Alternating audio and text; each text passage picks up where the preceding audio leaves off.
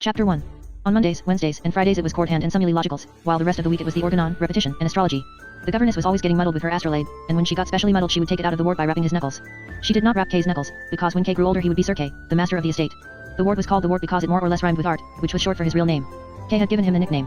Kay was not called anything but Kay, as he was too dignified to have a nickname and would have flown into a passion if anybody had tried to give him one.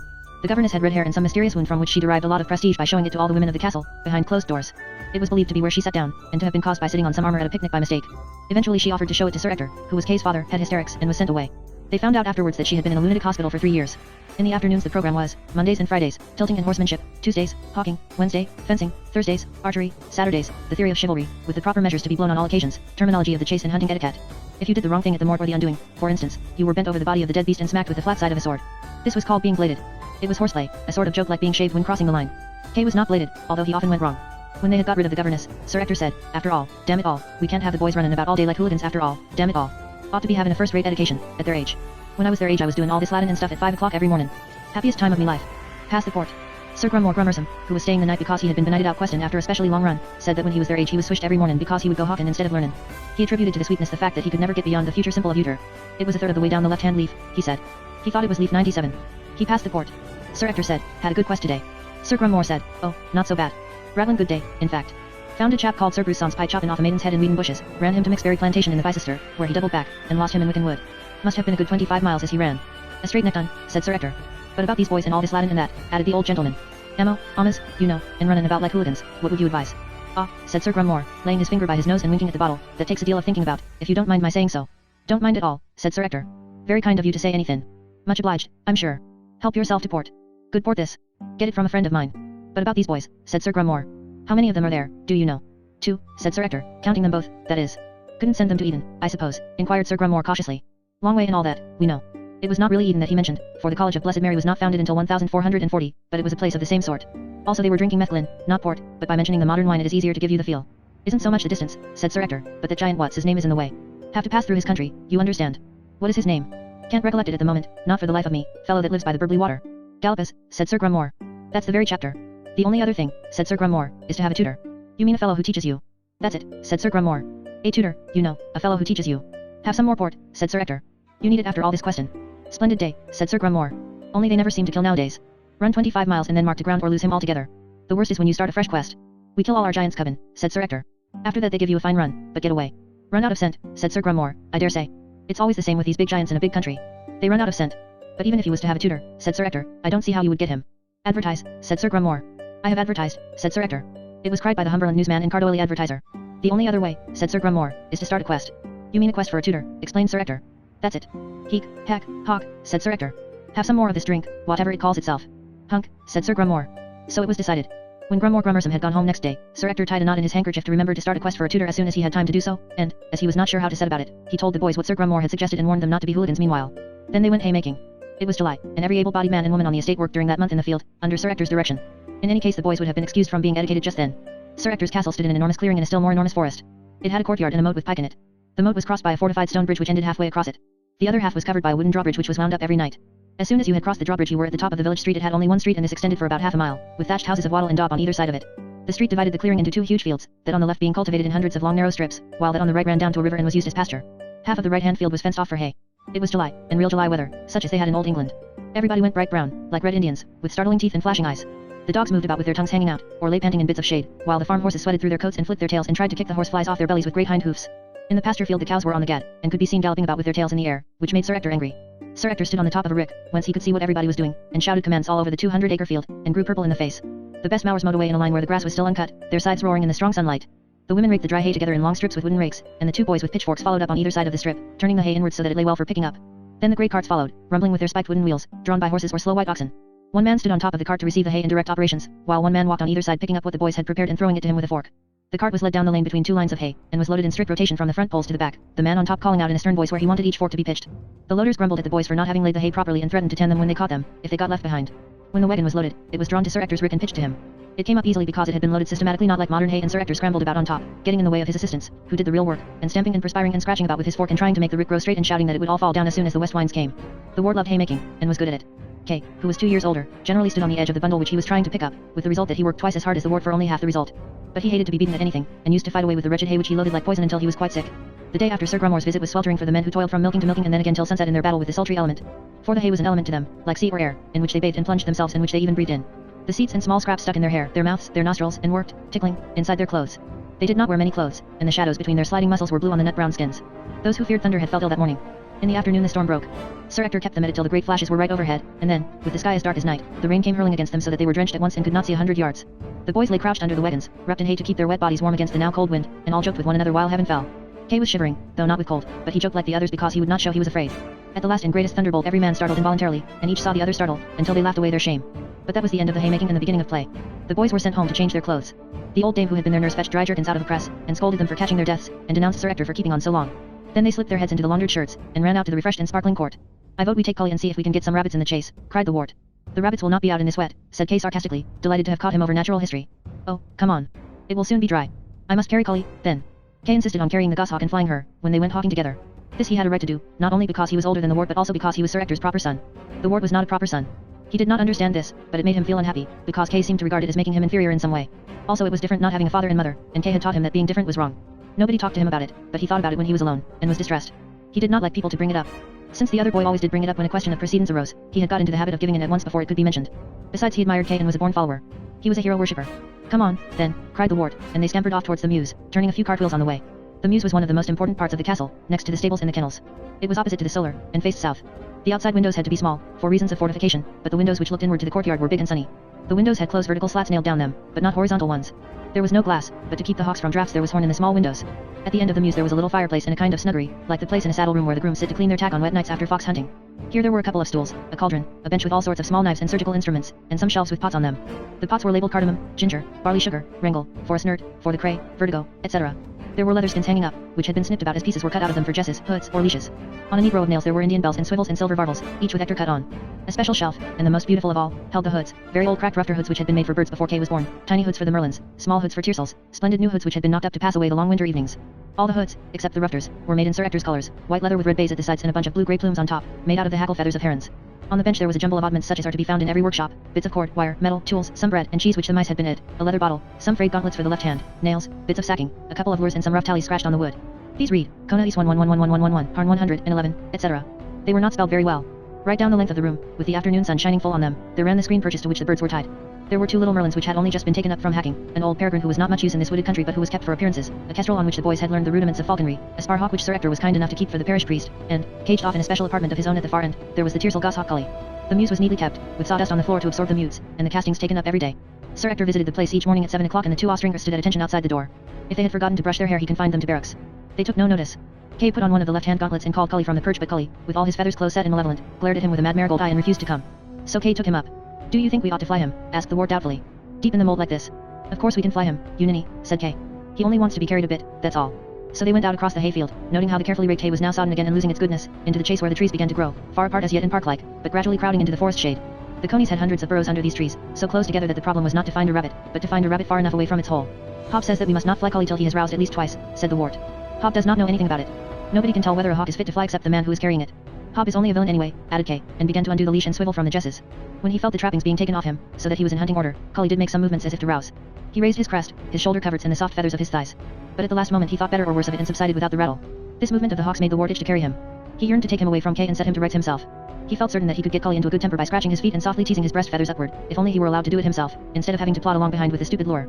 But he knew how annoying it must be for the elder boy to be continually subjected to advice, and so he held his peace. Just as in modern shooting you must never offer criticism to the man in command, so in hawking it was important that no outside advice should be allowed to disturb the judgment of the Austringer. So ho, cried Kay, throwing his arm upward to give the hawk a better take-off, and a rabbit was scooting across the close-nibbled turf in front of them, and Cully was in the air. The movement had surprised the wart, the rabbit, and the hawk, all three hung a moment in surprise. Then the great wings of the aerial assassin began to row the air, but reluctant and undecided. The rabbit vanished in a hidden hole. Up went the hawk, swooping like a child flung high in a swing, until the wings folded and he was sitting in a tree. Cully looked down at his masters, opened his beak in an angry pant of failure, and remained motionless. The two hearts stood still. Chapter 2. A good while later, when they had been whistling and luring and following the disturbed and sulky hawk from tree to tree, Kay lost his temper. Let him go, then, he said. He is no use anyway. Oh, we could not leave him, cried the wart. What would Hob say? It is my hawk, not Hob's, exclaimed Kay furiously. What does it matter what Hob says? He is a servant. But Hob made Cully. It is all right for us to lose him, because we did not have to sit up with him 3 nights and carry him all day and all that. But we can't lose Hob's hawk. It would be beastly. Serve him right, then. He is a fool and it is a rotten hawk. Who wants a rotten stupid hawk? You had better stay yourself if you are so keen on it. I am going home. I will stay, said the wart sadly, if you will send Hob when you get there. Kay began walking off in the wrong direction, raging in his heart because he knew that he had flown the bird when he was not properly in Yarok, and the ward had to shout after him the right way. Then the latter sat down under the tree and looked up at Cully like a cat watching a sparrow, with his heart beating fast. It was well enough for Kay, who was not really keen on hawking except in so far as it was the proper occupation for a boy in his station of life, but the ward had some of the falconer's feelings and knew that a lost hawk was the greatest possible calamity. He knew that Hob had worked on Cully for 14 hours a day to teach him his trade, and that his work had been like Jacob's struggle with the angel. When Cully was lost, a part of Hob would be lost too. The ward didn't care to face the look of reproach which would be in the falconer's eye, after all that he had tried to teach them. What was he to do? He had better sit still, leaving the lure on the ground, so that Cully could settle down and come in his own time. But Cully had no intention of doing this. He had been given a generous gorge the night before, and he was not hungry. The hot day had put him in a bad temper.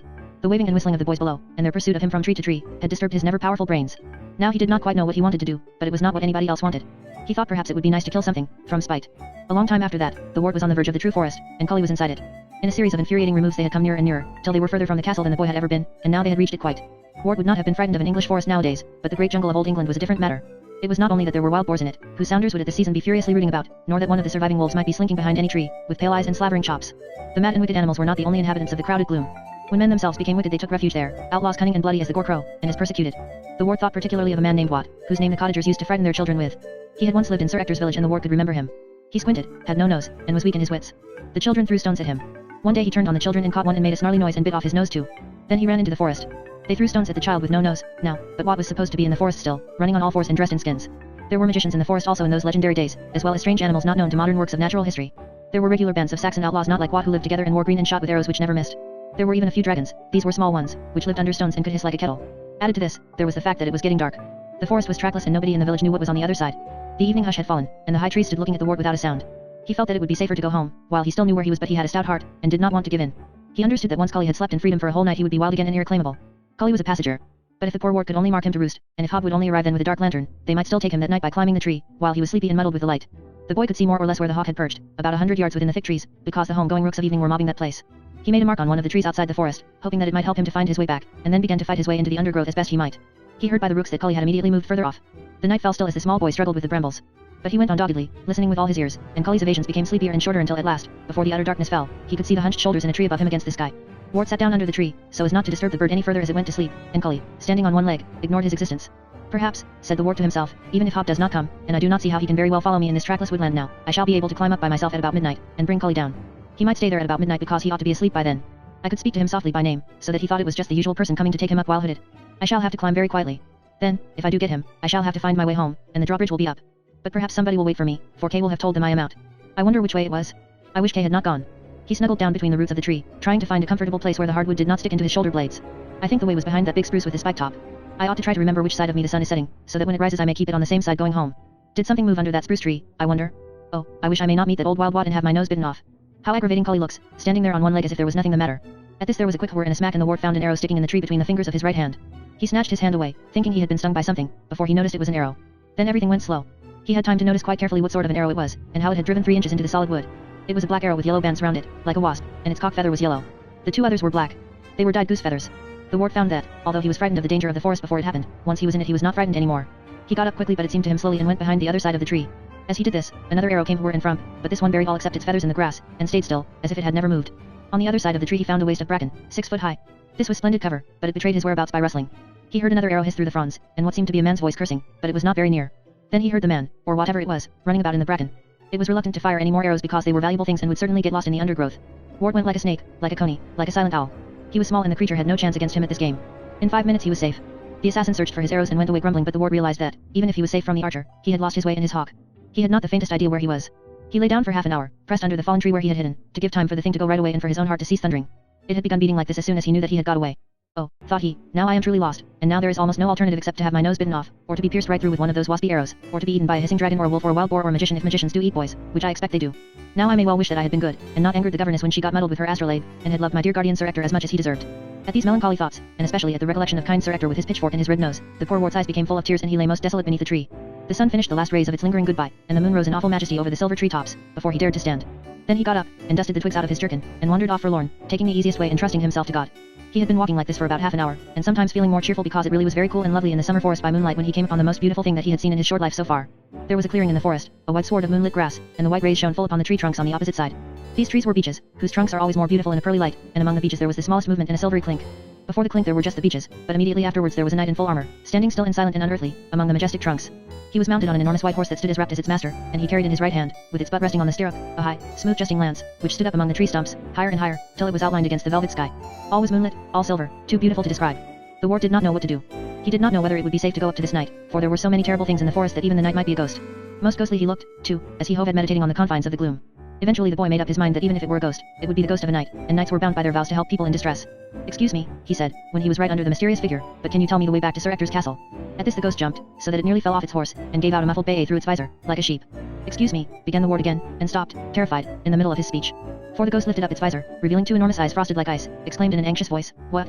Took off its eyes which turned out to be horn-rimmed spectacles, fogged by being inside the helmet, tried to wipe them on the horse's mane which only made them worse, lifted both hands above its head and tried to wipe them on its plume, dropped its lance, dropped the spectacles, got off the horse to search for them, the visor shutting in the process, lifted its visor, bent down for the spectacles, stood up again as the visor shut once more, and exclaimed in a plaintive voice, 'Oh, dear.' The ward found the spectacles, wiped them, and gave them to the ghost, who immediately put them on, the visor shut at once, and began scrambling back on its horse for dear life. When it was there it held out its hand for the lance, which the ward handed up, and, feeling all secure, opened the visor with its left hand, and held it open. It peered at the boy with one hand up like a lost mariner searching for land and exclaimed, 'Aha! Whom have we here? What?' 'Please,' said the ward, 'I am a boy whose guardian is Sir Ector.' 'Charming fella,' said the knight. 'Never met him in me life. Can you tell me the way back to his castle?' 'Faintest idea. Stranger in these parts meself.' 'I am lost,' said the ward. 'Funny thing that. Now I have been lost for 17 years. Name of King Pellinore,' continued the knight. 'May have heard of me. What?' The visor shut with a pop, like an echo to the what, but was opened again immediately. 17 years ago, come Michaelmas, and been after the questing beast ever since. Boring, very. I should think it would be, said the ward, who had never heard of King Pellinore, nor of the questing beast, but he felt that this was the safest thing to say in the circumstances. It is the burden of the Pellinores, said the king proudly. Only a Pellinore can catch it, that is, of course, or his next of kin. Train all the Pellinores with that idea in mind. Limited education, rather. Few mets, and all that. I know what few mets are, said the boy with interest. They are the droppings of the beast pursued. The harborer keeps them in his horn, to show to his master, and can tell by them whether it is a warrantable beast or otherwise, and what state it is in. Intelligent child, remarked the king. Very.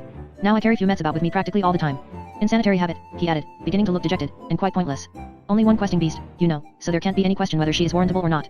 Here his visor began to droop so much that the ward decided he had better forget his own troubles and try to cheer his companion, by asking questions on the one subject about which he seemed qualified to speak. Even talking to a lost royalty was better than being alone in the wood. What does the questing beast look like? Ah, we call it the beast Bladescent, you know, replied the monarch, assuming a learned air and beginning to speak quite volubly. Now the beast Bladescent, or, as we say in English, the questing beast, you may call it either, he added graciously, this beast has the head of a serpent, and the body of a lizard, the haunches of a lion, and he is footed like a hart. Wherever this beast goes he makes a noise in his belly as it had been the noise of 30 couple of hounds questing. Except when he is drinking, of course, added the king. It must be a dreadful kind of monster, said the ward, looking about him anxiously. A dreadful monster, repeated the king. It is the beast Bladescent. And how do you follow it? This seemed to be the wrong question, for Pellinore began to look even more depressed. I have a bratchat, he said sadly. There she is, over there.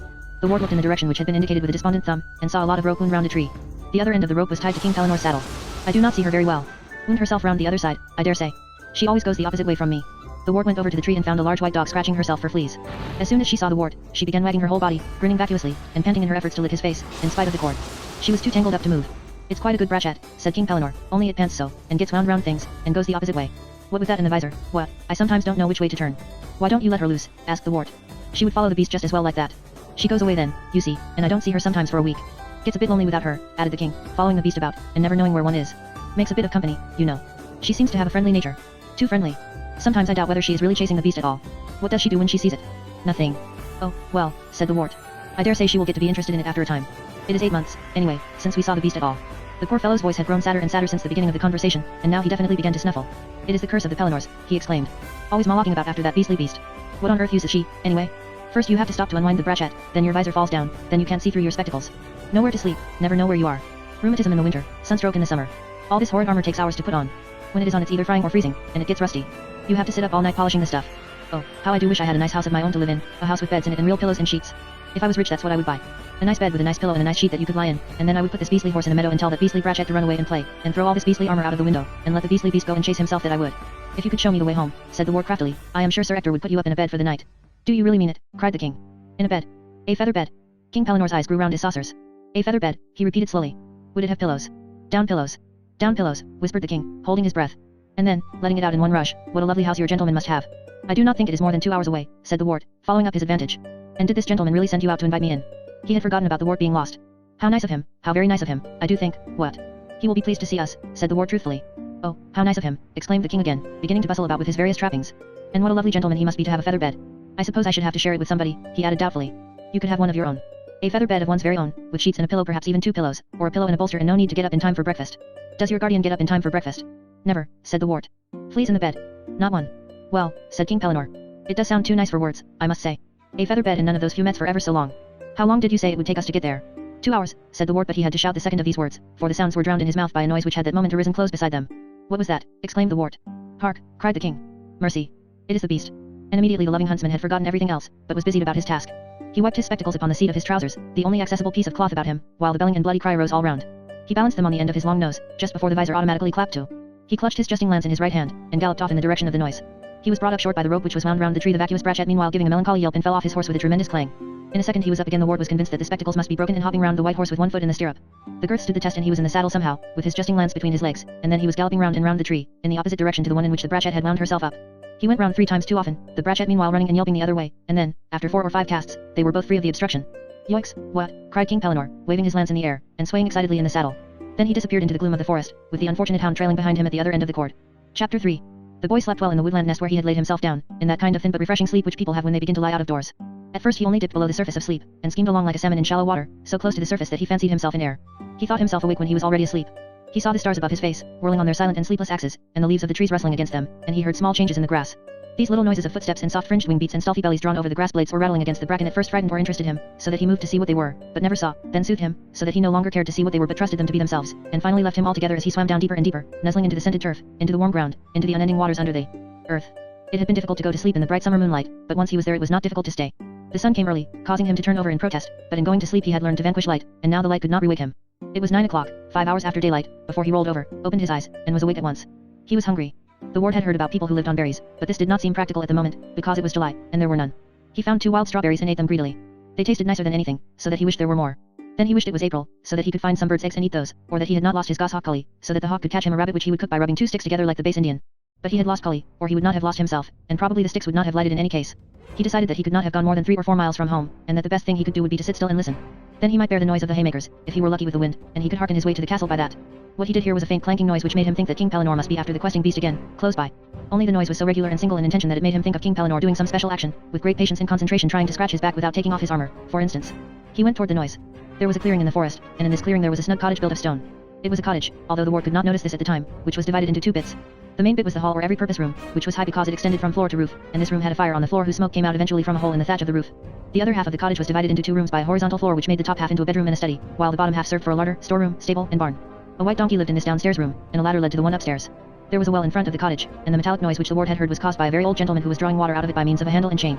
Clank, clank, clank, went the chain, until the bucket hit the lip of the well, and, drat the whole thing, said the old gentleman. You would think that after all these years of study you could do better for yourself than a By Our Lady well with a By Our Lady bucket, whatever the By Our Lady cost. By this and by that, added the old gentleman, heaving his bucket out of the well with a malevolent glance, why can't they get us the electric light and company's water? He was dressed in a flowing gown with fur tippets which had the signs of the zodiac embroidered over it, with various cabalistic signs, such as triangles with eyes in them, queer crosses, leaves of trees, bones of birds and animals, and a planetarium whose stars shone like bits of looking glass with the sun on them. He had a pointed hat like a dunce's cap, or like the headgear worn by ladies of that time, except that the ladies were accustomed to have a bit of veil floating from the top of it. He also had a wand of lignum vitae, which he had laid down in the grass beside him, and a pair of horn-rimmed spectacles like those of King Pellinore. They were unusual spectacles, being without earpieces, but shaped rather like scissors or like the antennae of the tarantula wasp. Excuse me, sir, said the wart, but can you tell me the way to Sir Ector's castle, if you don't mind? The aged gentleman put down his bucket and looked at him. Your name would be the wart. Yes, sir, please, sir. My name, said the old man, is Merlin. How do you do? How do? When these formalities had been concluded, the wart had leisure to look at him more closely. The magician was staring at him with a kind of unwinking and benevolent curiosity which made him feel that it would not be at all rude to stare back, no ruder than it would be to stare at one of his guardian's cows who happened to be thinking about his personality as she leaned her head over a gate. Merlin had a long white beard and long white mustaches which hung down on either side of it. Close inspection showed that he was far from clean. It was not that he had dirty fingernails, or anything like that, but some large bird seemed to have been nesting in his hair. The wart was familiar with the nests of sparhawk and goes, the crazy conglomerations of sticks and oddments which had been taken over from squirrels or crows, and he knew how the twigs and the tree foot were splashed with white mutes, old bones, muddy feathers and castings. This was the impression which he got from Merlin.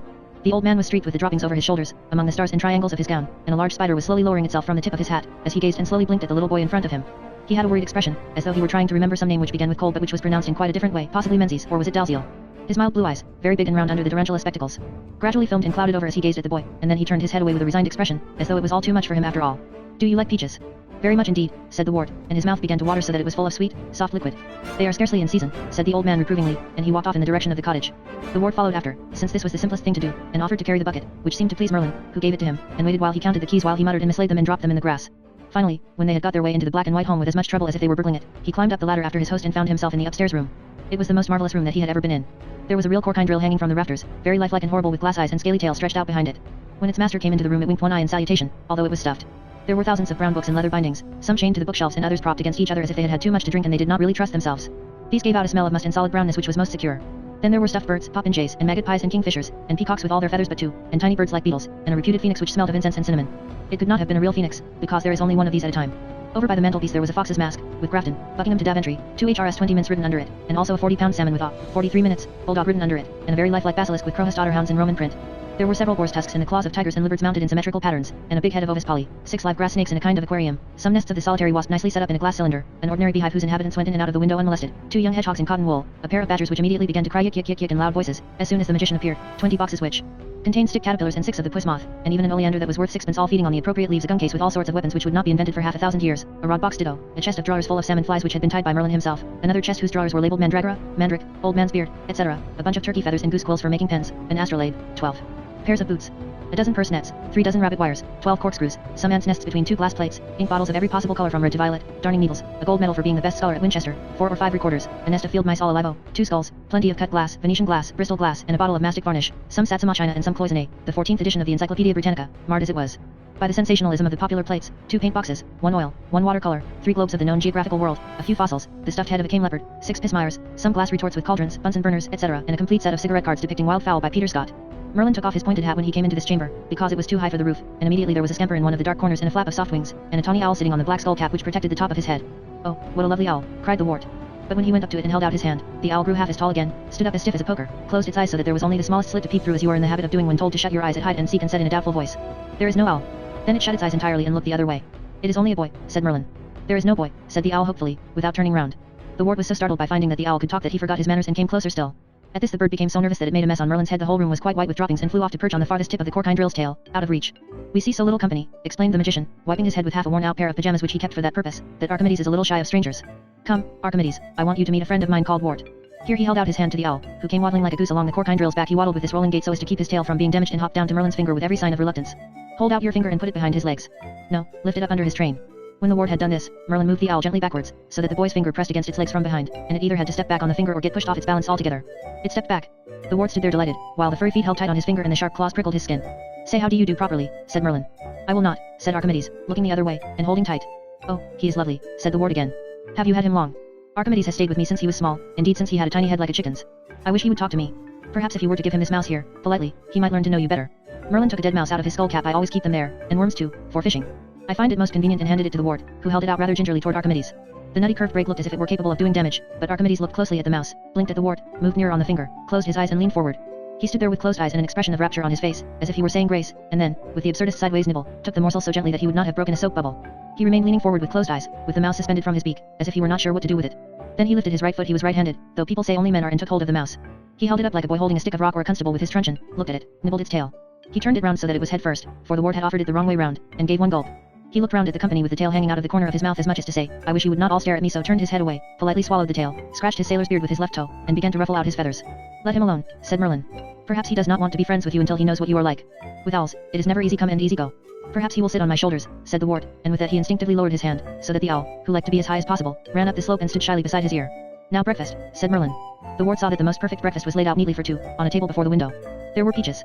There were also melons, strawberries, and cream, rusks, brown trout piping hot, grilled perch which were much nicer, chicken devilled enough to burn one's mouth out, kidneys and mushrooms on toast, fricassee, curry, and a choice of boiling coffee or best chocolate made with cream in large cups. "Have some mustard," said the magician, when they had got to the kidneys. The mustard pot got up and walked over to his plate on thin silver legs that waddled like the owl's. Then it uncurled its handles and one handle lifted its lid with exaggerated courtesy while the other helped him to a generous spoonful. "Oh, I love the mustard pot," cried the wart. "Wherever did you get it?" At this the pot beamed all over its face and began to strut a bit, but Merlin rapped it on the head with a teaspoon, so that it sat down and shut up at once. "It is not a bad pot," he said grudgingly. "Only it is inclined to give itself airs." The wart was so much impressed by the kindness of the old man, and particularly by the lovely things which he possessed, that he hardly liked to ask him personal questions. It seemed politer to sit still and to speak when he was spoken to. But Merlin did not speak much, and when he did speak it was never in questions, so that the wart had little opportunity for conversation. At last his curiosity got the better of him, and he asked something which had been puzzling him for some time. "Would you mind if I ask you a question?" "It is what I am for." "How did you know to set breakfast for two?" The old gentleman leaned back in his chair and lighted an enormous meerschaum pipe. "Good gracious, he breathes fire," thought the wart, who had never heard of tobacco before he was ready to reply. Then he looked puzzled, took off his skull cap. 3 mice fell out and scratched in the middle of his bald head. "Have you ever tried to draw in a looking glass?" he asked. "I don't think I have." "Looking glass," said Merlin, holding out his hand. Immediately there was a tiny lady's vanity glass in his hand. "Not that kind, you fool," he said angrily. "I want one big enough to shave in." The vanity glass vanished, and in its place there was a shaving mirror about a foot square. He then demanded pencil and paper in quick succession, got an unsharpened pencil in the Morning Post, sent them back, got a fountain pen with no ink in it and 6 reams of brown paper suitable for parcels, sent them back, flew into a passion in which he said by Our Lady quite often, and ended up with a carbon pencil and some cigarette papers which he said would have to do. He put one of the papers in front of the glass and made 5 dots. Now, he said, I want you to join those 5 dots up to make a W, looking only in the glass. The ward took the pencil and tried to do as he was bid. Well, it is not bad, said the magician doubtfully, and in a way it does look a bit like an M. Then he fell into a reverie, stroking his beard, breathing fire, and staring at the paper. About the breakfast. Ah, yes. How did I know to set breakfast for 2? That was why I showed you the looking glass. Now ordinary people are born forwards in time, if you understand what I mean, and nearly everything in the world goes forward too. This makes it quite easy for the ordinary people to live, just as it would be easy to join those 5 dots into a W if you were allowed to look at them forwards, instead of backwards and inside out. But I unfortunately was born at the wrong end of time, and I have to live backwards from in front, while surrounded by a lot of people living forwards from behind. Some people call it having second sight. He stopped talking and looked at the ward in an anxious way. Have I told you this before? No, we only met about half an hour ago. So little time to pass, said Merlin, and a big tear ran down to the end of his nose. He wiped it off with his pajamas and added anxiously, Am I going to tell it you again? I do not know, said the ward, unless you have not finished telling me yet. You see, one gets confused with time, when it is like that. All one's tenses get muddled, for one thing. If you know what is going to happen to people, and not what has happened to them, it makes it difficult to prevent it happening, if you don't want it to have happened, if you see what I mean. Like drawing in a mirror. The ward did not quite see, but was just going to say that he was sorry for Merlin if these things made him unhappy, when he felt a curious sensation at his ear. Don't jump, said the old man, just as he was going to do so, and the ward sat still. Archimedes, who had been standing forgotten on his shoulder all this time, was gently touching himself against him. His beak was right against the lobe of the ear, which its bristles made to tickle, and suddenly a soft hoarse voice whispered, How do you do, so that it sounded right inside his head. Oh, owl, cried the ward, forgetting about Merlin's troubles instantly. Look, he has decided to talk to me. The ward gently leaned his head against the smooth feathers, and the tawny owl, taking the rim of his ear in its beak, quickly nibbled right round it with the smallest nibbles. I shall call him Archie. I trust you will do nothing of the sort, exclaimed Merlin instantly, in a stern and angry voice, and the owl withdrew to the farthest corner of his shoulder. Is it wrong? You might as well call me Wool, or Ollie, said the owl sourly, and have done with it. Or Bubbles, it muttered in a bitter voice. Merlin took the ward's hand and said kindly, You are young, and do not understand these things. But you will learn that owls are the most courteous, single-hearted and faithful creatures living. You must never be familiar, rude, or vulgar with them, or make them look ridiculous. Their mother is Athene, the goddess of wisdom, and, although they are often ready to play the buffoon to amuse you, such conduct is the prerogative of the truly wise. No owl can possibly be called Archie. I am sorry, owl, said the wart. And I am sorry, boy, said the owl. I can see that you spoke in ignorance, and I bitterly regret that I should have been so petty as to take offense where none was intended. The owl really did regret it, and looked so remorseful that Merlin had to put on a cheerful manner and change the conversation. Well, said he, now that we have finished breakfast, I think it is high time that we should all 3 find our way back to Sir Ector. Excuse me a moment, he added as an afterthought, and, turning round to the breakfast things, he pointed a knobby finger at them and said in a stern voice, Wash up. At this all the china and cutlery scrambled down off the table, the cloth emptied the crumbs out of the window, and the napkins folded themselves up. All ran off down the ladder, to where Merlin had left the bucket, and there was such a noise and yelling as if a lot of children had been let out of school. Merlin went to the door and shouted, Mind, nobody is to get broken. But his voice was entirely drowned in shrill squeals, splashes, and cries of, My, it is cold, I shan't stay in long, look out, you'll break me, or come on, let's duck the teapot. Are you really coming all the way home with me? Asked the ward, who could hardly believe the good news. Why not? How else can I be your tutor? At this the ward's eyes grew rounder and rounder, until they were about as big as the owl's who was sitting on his shoulder, and his face got redder and redder, and a breath seemed to gather itself beneath his heart. My, exclaimed the ward, while his eyes sparkled with excitement at the discovery. I must have been on a quest. Chapter 4. The ward started talking before he was halfway over the drawbridge. Look who I have brought, he said. Look. I have been on a quest. I was shot at with 3 arrows. They had black and yellow stripes. The owl is called Archimedes. I saw King Pellinore. This is my tutor, Merlin. I went on a quest for him. He was after the questing beast. I mean King Pellinore. It was terrible in the forest. Merlin made the plates wash up. Hello, Hob. Look, we have got Cully. Hob just looked at the ward, but so proudly that the ward went quite red. It was such a pleasure to be back home again with all his friends, and everything achieved. Hob said gruffly, Ah, master, us shall make an offspring of ye yet. He came for Cully, as if he could not keep his hands off him longer, but he patted the ward too, fondling them both because he was not sure which he was gladder to see back. He took Cully on his own fist, reassuming him like a lame man putting on his accustomed wooden leg, after it had been lost. Merlin caught him, said the ward. He sent Archimedes to look for him on the way home. Then Archimedes told us that he had been and killed a pigeon and was eating it. We went and frightened him off. After that, Merlin stuck 6 of the tail feathers round the pigeon in a circle, and made a loop and a long piece of string to go round the feathers. He tied one end to a stick in the ground, and we went away behind a bush with the other end. He said he would not use magic. He said you could not use magic in great arts, just as it would be unfair to make a great statue by magic. You have to cut it out with a chisel, you see. Then Cully came down to finish the pigeon, and we pulled the string, and the loop slipped over the feathers and caught him round the legs. He was angry. But we gave him the pigeon. Hob made a duty to Merlin, who returned it courteously. They looked upon one another with grave affection, knowing each other to be masters of the same trade. When they could be alone together they would talk about falconry, although Hob was naturally a silent man. Meanwhile they must wait their time. Oh, Kay, cried the ward, as the latter appeared with their nurse and other delighted welcomers. Look, I have got a magician for our tutor. He has a mustard pot that walks. I am glad you are back, said Kay. Alas, where did you sleep, Master Art? Exclaimed the nurse. Look at your clean jerkin all mudded and torn. Such a turn as you gave us. I really don't know. But look at your poor hair with all them twigs in it. Oh, my own random, wicked little lamb. Sir Ector came bustling out with his greaves on back to front, and kissed the ward on both cheeks. Well, he exclaimed moistly. Here we are again, hey? What the devil have we been doing, hey? Sudden the whole household upside down. But inside himself he was proud of the ward for staying out after a hawk, and prouder still to see that he had got it, for all the while Hob held the bird in the air for everybody to see. Oh, sir, said the ward, I have been on that quest you said for a tutor, and I have found him. Please, he is this gentleman here, and he is called Merlin. He has got some badgers and hedgehogs and mice and ants and things on this white donkey here, because we could not leave them behind to starve. He is a great magician, and can make things come out of the air. Ah, a magician, said Sir Ector, putting on his glasses and looking closely at Merlin. White magic, I hope. Assuredly, said Merlin, who stood patiently among the throng with his arms folded in his necromantic gown, while Archimedes sat very stiff and elongated on the top of his head. Ought to have some testimonials, said Sir Ector doubtfully. It's usual. Testimonials, said Merlin, holding out his hand. Instantly there were some heavy tablets in it, signed by Aristotle, a parchment signed by Hecate, and some typewritten duplicates signed by the Master of Trinity, who could not remember having met him. All these gave Merlin an excellent character. He had him up his sleeve, said Sir Ector wisely. Can you do anything else? Tree, said Merlin. At once there was an enormous mulberry growing in the middle of the courtyard, with its luscious blue fruits ready to patter down. This was all the more remarkable, since mulberries only became popular in the days of Cromwell. They do it with mirrors, said Sir Ector. Snow, said Merlin. And an umbrella, he added hastily. Before they could turn round, the copper sky of summer had assumed a cold and lowering bronze, while the biggest white flakes that ever were seen were floating about them and settling on the battlements. An inch of snow had fallen before they could speak, and all were trembling with the wintry blast. Sir Ector's nose was blue, and had an icicle hanging from the end of it, while all except Merlin had a ledge of snow upon their shoulders. Merlin stood in the middle, holding his umbrella high because of the owl. It's done by hypnotism, said Sir Ector, with chattering teeth. Like those Wallace from the Indies. But that'll do, he added hastily, that'll do very well. I'm sure you'll make an excellent tutor for teaching these boys. The snow stopped immediately and the sun came out enough to give a body of pneumonia, said the nurse, or to frighten the elastic commissioners while Merlin folded up his umbrella and handed it back to the air, which received it. Imagine the boy doing a quest like that by himself, exclaimed Sir Ector. Well, wonders never cease. I do not think much of it as a quest, said Kay. He only went after the hawk, after all. And got the hawk, Master Kay, said Hob reprovingly. Oh, well, said Kay, I bet the old man caught it for him.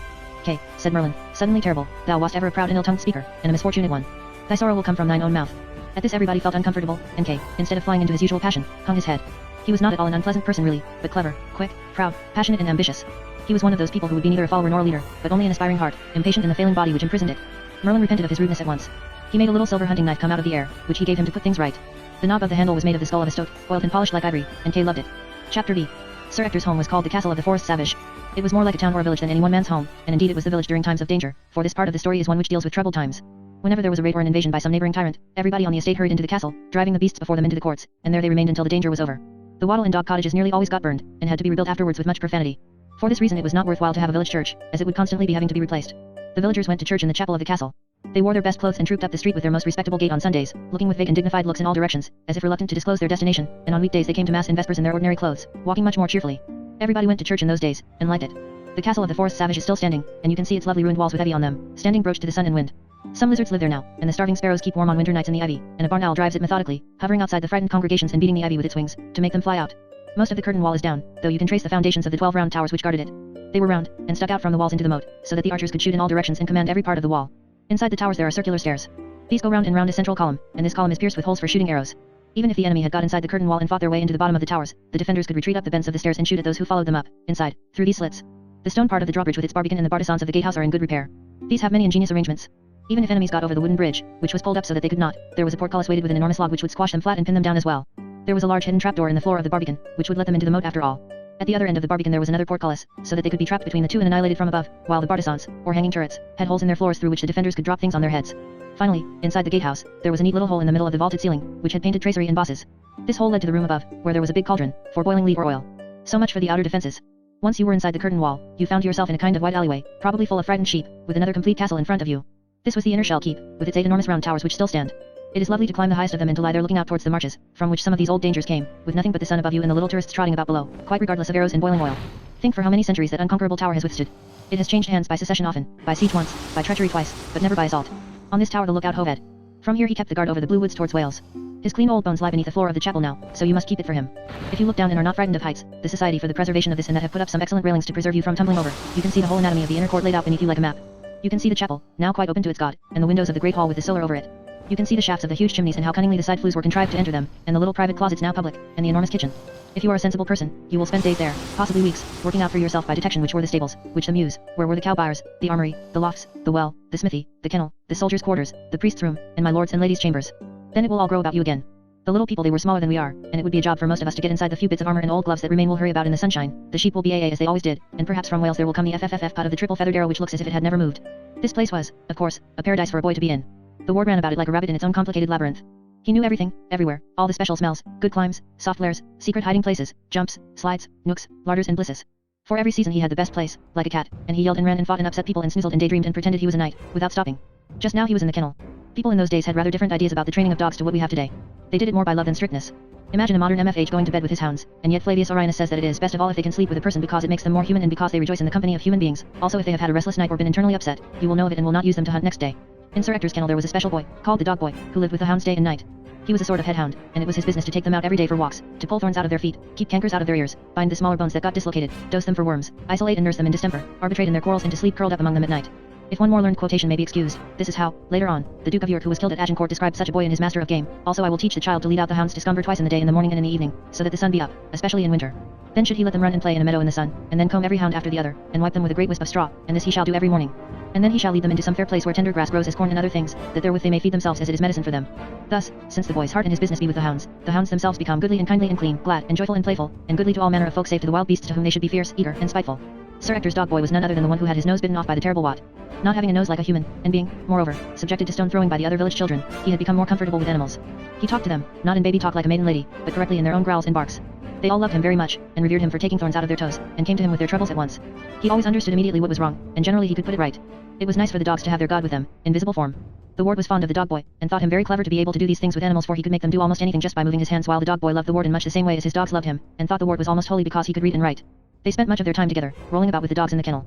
The kennel was on the ground floor, near the mews, with a loft above it, so that it should be cool in summer and warm in winter. The hounds were Allants, Gazehounds, Limers, and Bratches. They were called Clumsy, Tronier, Phoebe, Collet, Gerland, Talbot, Loath, Luffra, Apollon, Orthros, Bran, Gellert, Bounce, Boy, Lion, Bungie, Toby, and Diamond. The ward's own special one was called Cavil, and he happened to be licking Cavil's nose not the other way about when Merlin came in and found him. That will come to be regarded as an insanitary habit, said Merlin, though I cannot see it myself. After all, God made the creature's nose just as well as he made your tongue. If not better, added the philosopher pensively. The ward did not know what Merlin was talking about, but he liked him to talk. He did not like the grown-ups who talked down to him, but the ones who went on talking in their usual way, leaving him to leap along in their wake, jumping at meanings, guessing, clutching at known words, and chuckling at complicated jokes as they suddenly dawned. He had the glee of the porpoise then, pouring and leaping through strange seas. Shall we go out? Asked Merlin. I think it is about time we began lessons. The ward's heart sank at this. His tutor had been there a month, and it was now August, but they had done no lessons so far. Now he suddenly remembered that this was what Merlin was for, and he thought with dread of some logicals and the filthy astrolabe. He knew that it had to be borne, however, and got up obediently enough, after giving Cavil a last reluctant pat. He thought that it might not be so bad with Merlin, who might be able to make even the old Organon interesting, particularly if he would do some magic.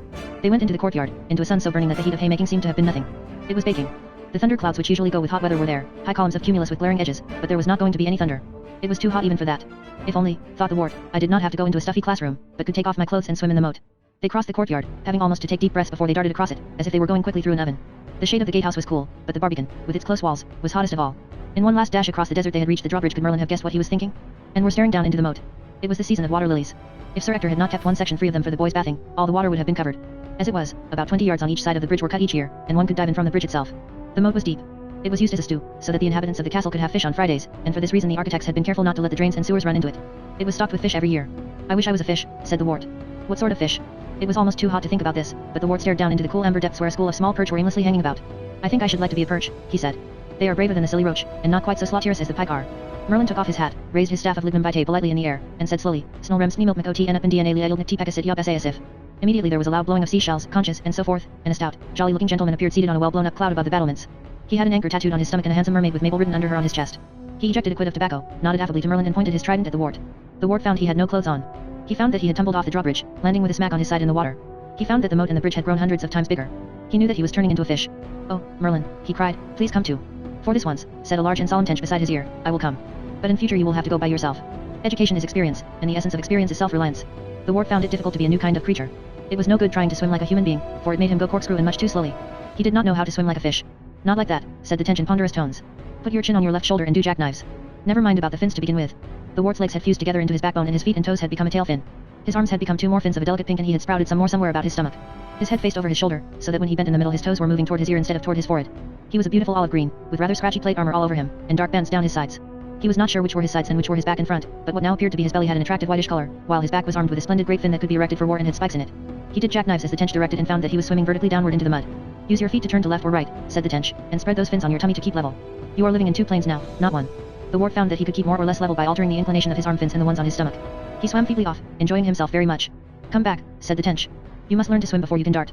The wart returned to his tutor in a series of zigzags and remarked, I do not seem to keep quite straight. The trouble with you is that you do not swim from the shoulder. You swim as if you were a boy, bending at the hips. Try doing your jackknives right from the neck downward, and move your body exactly the same amount to the right as you are going to move it to the left. Put your back into it. Wart gave two terrific kicks and vanished altogether in a clump of mare's tail several yards away. That's better, said the tench, now out of sight in the murky olive water, and the wart backed himself out of his tangle with infinite trouble, by wriggling his arm fins. He undulated back toward the voice in one terrific shove, to show off. Good, said the tench, as they collided end to end. But direction is the better part of valor. Try if you can do this one, it added. Without apparent exertion of any kind it swam off backward under a water lily. Without apparent exertion, but the wart, who was an enterprising learner, had been watching the slightest movement of his fins.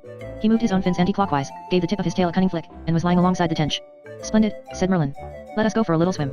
The wart was on an even keel now, and reasonably able to move about. He had leisure to look at the extraordinary universe into which the tattooed gentleman's trident had plunged him. It was different from the universe to which he had been accustomed. For one thing, the heaven or sky above him was now a perfect circle. The horizon had closed to this. In order to imagine yourself into the wart's position, you would have to picture a round horizon, a few inches about your head, instead of the flat horizon which you usually see. Under this horizon of air you would have to imagine another horizon of underwater, spherical and practically upside down, for the surface of the water acted partly as a mirror to what was below it. It is difficult to imagine. What makes it a great deal more difficult to imagine is that everything which human beings would consider to be above the water level was fringed with all the colors of the spectrum.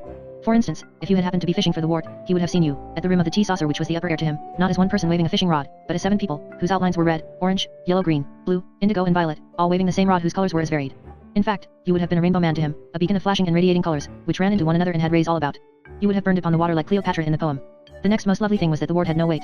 He was not earthbound anymore and did not have to plod along on a flat surface, pressed down by gravity and the weight of the atmosphere. He could do what men have always wanted to do, that is, fly. There is practically no difference between flying in the water and flying in the air. The best of it was that he did not have to fly in a machine, by pulling levers and sitting still, but could do it with his own body. It was like the dreams people have. Just as they were going to swim off on their tour of inspection, a timid young roach appeared from between 2 waving bottle bushes of mare's tail and hung about, looking pale with agitation. It looked at them with big, apprehensive eyes and evidently wanted something, but could not make up its mind. Approach, said Merlin gravely. At this the roach rushed up like a hen, burst into tears, and began stammering its message. If you pee please, doctor, stammered the poor creature, gabbling so that they could scarcely understand what it said. We have such a dreadful case of SSS something or other in our family, and we wondered if you could SSS spare the time? It's our DDD dear mama, who will swim AA all the time upside DDD down, and DDD does look so horrible and SSS speaks so strange, that we really thought she ought to have a DDD doctor, if it wouldn't be too much? CCC Clara says to say so, sir, if you SSSC what I mean. Here the poor roach began fizzing so much, what with its stammer and its tearful disposition, that it became quite inarticulate and could only stare at Merlin with mournful eyes. Never mind, my little man, said Merlin. There, lead me to your dear mama, and we shall see what we can do. They all 3 swam off into the murk under the drawbridge, upon their errand of mercy. Neurotic, these roach, whispered Merlin, behind his fin. It is probably a case of nervous hysteria, a matter for the psychologist rather than the physician. The roach's mama was lying on her back as he had described. She was squinting, had folded her fins on her chest, and every now and then she blew a bubble. All her children were gathered round her in a circle, and every time she blew they nudged each other and gasped. She had a seraphic smile on her face. Well, said Merlin, putting on his best bedside manner, and how is MRS Roach today?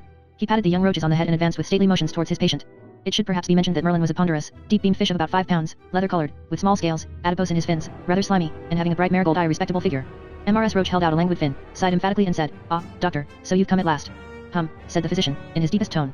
Then he told everybody to close their eyes. The wart peeped and began to swim round the invalid in a slow and stately dance. As he danced he sang. His song was this. Therapeutic. Elephantic. Diagnosis. Boom. Pancreatic. Microstatic. Antitoxic. Doom. With a normal catabolism. Gabolism and babolism. Snip, snap, snorm. Cut out his abdonorm. Dyspepsia. Anemia. Tachypnea. 1, 2, 3. And out goes he. With a fall de roll dear dough for the 5 guinea fee. At the end of the song he was swimming round his patient so close that he actually touched her, stroking his brown smooth-scaled flanks against her more rattly pale ones. Perhaps he was healing her with his slime, for all the fishes are said to go to the tench for medicine, or perhaps it was by touch or massage or hypnotism. In any case, MRS Roach suddenly stopped squinting, turned the right way up, and said, "Oh, doctor, dear doctor, I feel I could eat a little lobworm now." "No lobworm," said Merlin, "not for 2 days. I shall give you a prescription for a strong broth of algae every 2 hours. MRS Roach, we must build up your strength, you know. After all, Rome was not built in a day." Then he patted all the little roaches once more, told them to grow up into brave little fish, and swam off with an air of importance into the gloom. As he swam, he puffed his mouth in and out. "What did you mean by that about Rome?" asked the wart, when they were out of earshot. "Heaven knows." They swam along, Merlin occasionally advising him to put his back into it when he forgot, and the strange underwater world began to dawn about them, deliciously cool after the heat of the upper air. The great forests of weed were delicately traced, and in them there hung motionless many schools of sticklebacks learning to do their physical exercises in strict unison. On the word 1 they all lay still, at 2 they faced about, at 3 they all shot together into a cone, whose apex was a bit of something to eat. Water snails slowly ambled about on the stems of the lilies or under their leaves, while freshwater mussels lay on the bottom doing nothing in particular. Their flesh was salmon pink, like a very good strawberry cream ice. The small congregation of perch, it was a strange thing, but all the bigger fish seemed to have hidden themselves, had delicate circulations, so that they blushed or grew pale as easily as a lady in a Victorian novel. Only their blush was a deep olive color, and it was the blush of rage. Whenever Merlin and his companion swam past them, they raised their spiky dorsal fins in menace, and only lowered them when they saw that Merlin was a tench. The black bars on their sides made them look as if they had been grilled, and these also could become darker or lighter. Once the 2 travelers passed under a swan. The white creature floated above like a zeppelin, all indistinct except what was under the water. The latter part was quite clear and showed that the swan was floating slightly on one side with one leg cocked over its back. "Look," said the wart, "it is the poor swan with the deformed leg. It can only paddle with one leg, and the other side of it is hunched." "Nonsense," said the swan snappily, putting its head into the water and giving them a frown with its black nares. "Swans like to rest in this position, and you can keep your fishy sympathy to yourself, so there." It continued to glare at them from above, like a white snake suddenly let down through the ceiling, until they were out of sight. "You swim along," said the tench, as if there was nothing to be afraid of in the world. "Don't you see that this place is exactly like the forest which you had to come through to find me? Is it?" The wart looked, and at first saw nothing. Then he saw a small translucent shape hanging motionless near the surface. It was just outside the shadow of a water lily and was evidently enjoying the sun. It was a baby pike, absolutely rigid and probably asleep, and it looked like a pipe stem or a seahorse stretched out flat. It would be a brigand when it grew up. I am taking you to see one of those, said the Tench, the emperor of these Purlius. As a doctor I have immunity, and I dare say he will respect you as my companion as well, but you had better keep your tail bent in case he is feeling tyrannical. Is he the king of the moat? He is. Old Jack they call him, and some call him Black Peter, but for the most part they do not mention him by name at all. They just call him Mr. P. You will see what it is to be a king. The wart began to hang behind his conductor a little, and perhaps it was as well that he did, for they were almost on top of their destination before he noticed it. When he did see the old despot he started back in horror, for Mr. P was 4 feet long, his weight incalculable. The great body, shadowy and almost invisible among the stems, ended in a face which had been ravaged by all the passions of an absolute monarch, by cruelty, sorrow, age, pride, selfishness, loneliness, and thoughts too strong for individual brains. There he hung or hove-head, his vast ironic mouth permanently drawn downward in a kind of melancholy, his lean clean-shaven chops giving him an American expression, like that of Uncle Sam. He was remorseless, disillusioned, logical, predatory, fierce, pitiless, but his great jewel of an eye was that of a stricken deer, large, fearful, sensitive and full of griefs. He made no movement, but looked upon them with his bitter eye. The wart thought to himself that he did not care for Mr. P. Lord, said Merlin, not paying attention to his nervousness, I have brought a young professor who would learn to profess. To profess what? Asked the king of the moat slowly, hardly opening his jaws and speaking through his nose. Power, said the Tench. Let him speak for himself. Please, said the wart, I don't know what I ought to ask. There is nothing, said the monarch, except the power which you pretend to seek, power to grind and power to digest, power to seek and power to find, power to await and power to claim, all power and pitilessness springing from the nape of the neck. Thank you. Love is a trick played on us by the forces of evolution. Pleasure is the bait laid down by the same. There is only power. Power is of the individual mind, but the mind's power is not enough. Power of the body decides everything in the end, and only might is right. Now I think it is time that you should go away, young master, for I find this conversation uninteresting and exhausting. I think you ought to go away really almost at once, in case my disillusioned mouth should suddenly determine to introduce you to my great gills, which have teeth in them also. Yes, I really think you might be wise to go away this moment. Indeed, I think you ought to put your back into it. And so, a long farewell to all my greatness. The wart had found himself almost hypnotized by the big words, and hardly noticed that the tight mouth was coming closer and closer to him. It came imperceptibly, as the lecture distracted his attention, and suddenly it was looming within an inch of his nose. On the last sentence it opened, horrible and vast, the skin stretching ravenously from bone to bone and tooth to tooth. Inside there seemed to be nothing but teeth, sharp teeth like thorns in rows and ridges everywhere, like the nails in laborer's boots, and it was only at the last second that he was able to regain his own will, to pull himself together, to recollect his instructions and to escape. All those teeth clashed behind him at the tip of his tail, as he gave the hardiest jackknife he had ever given. In a second he was on dry land once again, standing beside Merlin on the piping drawbridge, panting in his stuffy clothes. Chapter 6. One Thursday afternoon the boys were doing their archery as usual. There were 2 straw targets 50 yards apart, and when they had shot their arrows at one, they had only to go to it, collect them, and shoot back at the other, after facing about. It was still the loveliest summer weather, and there had been chicken for dinner, so that Merlin had gone off to the edge of their shooting ground and sat down under a tree. What with the warmth and the chicken and the cream he had poured over his pudding and the continual repassing of the boys and the talk of the arrows and the targets which was as sleepy to listen to as the noise of a lawnmower or of a village cricket match, and what with the dance of the egg-shaped sunspots between the leaves of his tree, the aged man was soon fast asleep. Archery was a serious occupation in those days. It had not yet been turned over to Indians and small boys. When you were shooting badly you got into a bad temper, just as the wealthy pheasant shooters do today. Kay was shooting badly. He was trying too hard and plucking on his loose, instead of leaving it to the bow. Oh, come on, he said. I am sick of these beastly targets. Let's have a shot at the popinjay. They left the targets and had several shots at the popinjay, which was a large, bright-colored artificial bird stuck on the top of a stick, like a parrot, and came as these also. First he had the feeling of, well, I will hit the filthy thing, even if I have to go without my tea until I do it. Then he nearly became bored. The wart said, let's play rovers then. We can come back in half an hour and wake Merlin up. What they called rovers consisted in going for a walk with their bows and shooting 1 arrow each at any agreed mark which they came across. Sometimes it would be a molehill, sometimes a clump of rushes, sometimes a big thistle almost at their feet. They varied the distance at which they chose these objects, sometimes picking a target as much as 120 yards away, which was about as far as these boys' bows could carry, and sometimes having to aim actually below a close thistle because the arrow always leaps up a foot or 2 as it leaves the bow. They counted 5 for a hit, and 1 if the arrow was within a bow's length, and they added up their scores at the end. On this Thursday they chose their targets wisely. Besides, the grass of the big field had been lately cut, so that they never had to search for their arrows for long, which nearly always happens, as in golf, if you shoot ill-advisedly near hedges or in rough places. The result was that they strayed further than usual and found themselves near the edge of the savage forest where Cully had been lost. I vote, said Kay, that we go to those burrows in the chase, and see if we can get a rabbit. It would be more fun than shooting at these hummocks. They did this. They chose 2 trees about 100 yards apart, and each boy stood under one of them waiting for the conies to come out again. They stood still, with their bows already raised and arrows fitted, so that they would make the least possible movement to disturb the creatures when they did appear. It was not difficult for either of them to stand thus, for the first test which they had to pass in archery was standing with the bow at arm's length for half an hour. They had 6 arrows each and would be able to fire and mark them all before they needed to frighten the rabbits back by walking about to collect. An arrow does not make enough noise to upset more than the particular rabbit that it is shot at. At the 5th shot Kay was lucky. He allowed just the right amount for wind and distance, and his point took a young coney square in the head. It had been standing up on end to look at him, wondering what he was. Oh, well shot, cried the wart, as they ran to pick it up. It was the first rabbit they had ever hit, and luckily they had killed it dead. When they had carefully gutted it with the hunting knife which Merlin had given to keep it fresh and passed one of its hind legs through the other at the hock, for convenience in carrying, the 2 boys prepared to go home with their prize. But before they had unstrung their bows they used to observe a ceremony. Every Thursday afternoon, after the last serious arrow had been shot, they were allowed to fit 1 more knot to their strings and to shoot the arrow straight up into the air. It was partly a gesture of farewell, partly of triumph, and it was beautiful. They did it now as salute to their first prey. The wart watched his arrow go up. The sun was already westing toward evening, and the trees where they were had plunged them into a partial shade. So, as the arrow topped the trees and climbed into sunlight, it began to burn against the evening like the sun itself. Up and up it went, not weaving as it would have done with a snatching loose, but soaring, swimming, aspiring to heaven, steady, golden and superb. Just as it had spent its force, just as its ambition had been dimmed by destiny and it was preparing to faint, to turn over, to pour back into the bosom of its mother earth, a portent happened. A gore crow came flapping wearily before the approaching night. It came, it did not waver, it took the arrow. It flew away, heavy and hoisting, with the arrow in its beak. Kay was frightened by this, but the wart was furious.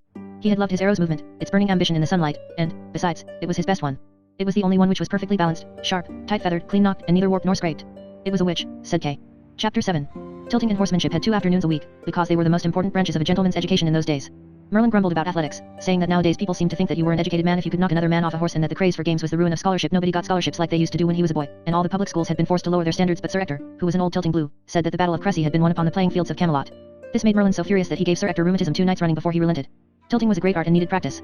When 2 knights jousted, they held their lances in their right hands, but they directed their horses at one another so that each man had his opponent on his near side. The base of the lance, in fact, was held on the opposite side of the body to the side at which the enemy was charging. This seems rather inside out to anybody who is in the habit, say, of opening gates with a hunting crop, but it had its reasons. For one thing, it meant that the shield was on the left arm, so that the opponents charged shield to shield, fully covered. It also meant that a man could be unhorsed with the side or edge of the lance, in a kind of horizontal swipe, if you did not feel sure of hitting him with your point. This was the humblest or least skillful blow in jesting. A good jouster, like Lancelot or Tristram, always used the blow of the point, because, although it was liable to miss in unskillful hands, it made contact sooner. If one knight charged with his lance held rigidly sideways to sweep his opponent out of the saddle, the other knight with his lance held directly forward would knock him down a lance length before the sweep came into effect. Then there was how to hold the lance for the point stroke. It was no good crouching in the saddle and clutching it in a rigid grip preparatory to the great shock, for if you held it inflexibly like this, its point bucked up and down to every movement of your thundering mount and you were practically certain to miss the aim. On the contrary, you had to sit loosely in the saddle with the lance easy and balanced against the horse's motion. It was not until the actual moment of striking that you clamped your knees into the horse's sides, threw your weight forward in your seat, clutched the lance with the whole hand instead of with the finger and thumb, and hugged your right elbow to your side to support the butt. There was the size of the spear. Obviously a man with a spear 100 yards long would strike down an opponent with a spear of 10 or 12 feet before the latter came anywhere near him. But it would have been impossible to make a spear 100 yards long and, if made, impossible to carry it. The jouster had to find out the greatest length which he could manage with the greatest speed, and he had to stick to that. Sir Lancelot, who came some time after this part of the story, had several sizes of spear and would call for his great spear or his lesser spear as occasion demanded. There were the places on which the enemy should be hit. In the armory of the castle of the Forest Savage there was a big picture of a knight in armor with circles round his vulnerable points. These varied with the style of armor, so that you had to study your opponent before the charge and select a point. The good armorers the best lived in Warrington, and still live near there, were careful to make all the forward or entering sides of their suits convex, so that the spear point glanced off them. Curiously enough, the shields of Gothic suits were more inclined to be concave. It was better that a spear point should stay on the shield, rather than glance off upward or downward, and perhaps hit a more vulnerable point of the body armor. The best place of all for hitting people was on the very crest of the tilting helm, that is, if the person in question were vain enough to have a large metal crest in whose folds and ornaments the point would find a ready lodging. Many were vain enough to have these armorial crests with bears and dragons or even ships or castles on them, but Sir Lancelot always contented himself with a bare helmet, or a bunch of feathers which would not hold spears, or, on one occasion, a soft lady's sleeve. It would take too long to go into all the interesting details of proper tilting which the boys had to learn, for in those days you had to be a master of your craft from the bottom upward. You had to know what wood was best for spears, and why, and even how to turn them so that they would not splinter or warp. There were 1,000 disputed questions about arms and armor, all of which had to be understood. Just outside Sir Ector's castle there was a justing field for tournaments, although there had been no tournaments in it since Kay was born. It was a green meadow, kept short, with a broad grassy bank raised round it on which pavilions could be erected. There was an old wooden grandstand at one side, lifted on stilts for the ladies. At present the field was only used as a practice ground for tilting, so a quinton had been erected at one end and a ring at the other. The quinton was a wooden Saracen on a pole. He was painted with a bright blue face and red beard and glaring eyes. He had a shield in his left hand and a flat wooden sword in his right. If you hit him in the middle of his forehead all was well, but if your lance struck him on the shield or on any part to left or right of the middle line, then he spun round with great rapidity, and usually caught you a wallop with his sword as you galloped by, ducking. His paint was somewhat scratched and the wood picked up over his right eye. The ring was just an ordinary iron ring tied to a kind of gallows by a thread. If you managed to put your point through the ring, the thread broke, and you could canter off proudly with the ring round your spear. The day was cooler than it had been for some time, for the autumn was almost within sight, and the two boys were in the tilting yard with the master armorer and Merlin. The master armorer, or sergeant at arms, was a stiff, pale, bouncy gentleman with waxed mustaches. He always marched about with his chest stuck out like a pouter pigeon, and he called out on the word one on every possible occasion. He took great pains to keep his stomach in, and often tripped over his feet because he could not see them over his chest. He was generally making his muscles ripple, which annoyed Merlin. Ward lay beside Merlin in the shade of the grandstand and scratched himself for harvest bugs. The saw-like sickles had only lately been put away, and the wheat stood in stokes of 8 among the tall stubble of those times. The ward still itched. He was also sore about the shoulders and had a burning ear, from making boss shots at the quinton for, of course, practice tilting was done without armor. Ward was pleased that it was Kay's turn to go through it now, and he lay drowsily in the shade, snoozing, scratching, twitching like a dog and partly attending to the fun. Merlin, sitting with his back to all the athleticism, was practicing a spell which he had forgotten. It was a spell to make the sergeant's mustaches uncurl, but at present it only uncurled one of them, and the sergeant had not noticed it.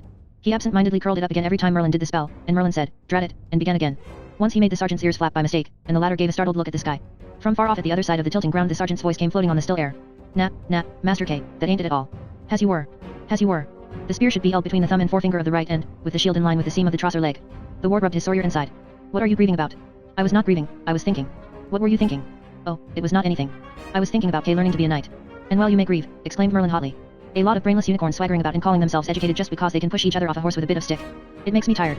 Why, I believe Sir Ector would have been gladder to get a by Our Lady Tilting Blue for your tutor, that swings himself along on his knuckles like an anthropoid ape, rather than a magician of known probity and international reputation with first-class honors from every European university. The trouble with the Norman aristocracy is that they are games mad, that is what it is, games mad." He broke off indignantly and deliberately made the sergeant's ears flap slowly twice, in unison. "I was not thinking quite about that," said the ward.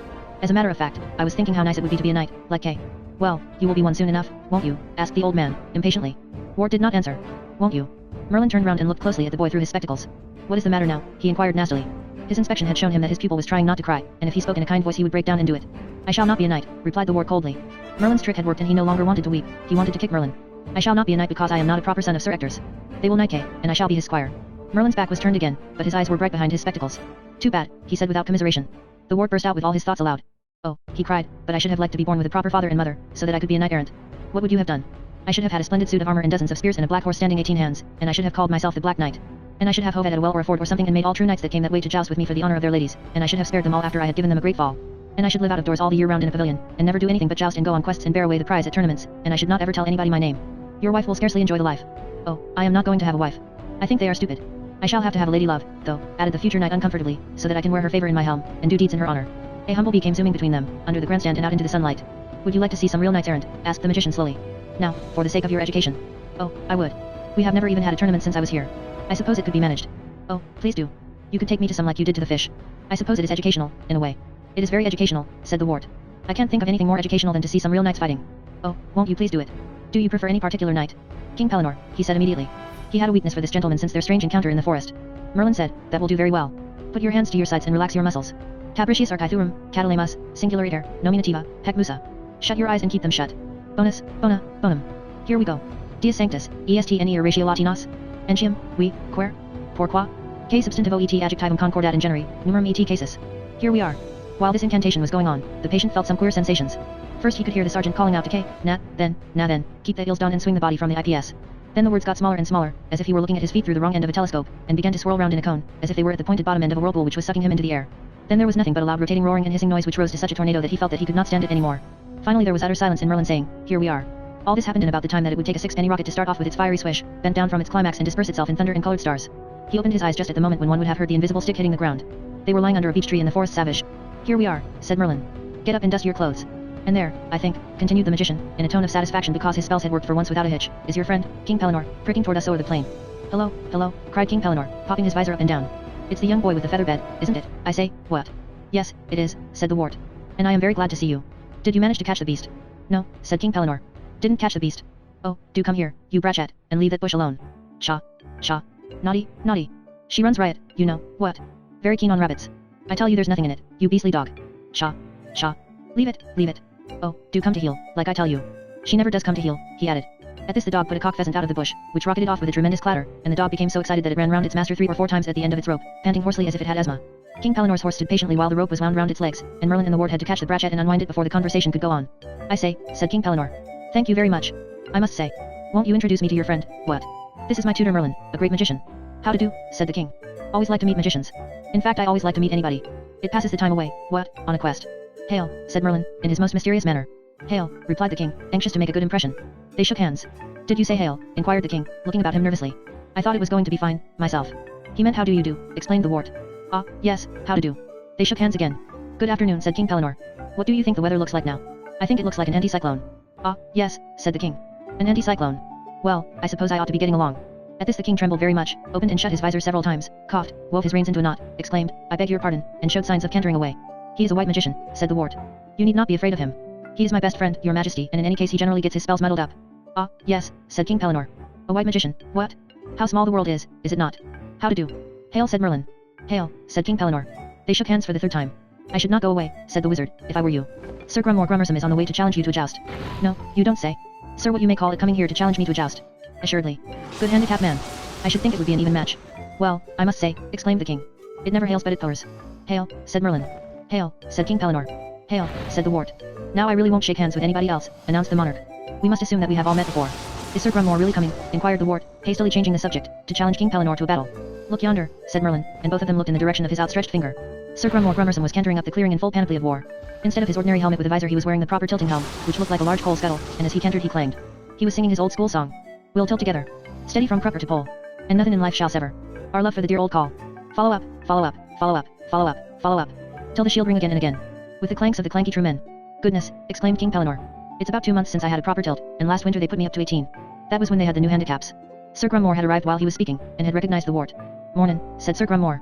You're Sir Ector's boy, ain't you? And who's that chap in the comic hat? That is my tutor, said the wart hurriedly. Merlin, the magician. Sir Grummore looked at Merlin. Magicians were considered rather middle class by the true jesting set in those days and said distantly, ah, a magician. How to do? And this is King Pellinore, said the wart. Sir Grummore Grummersome King Pellinore. How to do? Inquired Sir Grummore. Hail, said King Pellinore. No, I mean it won't hail, will it? Nice day, said Sir Grummore. Yes, it is nice, isn't it? What? Been questing today? Oh, yes, thank you. Always am questing, you know. After the questing beast. Interesting job, that, very. Yes, it is interesting. Would you like to see some few mets? By Jove, yes. Like to see some few mets. I have some better ones at home, but these are quite good, really. Bless my soul. So these are her few mets. Yes, these are her few mets. Rest in few mets. Yes, they are interesting, aren't they? Only you get tired of them, added King Pellinore. Well. It's a fine day, isn't it? Yes, it is rather fine. Suppose we'd better have a joust, what? Yes, I suppose we had better, said King Pellinore, really. What shall we have it for? Oh, the usual, I suppose. Would one of you kindly help me on with my helm? They all three had to help him on eventually, for, what with the unscrewing of screws and the easing of nuts and bolts which the king had clumsily set on the wrong thread when getting up in a hurry that morning, it was quite a feat of engineering to get him out of his helmet and into his helm. The helm was an enormous thing like an oil drum, padded inside with 2 thicknesses of leather and 3 inches of straw. As soon as they were ready, the 2 knights stationed themselves at each end of the clearing and then advanced to meet in the middle. Fair knight, said King Pellinore, I pray thee tell me thy name. That me regards, replied Sir Grummore, using the proper formula. That is uncourteously said, said King Pellinore, what? For no knight any dreadeth for to speak his name openly, but for some reason of shame. Be that as it may, I choose that thou shalt not know my name as at this time, for knowest in. Then you must stay and joust with me, false knight. Haven't you got that wrong, Pellinore? Inquired Sir Grummore. I believe it ought to be thou shalt dot. Oh, I'm sorry, Sir Grummore. Yes, so it should, of course. Then thou shalt stay and joust with me, false knight. Without further words, the gentlemen retreated to the opposite ends of the clearing, feuded their spears, and prepared to hurtle together in the preliminary charge. I think we had better climb this tree, said Merlin. You never know what will happen in a joust like this. They climbed up the big beech, which had easy branches sticking out in all directions, and the ward stationed himself toward the end of a smooth bough about 15 feet up, where he could get a good view. Nothing is so comfortable to sit in as a beech. To be able to picture the terrible battle which now took place, there is one thing which ought to be known. A knight in his full armor of those days, or at any rate during the heaviest days of armor, was generally carrying as much or more than his own weight in metal. He often weighed no less than 22 stone, and sometimes as much as 25. This meant that his horse had to be a slow and enormous weight carrier, like the farm horse of today, and that his own movements were so hampered by his burden of iron and padding that they were toned down into slow motion, as on the cinema. They're off, cried the ward, holding his breath with excitement. Slowly and majestically, the ponderous horses lumbered into a walk. The spears, which had been pointing in the air, bowed to a horizontal line and pointed at each other. King Pellinore and Sir Grummore could be seen to be thumping their horses' sides with their heels for all they were worth, and in a few minutes the splendid animals had shambled into an earth-shaking imitation of a trot. Clank, rumble, thump thump went the horses, and now the 2 knights were flapping their elbows and legs in unison, showing a good deal of daylight at their seats. There was a change in tempo, and Sir Grummore's horse could be definitely seen to be cantering. In another minute King Pellinore's was doing so too. It was a terrible spectacle. Oh, dear, exclaimed the ward, feeling ashamed that his bloodthirstiness had been responsible for making these 2 knights joust before him. Do you think they will kill each other? Dangerous sport, said Merlin, shaking his head. Now, cried the ward. With a blood-curdling beat of iron hoofs the mighty equestrians came together. Their spears wavered for a moment within a few inches of each other's helms. Each had chosen the difficult point stroke and then they were galloping off in opposite directions. Sir Grummore drove his spear deep into the beech tree where they were sitting, and stopped dead. King Pellinore, who had been run away with, vanished altogether behind his back. Is it safe to look? Inquired the ward, who had shut his eyes at the critical moment. Quite safe, said Merlin. It will take them some time to get back in position. Whoa, I say, cried King Pellinore in muffled and distant tones, far away among the gorse bushes. Hi, Pellinore, hi, shouted Sir Grummore. Come back, my dear fella, I'm over here. There was a long pause, while the complicated stations of the 2 knights readjusted themselves, and then King Pellinore was at the opposite end from that at which he had started, while Sir Grummore faced him from his original position. Traitor knight, cried Sir Grummore. Yield, recreant, what? Cried King Pellinore. They feuded their spears again, and thundered into the charge. Oh, said the ward, I hope they don't hurt themselves.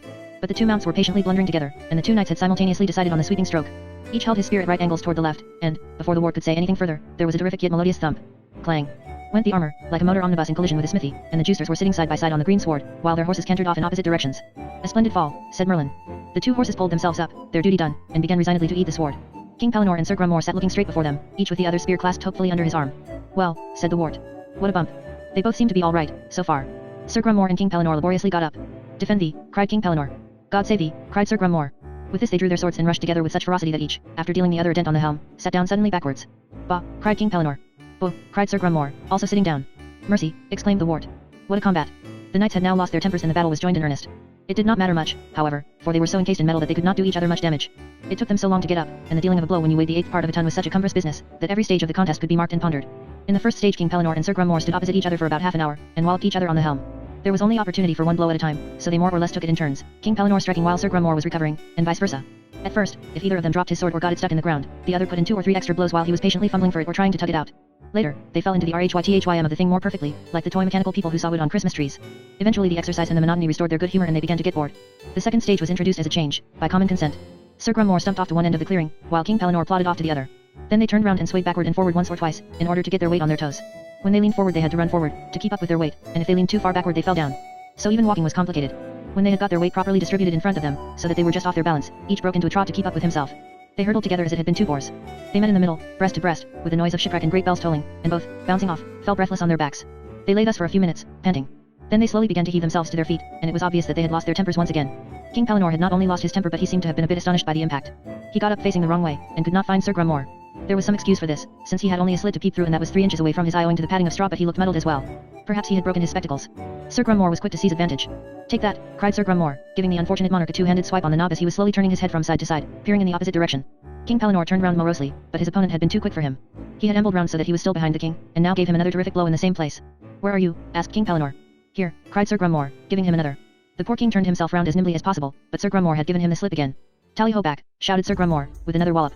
I think you're a cat, said the king. Wallop, replied Sir Grummore, doing it. What with the preliminary crash, the repeated blows on the back of his head, and the puzzling nature of his opponent, King Pellinore could now be seen to be visibly troubled in his brains. He swayed backward and forward under the hail of blows which were administered, and feebly wagged his arms. Poor king, said the wart. I wish he would not hit him so. As if in answer to his wish, Sir Grummore paused in his labors. Do you want Pax? Asked Sir Grummore. King Pellinore made no answer. Sir Grummore favored him with another whack and said, If you don't say Pax, I shall cut your head off. I won't, said the king. Whang. Went the sword on top of his head. Whang. It went again. Whang. For the third time. Pax, said King Pellinore, mumbling rather. Then, just as Sir Grummore was relaxing with the fruits of victory, he swung round upon him, shouted, Non, at the top of his voice, and gave him a good push in the middle of the chest. Sir Grummore fell over backwards. Well, exclaimed the wart. What a cheat. I would not have thought it of him. King Pellinore hurriedly sat on his victim's chest, thus increasing the weight upon him to 1/4 of a ton and making it quite impossible for him to move, and began to undo Sir Grummore's helm. You said Pax. I said Pax non under my breath. It's a swindle. It's not. You're a cat. No, I'm not. Yes, you are. No, I'm not. Yes, you are. I said Pax non.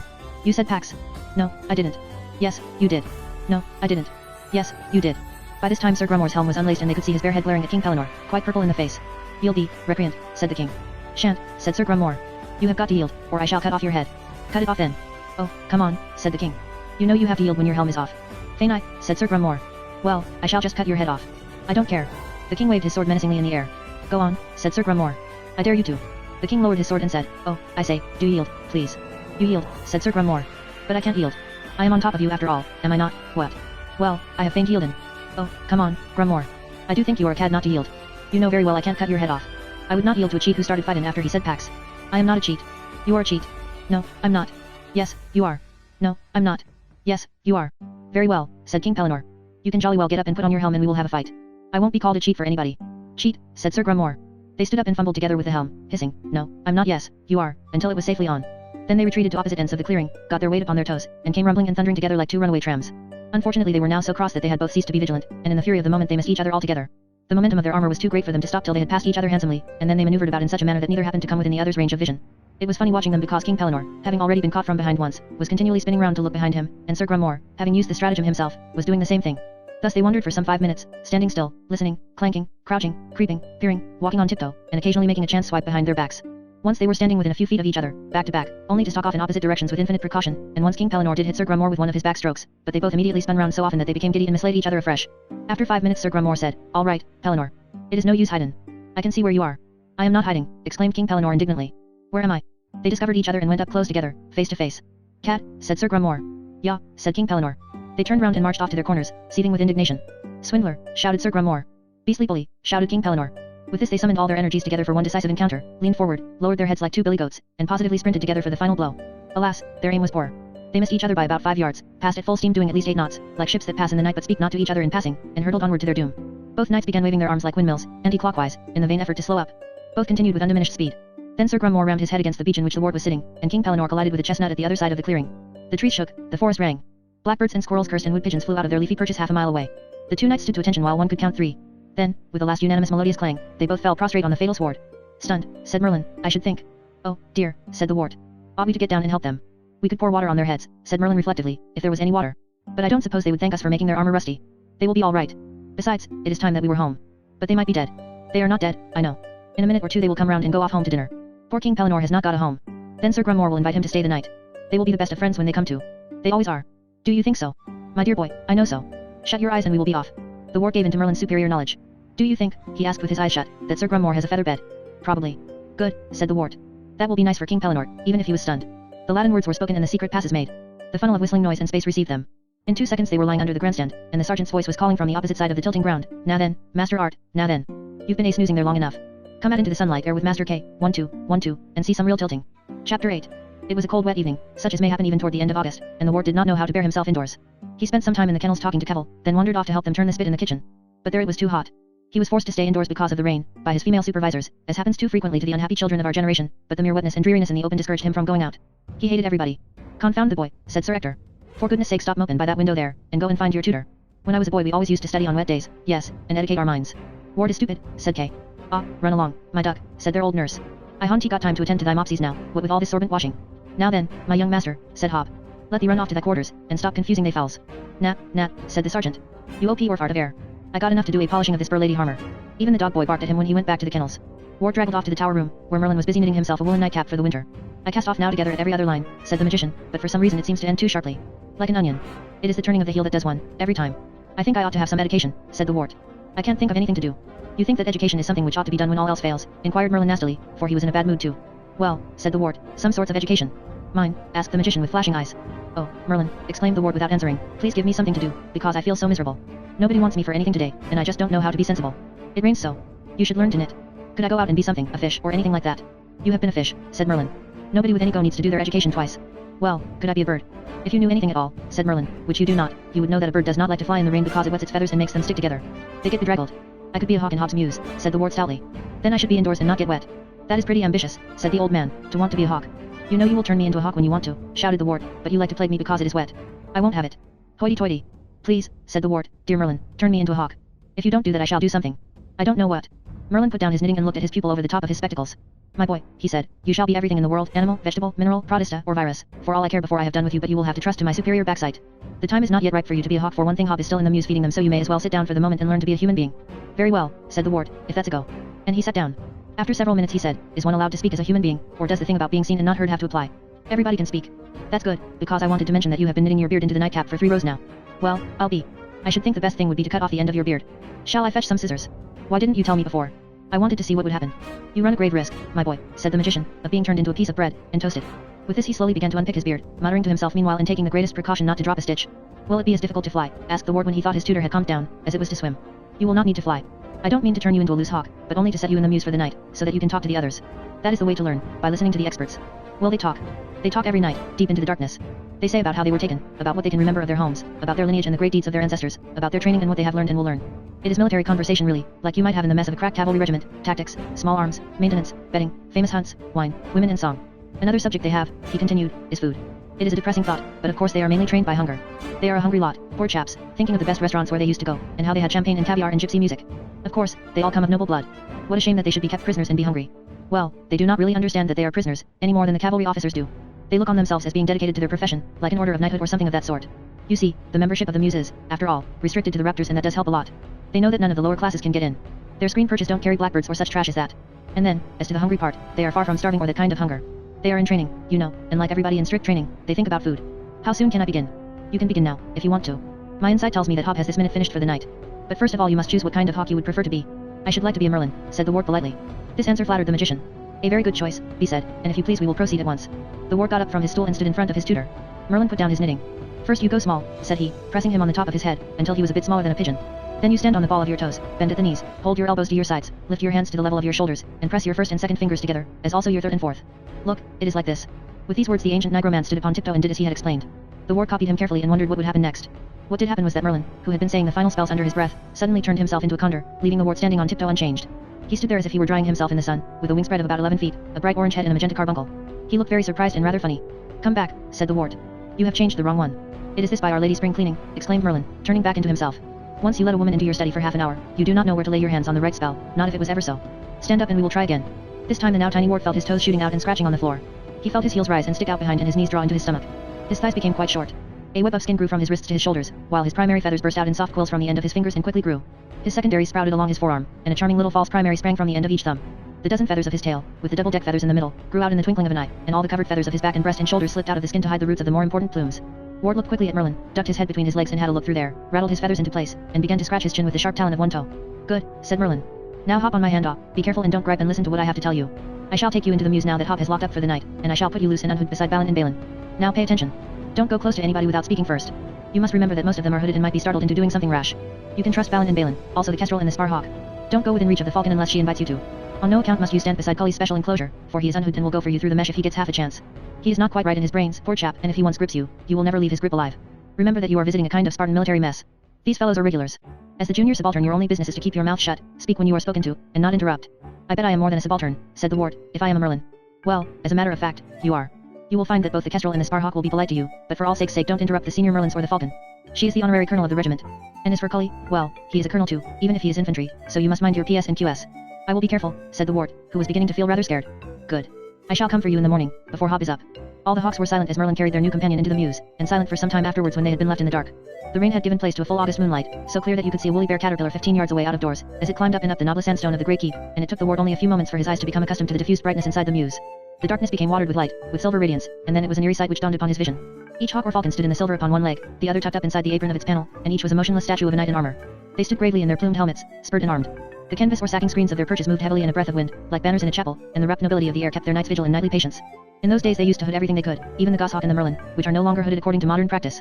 Ward drew his breath at the sight of all these stately figures, standing so still that they might have been cut of stone. He was overwhelmed by their magnificence, and felt no need of Merlin's warning that he was to be humble and behave himself. Presently there was a gentle ringing of a bell. The great peregrine falcon had bestirred herself and now said, in a high nasal voice which came from her aristocratic nose, "Gentlemen, you may converse." There was dead silence. Only in the far corner of the room, which had been netted off for Cully loose there, unhooded and deep in mold, they could hear a faint muttering from the choleric infantry colonel. "Damned niggers," he was mumbling. "Damned administration. Damned politicians. Damned Bolsheviks. Is this a damned dagger that I see before me, the handle toward my hand? Damned spot. Now, Cully, hast thou but one brief hour to live, and then thou must be damned perpetually." "Colonel," said the peregrine coldly, not before the younger officers. "I beg your pardon, ma'am," said the poor colonel at once. "It is something that gets into my head, you know. Some deep damnation." There was silence again, formal, terrible, and calm. "Who is the new officer?" inquired the first fierce and beautiful voice. Nobody answered. "Speak for yourself, sir," commanded the peregrine, looking straight before her as if she were talking in her sleep. They could not see him through their hoods. "Please," began the ward, "I am a Merlin." And he stopped, scared in the stillness. Balin, who was one of the real Merlins standing beside him, leaned over and whispered quite kindly in his ear, "Don't be afraid. Call her madam." "I am a Merlin, madam, and it please you." "A Merlin. That is good. And what branch of the Merlins do you stoop from?" The ward did not know in the least what branch he stooped from, but he dared not be found out now in his lie. "Madam," he said, "I am one of the Merlins of the Forest Savage." There was silence at this again, the silver silence which he had begun to fear. "There are the Yorkshire Merlins," said the honorary colonel in her slow voice at last, "and the Welsh Merlins, and the Macmerlins of the north. Then there are the Salisbury ones, and several from the neighborhood of Exmoor, and the O'Merlins of Connaught. I do not think I have heard of any family in the Forest Savage." "It could be a cadet branch, madam," said Balin, "I dare say." "Bless him," thought the ward. "I shall catch him a special sparrow tomorrow and give it to him behind Hobbs' back. That will be the solution, Captain Balin, no doubt." The silence fell again. At last the peregrine rang her bell. She said, "We will proceed with the catechism, prior to swearing him in." The ward heard the sparhawk on his left giving nervous coughs at this, but the peregrine paid no attention. "Merlin of the Forest Savage," said the peregrine, "what is a beast of the foot?" "A beast of the foot," replied the wald, blessing his stars that Sir Ector had chosen to give him a first-rate education, "is a horse, or a hound, or a hawk." "Why are these called beasts of the foot?" "Because these beasts depend upon the powers of their feet, so that, by law, any damage to the feet of hawk, hound, or horse, is reckoned as damage to its life. A lamed horse is a murdered horse." "Good," said the peregrine. "What are your most important members?" "My wings," said the ward after a moment, guessing because he did not know. At this there was a simultaneous tintinnabulation of all the bells, as each graven image lowered its raised foot in distress. They stood on both feet now, disturbed. "You're what?" called the peregrine sharply. "He said his damned wings," said Colonel Cully from his private enclosure. "And damned be he who first cries hold, enough. But even a thrush has wings," cried the kestrel, speaking for the first time in his sharp-beaked alarm. "Think," whispered Balin, under his breath. The ward thought feverishly. "A thrush had wings, tail, eyes, legs, apparently everything." "My talons." "It will do," said the peregrine kindly, after one of her dreadful pauses. "The answer ought to be feet, just as it is to all the other questions, but talons will do. All the hawks, and of course we are using the term loosely, for some were hawks and some were falcons, raised their belled feet again and sat at ease." "What is the first law of the foot?" "Think," said friendly little Balin, behind his false primary. The ward thought, and thought right. "Never to let go," he said. "Last question," said the peregrine. "How would you, as a Merlin, kill a pigeon bigger than yourself?" Ward was lucky in this one, for he had heard Hob giving a description of how Balin did it one afternoon, and he answered warily, "I should strangle her with my foot." "Good," said the peregrine. "Bravo," cried the others, raising their feathers. 90%, said the sparhawk after a quick sum. "That is if you give him a half for the talons. The devil damn me black." "Colonel, please." Balin whispered to the ward, "Colonel Cully is not quite right in his wits. It is his liver, we believe, but the kestrel says it is the constant strain of living up to her ladyship's standard. He says that her ladyship spoke to him from her full social station once, cavalry to infantry, you know, and that he just closed his eyes and got the vertigo. He has never been the same since." "Captain Balin," said the peregrine, "it is rude to whisper. We will proceed to swear the new officer in. Now, Padre, if you please." The poor sparhawk, who had been getting more and more nervous for some time, blushed deeply and began faltering out a complicated oath about varvels, jesses, and hoods. With this varvel, the ward heard, "I thee endow, love, honor, and obey, till jessus do part." But before the Padre had got to the end of it, he broke down altogether and sobbed out, "Oh, please, your ladyship. I beg your pardon, but I have forgotten to keep my tie-rings." "Tie-rings are bones and things," explained Balin, "and of course you have to swear on bones. Forgotten to keep any tie-rings. But it is your duty to keep tie-rings." I know. What have you done with them?" The sparhawk's voice broke at the enormity of his confession. I ate them," wept the unfortunate priest. Nobody said anything. The dereliction of duty was too terrible for words. All stood on 2 feet and turned their blind heads toward the culprit. Not a word of reproach was spoken. Only, during an utter silence of 5 minutes, they could hear the incontinent priest sniveling and hiccuping to himself. "Well," said the peregrine at last, "the initiation will have to be put off till tomorrow." "If you will excuse me, madam," said Balin, "perhaps we could manage the ordeal tonight. I believe the candidate is loose, for I did not hear him being tied up." At the mention of an ordeal the ward trembled within himself and privately determined that Balin should have not one feather of Balin's sparrow next day. "Thank you, Captain Balin. I was reflecting upon that subject myself." Balin shut up. "Are you loose, candidate?" "Oh, madam, yes, I am, if you please, but I do not think I want an ordeal. The ordeal is customary." "Let me see," continued the honorary colonel reflectively. "What was the last ordeal we had? Can you remember, Captain Balin?" "The ordeal, ma'am," said the friendly Merlin, "was to hang by my jesses during the third watch. If he is loose he cannot do that." You could strike him yourself, ma'am, said the kestrel, judiciously, you know. Send him over to stand by Colonel Cully while we ring 3 times, said the other Merlin. Oh, no, cried the crazy colonel in an agony out of his remoter darkness. Oh no, your ladyship. I beg of you not to do that. I am such a damned villain, your ladyship, that I do not answer for the consequences.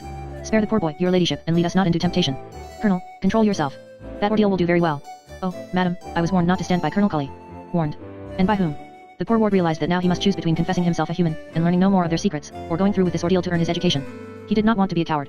I will stand by the colonel, madam, he said, immediately noticing that his voice sounded insulting. The peregrine falcon paid no attention to the tone.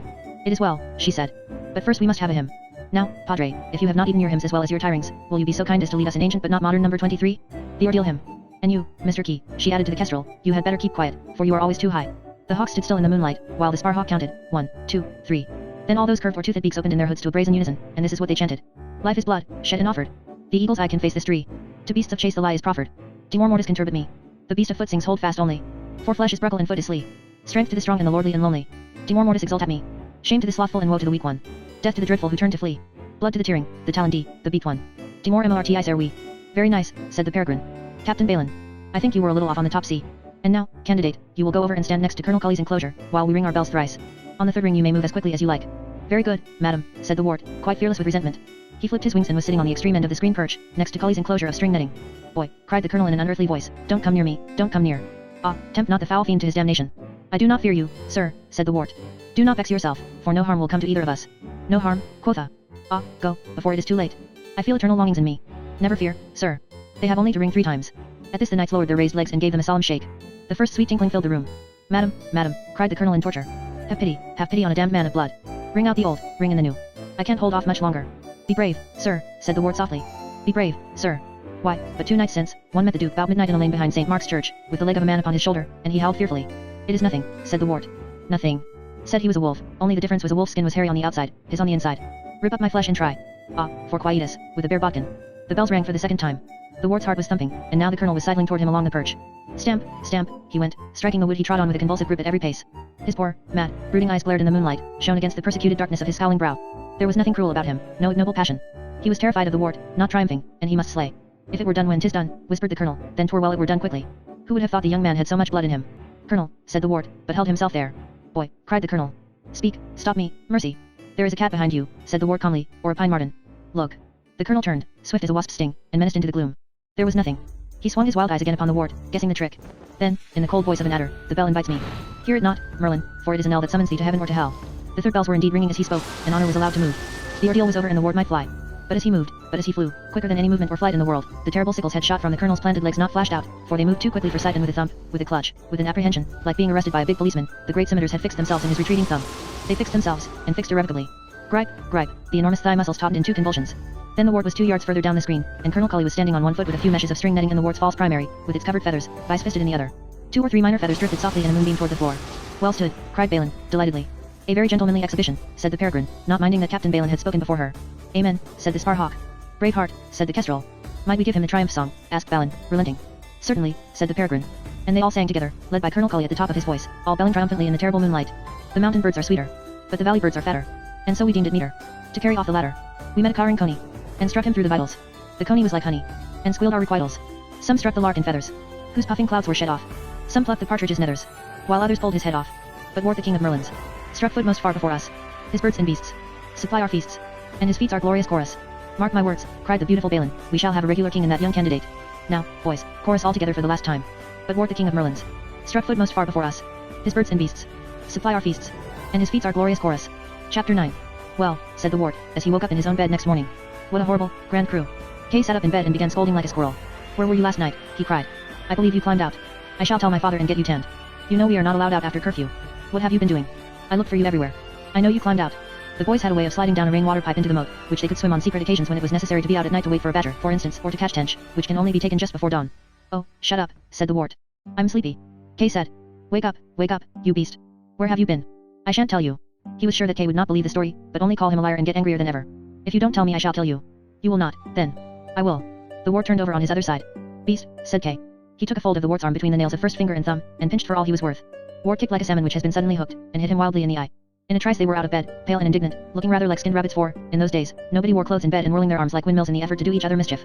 Kay was older and bigger than the Wart, so that he was bound to win in the end, but he was more nervous and imaginative. He could imagine the effect of each blow that was aimed at him, and this weakened his defense. Ward was only an infuriated hurricane. Leave me alone, can't you? And all the while he did not leave Kay alone, but with his head down and swinging arms made it impossible for Kay to do as he was bid. They punched entirely at each other's faces. Kay had a longer reach and a heavier fist. He straightened his arm, more in self-defense than in anything else, and the ward smacked his own eye upon the end of it. The sky became a noisy and shocking black, streaked outward with a blaze of meteors. The ward began to sob and pant. He managed to get in a blow upon his opponent's nose, and this began to bleed. Kay lowered his defense, turned his back on the ward, and said in a cold, snuffling, reproachful voice, "Now it's bleeding." The battle was over. Kay lay on the stone floor, bubbling blood out of his nose, and the ward, with a black eye, fetched the enormous key out of the door to put under Kay's back. Neither of them spoke. Presently Kay turned over on his face and began to sob. He said, "Merlin does everything for you, but he never does anything for me." At this the ward felt he had been a beast. He dressed himself in silence and hurried off to find the magician. On the way he was caught by his nurse. "Ah, you little helot," exclaimed she, shaking him by the arm, "you've been battling again with that there Master Kay. Look at your poor eye, I do declare. It's enough to baffle the College of Surgeons." "It is all right," said the ward. "No, that it isn't, my poppet," cried his nurse, getting crosser and showing signs of slapping him. "Come now, how did you do it, before I have you whipped?" "I knocked it on the bedpost," said the ward sullenly. The old nurse immediately folded him to her broad bosom, patted him on the back, and said, There, my Dow's able. It's the same story Sir Ector told me when I caught him with a blue eye, gone 40 years. Nothing like a good family for sticking to a good lie. There, my innocent, you come along of me to the kitchen and we'll slap a nice bit of steak across him in no time. But you hadn't thought to fight with people bigger than yourself." "It is all right," said the ward again, disgusted by the fuss, but fate was bent on punishing him, and the old lady was inexorable. It took him half an hour to escape, and then only at the price of carrying with him a juicy piece of raw beef which he was supposed to hold over his eye. "Nothing like a mealy rum for drawing out the humors," his nurse had said, and the cook had answered. "Us haven't seen a sweeter bit of raw since Easter, no, nor a bloodier. I will keep the foul thing for Balin," thought the ward, resuming his search for his tutor. He found him without trouble in the tower room which he had chosen when he arrived. All philosophers prefer to live in towers, as may be seen by visiting the room which Erasmus chose in his college at Cambridge, but Merlin's tower was even more beautiful than this. It was the highest room in the castle, directly below the lookout of the Great Keep, and from its window you could gaze across the open field with its rights of war and across the park, and the chase, until your eye finally wandered out over the distant blue treetops of the Forest Savage. This sea of leafy timber rolled away and away in knobs like the surface of porridge, until it was finally lost in remote mountains which nobody had ever visited, and the cloud-capped towers and gorgeous palaces of heaven. Merlin's comments upon this black eye were of a medical nature. "The discoloration," he said, "is caused by hemorrhage into the tissues, ecchymosis, and passes from dark purple through green to yellow before it disappears." There seemed to be no sensible reply to this. "I suppose you had it," continued Merlin, fighting with Kay. "Yes. How did you know?" "Ah, well, there it is. I came to ask you about Kay." "Speak." "Demand." "I'll answer. Well, Kay thinks it is unfair that you are always turning me into things and not him. I have not told him about it but I think he guesses. I think it is unfair too. It is unfair. So will you turn us both next time that we are turned?" Merlin had finished his breakfast, and was puffing at the meerschaum pipe which made his pupil believe that he breathed fire. Now he took a deep puff, looked at the ward, opened his mouth to speak, changed his mind, blew out the smoke and drew another lungful. "Sometimes," he said, "life does seem to be unfair. Do you know the story of Elijah and the Rabbi Jackanan?" "No," said the ward. He sat down resignedly upon the most comfortable part of the floor, perceiving that he was in for something like the parable of the looking glass. "This rabbi," said Merlin, "went on a journey with the prophet Elijah. They walked all day, and at nightfall they came to the humble cottage of a poor man, whose only treasure was a cow. The poor man ran out of his cottage, and his wife ran too, to welcome the strangers for the night and to offer them all the simple hospitality which they were able to give in straitened circumstances. Elijah and the rabbi were entertained with plenty of the cow's milk, sustained by homemade bread and butter, and they were put to sleep in the best bed while their kindly hosts lay down before the kitchen fire. But in the morning the poor man's cow was dead. Go on. They walked all the next day, and came that evening to the house of a very wealthy merchant, whose hospitality they craved. The merchant was cold and proud and rich, and all that he would do for the prophet and his companion was to lodge them in a cow sheet and feed them on bread and water. In the morning, however, Elijah thanked him very much for what he had done, and sent for a mason to repair one of his walls, which happened to be falling down, as a return for his kindness. The Rabbi Jackanan, unable to keep silence any longer, begged the holy man to explain the meaning of his dealings with human beings. "In regard to the poor man who received us so hospitably," replied the prophet, "it was decreed that his wife was to die that night, but in reward for his goodness God took the cow instead of the wife. I repaired the wall of the rich miser because a chest of gold was concealed near the place, and if the miser had repaired the wall himself he would have discovered treasure. Say not therefore to the Lord, what doest thou? But say in thy heart, must not the Lord of all the earth do right? It is a nice sort of story," said the ward, because it seemed to be over. "I am sorry," said Merlin, "that you should be the only one to get my extra tuition, but then, you see, I was only sent for that. I do not see that it would do any harm for Kay to come too. Nor do I." But the Rabbi Jackanan did not see why the miser should have had his wall repaired. "I understand that," said the ward doubtfully, "but I still think it was a shame that the cow died. Could I not have Kay with me just once?" Merlin said gently, "Perhaps what is good for you might be bad for him. Besides, remember he has never asked to be turned into anything. He wants to be turned, for all that. I like Kay, you know, and I think people don't understand him. He has to be proud because he is frightened. You still do not follow what I mean. Suppose he had gone as a Merlin last night, and failed in the ordeal, and lost his nerve. How do you know about that ordeal?" "Ah, well there it is again." "Very well," said the ward obstinately. "But suppose he had not failed in the ordeal, and had not lost his nerve. I don't see why you should have to suppose that he would have." "Oh," flout the boy, cried the magician passionately. "You don't seem to see anything this morning. What is it that you want me to do? Turn me and Kay into snakes or something?" Merlin took off his spectacles, dashed them on the floor and jumped on them with both feet. "Castor and Pollux blow me to Bermuda," he exclaimed, and immediately vanished with a frightful roar. The ward was still staring at his tutor's chair in some perplexity, a few moments later, when Merlin reappeared. He had lost his hat and his hair and beard were tangled up, as if by a hurricane. He sat down again, straightening his gown with trembling fingers. "Why did you do that?" asked the ward. "I did not do it on purpose." "Do you mean to say that Castor and Pollux did blow you to Bermuda?" "Let this be a lesson to you," replied Merlin, "not to swear. I think we had better change the subject. We were talking about Kay." "Yes, and what I was going to say before my ahem. My visit to the still vexed Bermoothes was this. I cannot change Kay into things. The power was not deputed to me when I was sent. Why this was so, neither you nor I am able to say, but such remains the fact. I have tried to hint at some of the reasons for the fact, but you will not take them, so you must just accept the fact in its naked reality. Now please stop talking until I have got my breath back, and my hat." The ward sat quiet while Merlin closed his eyes and began to mutter to himself. Presently a curious black cylindrical hat appeared on his head. It was a topper. Merlin examined it with a look of disgust, said bitterly, "And they call this service," and handed it back to the heir. Finally he stood up in a passion and exclaimed, "Come here." The ward and Archimedes looked at each other, wondering which was meant. Archimedes had been sitting all the while on the windowsill and looking at the view, for, of course, he never left his master, but Merlin did not pay them any attention. "Now," said Merlin furiously, apparently to nobody, "do you think you are being funny? Very well then, why do you do it? That is no excuse. Naturally I meant the one I was wearing. But wearing now, of course, you fool. I don't want a hat I was wearing in 1890. Have you no sense of time at all?" Merlin took off the sailor hat which had just appeared and held it out to the heir for inspection. "This is an anachronism," he said severely. "That is what it is, a beastly anachronism." Archimedes seemed to be accustomed to these scenes, for he now said in a reasonable voice, "Why don't you ask for the hat by name, master? Say, I want my magician's hat, not I want the hat I was wearing. Perhaps the poor chap finds it as difficult to live backwards as you do." "I want my magician's hat," said Merlin sulkily. Instantly the long-pointed cone was standing on his head. The tension in the air relaxed. Ward sat down again on the floor, and Archimedes resumed his toilet, passing his pinions and tail feathers through his beak to smooth the barbs together. Each barb had hundreds of little hooks or barbules on it, by means of which the barbs of the feather were held together. He was stroking them into place. Merlin said, "I beg your pardon. I am not having a very good day today, and there it is." "About Kay," said the ward. "Even if you can't change him into things, could you not give us both an adventure without changing?" Merlin made a visible effort to control his temper, and to consider this question dispassionately. He was sick of the subject altogether. "I cannot do any magic for Kay," he said slowly, "except my own magic that I have anyway. Backside and inside and all that. Do you mean anything I could do with that? What does your backside do?" "It tells me what you would say is going to happen, and the inside sometimes says what is or was happening in other places." "Is there anything happening just now, anything that Kay and I could go to see?" Merlin immediately struck himself on the brow and exclaimed excitedly, "Now I see it all. Yes, of course there is, and you are going to see it. Yes, you must take Kay and hurry up about it. You must go immediately after Mass. Have breakfast first and go immediately after Mass. Yes, that is it. Go straight to Hobbs' strip of barley in the open field and follow that line until you come to something. That will be splendid, yes, and I shall have a nap this afternoon instead of those filthy summary logicals. Or have I had the nap?" "You have not had it," said Archimedes. "That is still in the future, master." "Splendid, splendid. And mind, ward, don't forget to take Kay with you so that I can have my nap." "What shall we see?" asked the ward. "Ah, don't plague me about a little thing like that.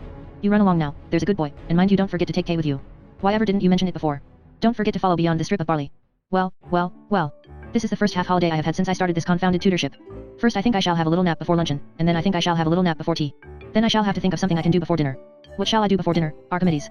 "Have a little nap, I expect," said the owl coldly, turning his back upon his master, because he, as well as the ward, enjoyed to see life. Chapter X. Ward knew that if he told the elder boy about his conversation with Merlin, Kay would refuse to be condescended to, and would not come. So he said nothing. It was strange, but their battle had made them friends again, and each could look the other in the eye, with a kind of confused affection. They went together unanimously though shyly, without explanations, and found themselves standing at the end of Hobbs' barley strip after Mass. The ward had no need to use ingenuity. When they were there it was easy. "Come on," he said, "Merlin told me to tell you that there was something along here that was specially for you." "What sort of thing?" asked Kay. "An adventure." "How do we get to it?" "We ought to follow the line which this strip makes, and I suppose that would take us into the forest. We should have to keep the sun just there on our left, but allow for it moving." "All right," said Kay. "What is the adventure?" "I don't know." They went along the strip, and followed its imaginary line over the park and over the chase, keeping their eyes skinned for some miraculous happening. They wondered whether half a dozen young pheasants they started had anything curious about them, and Kay was ready to swear that one of them was white. If it had been white, and if a black eagle had suddenly swooped down upon it from the sky, they would have known quite well that wonders were afoot, and that all they had to do was to follow the pheasant or the eagle until they reached the maiden in the enchanted castle. However, the pheasant was not white. At the edge of the forest Kay said, "I suppose we shall have to go into this." Merlin said to follow the line. "Well," said Kay, "I am not afraid. If the adventure was for me, it is bound to be a good one." They went in, and were surprised to find that the going was not bad. It was about the same as a big wood might be nowadays, whereas the common forest of those times was like a jungle on the Amazon. There were no pheasant shooting proprietors then, to see that the undergrowth was thinned, and not 1,000th part of the number of the present-day timber merchants who pruned judiciously at the few remaining woods. The most of the forest savage was almost impenetrable, an enormous barrier of eternal trees, the dead ones fallen against the live and held to them by ivy, the living struggling up in competition with each other toward the sun which gave them life, the floor boggy through lack of drainage, or tindery from old wood so that you might suddenly tumble through a decayed tree trunk into an ant's nest, or laced with brambles and bindweed and honeysuckle and convolvulus and teasels and the stuff which country people call sweethearts, until you would be torn to pieces in 3 yards. This part was good. Hobbs' line pointed down what seemed to be a succession of glades, shady and murmuring places in which the wild thyme was droning with bees. The insect season was past its peak, for it was really the time for wasps and fruit, but there were many fritillaries still, with tortoiseshells and red admirals on the flowering mint. Ward pulled a leaf of this, and munched it like chewing gum as they walked. "It is queer," he said, "but there have been people here. Look, there is a hoof mark, and it was shod."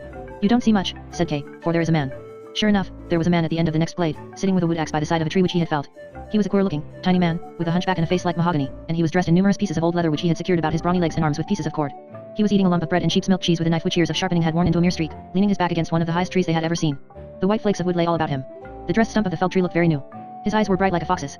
"I expect he will be the adventure," whispered Ward. "Pooh," said Kay, "you have knights in armor, or dragons, or things like that in an adventure, not dirty old men cutting wood." "Well, I am going to ask him what happens along here, anyway." They went up to the small munching woodman, who did not seem to have seen them, and asked him where the glades were leading to. They asked 2 or 3 times before they discovered that the poor fellow was either deaf or mad, or both. He neither answered nor moved. "Oh, come on," said Kay. "He is probably Lupulekquat, and does not know what he is it.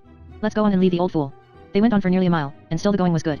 There were no paths exactly, and the glades were not continuous. Anybody who came there by chance would have thought that there was just the one glade which he was in, a couple of 100 yards long, unless he went to the end of it and discovered another one, screened by a few trees. Now and then they found a stump with the marks of an axe on it, but mostly these had been carefully covered with brambles or altogether grubbed up. The ward considered that the glades must have been made. Kay caught the ward by the arm, at the edge of a clearing, and pointed silently toward its further end. There was a grassy bank there, swelling gently to a gigantic sycamore, upward of 90 feet high, which stood upon its top. On the bank there was an equally gigantic man lying at his ease, with a dog beside him. This man was as notable as the sycamore, for he stood or lay 7 feet without his shoes, and he was dressed in nothing but a kind of kilt made of Lincoln green worsted. He had a leather bracer on his left forearm. His enormous brown chest supported the dog's head. It had pricked its ears and was watching the boys, but had made no other movement, which the muscles gently lifted as they rose and fell. The man appeared to be asleep. There was a 7-foot bough beside him, with some arrows more than a cloth yard long.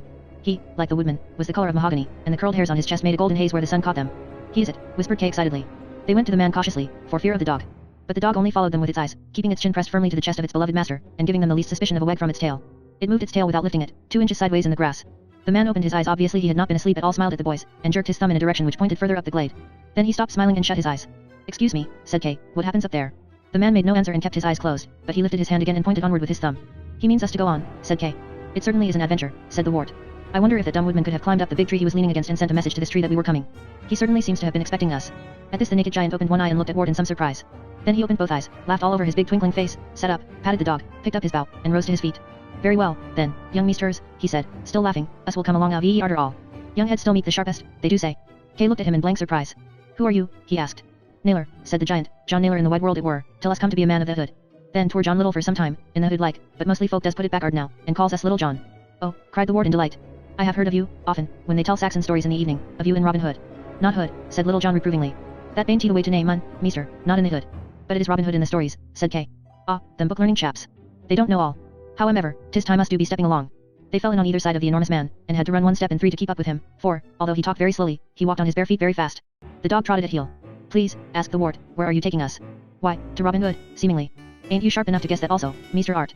The giant gave him a sly peep out of the corner of his eye at this, for he knew that he had set the boys 2 problems at once. First, what was Robin's real name, and second, how did Little John come to know the warts? The wart fixed on the second question first. "How did you know my name?" "Ah," said Little John. "Us knowed. Does Robin Hood know we are coming?" "Nay, my duck, a young scholard like thee should speak his name scholarly." "Well, what is his name?" cried the boy, between exasperation and being out of breath from running to keep up. "You said Hood. So it is Hood, my duck. Robin Hood, like the hoods you am running through. And a grand fine name it is. Robin Hood. Aye, Robin Hood. What else should un be, seeing as he rules em? They am free pleases, the hoods, and fine pleases. Let thee sleep in em, come summer, come winter, and hunt in em for the commons, lest thee starve, and smell to em as they brings forward their comely bright leaves, according to order, or loses of em by the same order backard. Let thee stand in em that thou beest not seen, and move in em that thou beest not heard, and warm thee with em as thou fallest on sleep. Ah, they am proper fine pleases, the hoods, for a free man of hands and heart." Kay said, "But I thought all Robin Hood's men wore hose and jerkins of Lincoln green. That us do in the winter like, when us needs em, or with leather leggins at hood ork, but here by summer 'tis more seasonable thus for the pickets, who have not to do save watch." "Were you a sentry then?" "Aye, and so were Wold much, as you spoke to by the felled tree. And I think," exclaimed Kay triumphantly, "that this next big tree which we are coming to will be the stronghold of Robin Hood." They were coming to the monarch of the forest. It was a lime tree as great as that which used to grow at Moor Park in Hertfordshire, no less than 100 feet in height and 17 feet in girth, a yard above the ground. Its beech-like trunk was embellished with a beard of twigs at the bottom, and where each of the great branches had sprung from the trunk the bark had split and was now discolored with rainwater or sap. The bees zoomed among its bright and sticky leaves, higher and higher toward heaven, and a rope ladder disappeared among the foliage. Nobody could have climbed it without a ladder, even with irons. "You think well, Meester Kay," said Little John. "And there be Meester Robin, atween her roots." The boys, who had been more interested in the lookout man perched in a crow's nest at the top of that swaying and whispering pride of the earth, lowered their eyes at once and clapped them on the great outlaw. He was not, as they had expected, a romantic man or not at first, although he was nearly as tall as Little John. These two, of course, were the only people in the world who have ever shot an arrow the distance of a mile, with the English longbow. He was a sinewy fellow whose body did not carry fat. He was not half naked, like John, but dressed discreetly in faded green with a silvery bugle at his side. He was clean-shaven, sunburned, nervous, gnarled like the roots of the trees, but gnarled and mature with weather and poetry rather than with age, for he was scarcely 30 years old. Eventually he lived to be 87, and attributed his long life to smelling the turpentine in the pines. At the moment he was lying on his back and looked upward, but not into the sky. Robin Hood lay happily with his head in Marian's lap. She sat between the roots of the lime tree, clad in a one-piece smock of green girded with a quiver of arrows, and her feet and arms were bare. She had let down the brown shining waterfalls of her hair, which was usually kept braided in pigtails for convenience in hunting and cookery, and with the falling waves of this she framed his head. She was singing a duet with him softly, and tickling the end of his nose with the fine hairs. "Under the greenwood tree," sang Maid Marian, "who loves to lie with me, and tune his merry note unto the sweet bird's throat. Come hither, come hither, come hither," mumbled Robin. "Here shall he see no enemy, but winter and rough weather." They laughed happily and began again, singing lines alternately. "Who doth ambition shun, and loves to lie in the sun, seeking the food he eats, and pleased with what he gets. Then, both together, come hither, come hither, come hither. Here shall he see no enemy, but winter and rough weather." The song ended in laughter. Robin, who had been twisting his brown fingers in the silk fine threads which fell about his face, gave them a shrewd tug and scrambled to his feet. "Now, John," he said, seeing them at once. "Now, Meester," said Little John. "So you have brought the young squires." "They brought me. Welcome either way," said Robin. "I never heard ill spoken of Sir Ector, nor reason why his sounders should be pursued. How are you, Kay and Ward, and who put you into the forest at my glades, on this of all days?" "Robin," interrupted the lady, "you can't take them." "Why not, sweetheart? They are children. Exactly what we want." "It isn't human," she said in a vexed way, and began to do her hair. The outlaw evidently thought it would be safer not to argue. He turned to the boys and asked them a question instead. Can you shoot? Trust me, said the wart. I can try, said Kay, more reserved, as they laughed at the wart's assurance. Come, Marion, let them have one of your bows. She handed him about half a dozen arrows 28 inches long. Shoot the popinjay, said Robin, giving them to the wart. He looked and saw a popinjay 5 score paces away. He guessed that he had been a fool and said cheerfully, I am sorry, Robin Wood, but I am afraid it is much too far for me. Never mind, said the outlaw. Have a shot at it. I can tell by the way you shoot. The wart fitted his arrow as quickly and neatly as he was able, set his feet wide in the same line that he wished his arrow to go, squared his shoulders, drew the bow to his chin, sighted on the mark, raised his point through an angle of about 20 degrees, aimed 2 yards to the right because he always pulled to the left in his loose, and sped his arrow. It missed, but not so badly. Now, Kay, said Robin. Kay went through the same motions and also made a good shot. Each of them had held the bow the right way up, had quickly found the cock feather and set it outward. Each had taken hold of the string to draw the bow. Most boys who have not been taught are inclined to catch hold of the nock of the arrow when they draw, between their finger and thumb, but a proper archer pulls back the string with his first 2 or 3 fingers and lets the arrow follow it. Neither of them had allowed the point to fall away to the left as they drew, nor struck their left forearm with the bowstring. 2 common faults with people who do not know, and each had loosed evenly without a pluck. Good, said the outlaw. No lewd players here. Robin, said Marion, sharply, you can't take children into danger. Send them home to their father. That I won't, he said, unless they wish to go. It is their quarrel as much as mine. What is the quarrel? Asked Kay. The outlaw threw down his bow and sat cross-legged on the ground, drawing Maid Marion to sit beside him. His face was puzzled. It is Morgan Le Fay, he said. It is difficult to explain her. I should not try. Robin turned on his mistress angrily. Marion, he said. Either we must have their help, or else we have to leave the other 3 without help. I don't want to ask the boys to go there, but it is either that or leaving Tuck to her. The ward thought it was time to ask a tactful question, so he made a polite cough and said, Please, who is Morgan Le Fay? All 3 answered at once. She am a bad un, said Little John. She is a fairy, said Robin. No, she is not, said Marion. She is an enchantress. The fact of the matter is, said Robin, that nobody knows exactly what she is. In my opinion, she is a fairy. And that opinion, he added, staring at his wife, I still hold. Kay asked, Do you mean she is one of those people with bluebells for hats, who spend the time sitting on toadstools? There was a shout of laughter. Certainly not. There are no such creatures. The queen is a real one, and one of the worst of them. If the boys have got to be in it, said Marion, you had better explain from the beginning. The outlaw took a deep breath, uncrossed his legs, and the puzzled look came back to his face. Well, he said, suppose that Morgan is the queen of the fairies, or at any rate has to do with them, and that fairies are not the kind of creatures your nurse has told you about. Some people say that they are the oldest ones of all, who lived in England before the Romans came here, before us Saxons, before the old ones themselves, and that they have been driven underground. Some say they look like humans, like dwarfs, and others that they look ordinary, and others that they don't look like anything at all, but put on various shapes as the fancy takes them. Whatever they look like, they have the knowledge of the ancient Gaels. They know things down there in their burrows which the human race has forgotten about, and quite a lot of these things are not good to hear. Whisper, said the golden lady, with a strange look, and the boys noticed that the little circle had drawn closer together. Well now, said Robin, lowering his voice, the thing about these creatures that I am speaking of, and if you will excuse me I won't name them again, is that they have no hearts. It is not so much that they wish to do evil, but that if you were to catch one and cut it open, you would find no heart inside. They are cold-blooded like fishes. They are everywhere, even while people are talking. The boys looked about them. Be quiet, Robin said. I need not tell you any more. It is unlucky to talk about them. The point is that I believe this Morgan is the queen of the Well of the Good Folk, and I know she sometimes lives in a castle to the north of our forest called the Castle Chariot. Marion says that the queen is not a fairy herself, but only a necromancer who is friendly with them. Other people say that she is a daughter of the Earl of Cornwall. Never mind about that. The thing is that this morning, by her enchantments, the oldest people of all have taken prisoner one of my servants and one of yours. Not Tuck, cried Little John, who knew nothing of recent developments because he had been on sentry duty. Robin nodded. The news came from the northern trees, before your message arrived about the boys. Alas, poor friar. Tell how it happened, said Marion. But perhaps you had better explain about the names. One of the few things we know, said Robin, about the blessed ones, is that they go by the names of animals. For instance, they may be called cow or goat or pig, and so forth. So, if you happen to be calling one of your own cows, you must always point to it when you call. Otherwise you may summon a fairy, a little person I ought to have said who goes by the same name, and, once you have summoned it, it comes, and it can take you away. What seems to have happened, said Marion, taking up the story, is that your dog boy from the castle took his hounds to the edge of the forest when they were going to Scumber, and he happened to catch sight of Friar Tuck, who was chatting with an old man called Wat that lives hereabouts. Excuse us, cried the 2 boys, is that the old man who lived in our village before he lost his wits? He bit off the dog boy's nose, as a matter of fact, and now he lives in the forest, a sort of ogre. It is the same person, replied Robin, but poor thing he is not much of an ogre. He lives on grass and roots and acorns, and would not hurt a fly. I am afraid you have got your story muddled. Fancy Wat living on acorns. What happened, said Marion patiently, was this. The 3 of them came together to pass the time of day, and one of the hounds, I think it was the one called Tevil, began jumping up at poor Wat, to lick his face. This frightened the old man, and your dog boy called out, Come here, dog, to make him stop. He did not point with his finger. You see, he ought to have pointed. What happened? Well, my man Skadelock, or Scarlet, as they call him in the ballads, happened to be woodcutting a little way off, and he says that they vanished, just vanished, including the dog. My poor Tevil. So the fairies have got them. You mean the people of peace? I am sorry. But the point is, if Morgan is really the queen of these creatures, and if we want to get them away before they are enchanted, one of their ancient queens called Circe used to turn the ones she captured into hogs, we shall have to look for them in her castle. Then we must go there. Chapter 11. Robin smiled at the elder boy and patted him on the back, while the ward thought despairingly about his dog. Then the outlaw cleared his throat and began to speak again. You are right about going there, he said, but I ought to tell you the unpleasant part. Nobody can get into the castle chariot, except a boy or girl. Do you mean you can't get in? You could get in. I suppose, explained the ward, when he had thought this over, it is like the thing about unicorns. Right. A unicorn is a magic animal, and only a maiden can catch it. Fairies are magic too, and only innocent people can enter their castles. That is why they take away people's children out of cradles. Kay and Ward sat in silence for a moment. Then Kay said, Well, I am game. It is my adventure after all. The Ward said, I want to go too. I am fond of Kevel. Robin looked at Marion. Very well, he said. We won't make a fuss about it, but we will talk about plans. I think it is good of you two to go, without really knowing what you are in for, but it will not be so bad as you think. We shall come with you, said Marion. Our band will come with you to the castle. You will only have to do the going in part at the end. Yes, and the band will probably be attacked by that griffin of hers afterwards. Is there a griffin? Indeed there is. The castle chariot is guarded by a fierce one, like a watchdog. We shall have to get past it on the way there, or it will give the alarm and you won't be able to get in. It will be a terrific stalk. We shall have to wait till night. The boys passed the morning pleasantly, getting accustomed to two of Maid Marian's bows. Robin had insisted on this. He said that no man could shoot with another's bow any more than he could cut with another's scythe. For their midday meal they had cold venison patty, with mead, as did everybody else. The outlaws drifted in for the meal like a conjuring trick. At one moment there would be nobody at the edge of the clearing, at the next half a dozen right inside it green or sunburned men who had silently appeared out of the bracken or the trees. In the end there were about 100 of them, eating merrily and laughing. They were not outlaws because they were murderers, or for any reason like that. They were Saxons who had revolted against Uther Pendragon's conquest, and who refused to accept a foreign king. The fence and wild woods of England were alive with them. They were like soldiers of the resistance in later occupations. Their food was dished out from a leafy bower where Marian and her attendants cooked. The partisans usually posted a sentry to take the tree messages, and slept during the afternoon, partly because so much of their hunting had to be done in the times when most workmen sleep, and partly because the wild beasts take a nap in the afternoon and so should their hunters. This afternoon, however, Robin called the boys to a council. Look, he said, you had better know what we are going to do. My band of 100 will march with you toward Queen Morgan's castle, in 4 parties. You 2 will be in Marian's party. When we get to an oak which was struck by lightning in the year of the great storm, we shall be within a mile of the Griffin Guard. We shall meet at a rendezvous there, and afterwards we shall have to move like shadows. We must get past the Griffin without an alarm. If we do get past it and if all goes well, we shall halt at the castle at a distance of about 400 yards. We can't come nearer, because of the iron in our arrowheads, and from that moment you will have to go alone. Now, Kay and Wart, I must explain about iron. If our friends have really been captured by the good people and if Queen Morgan the Fae is really the queen of them, we have one advantage on our side. None of the good people can bear the closeness of iron. The reason is that the oldest ones of all began in the days of flint, before iron was ever invented, and all their troubles have come from the new metal. The people who conquered them had steel swords, which is even better than iron, and that is how they succeeded in driving the old ones underground. This is the reason why we must keep away tonight, for fear of giving them the uncomfortable feeling. But you 2, with an iron knife blade hidden close in your hands, will be safe from the queen, so long as you do not let go of it. A couple of small knives will not give them the feeling without being shown.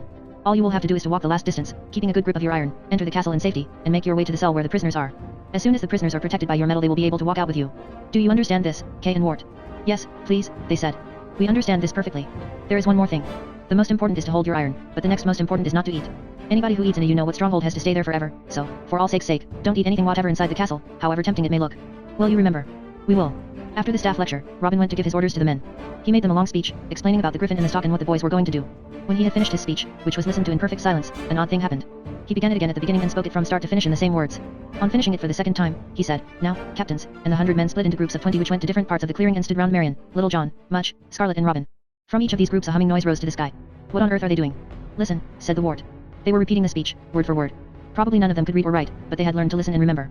This was the way in which Robin kept touch with his night raiders, by knowing that each man knew by heart all that the leader himself knew, and why he was able to trust them, when necessary, each man to move by himself.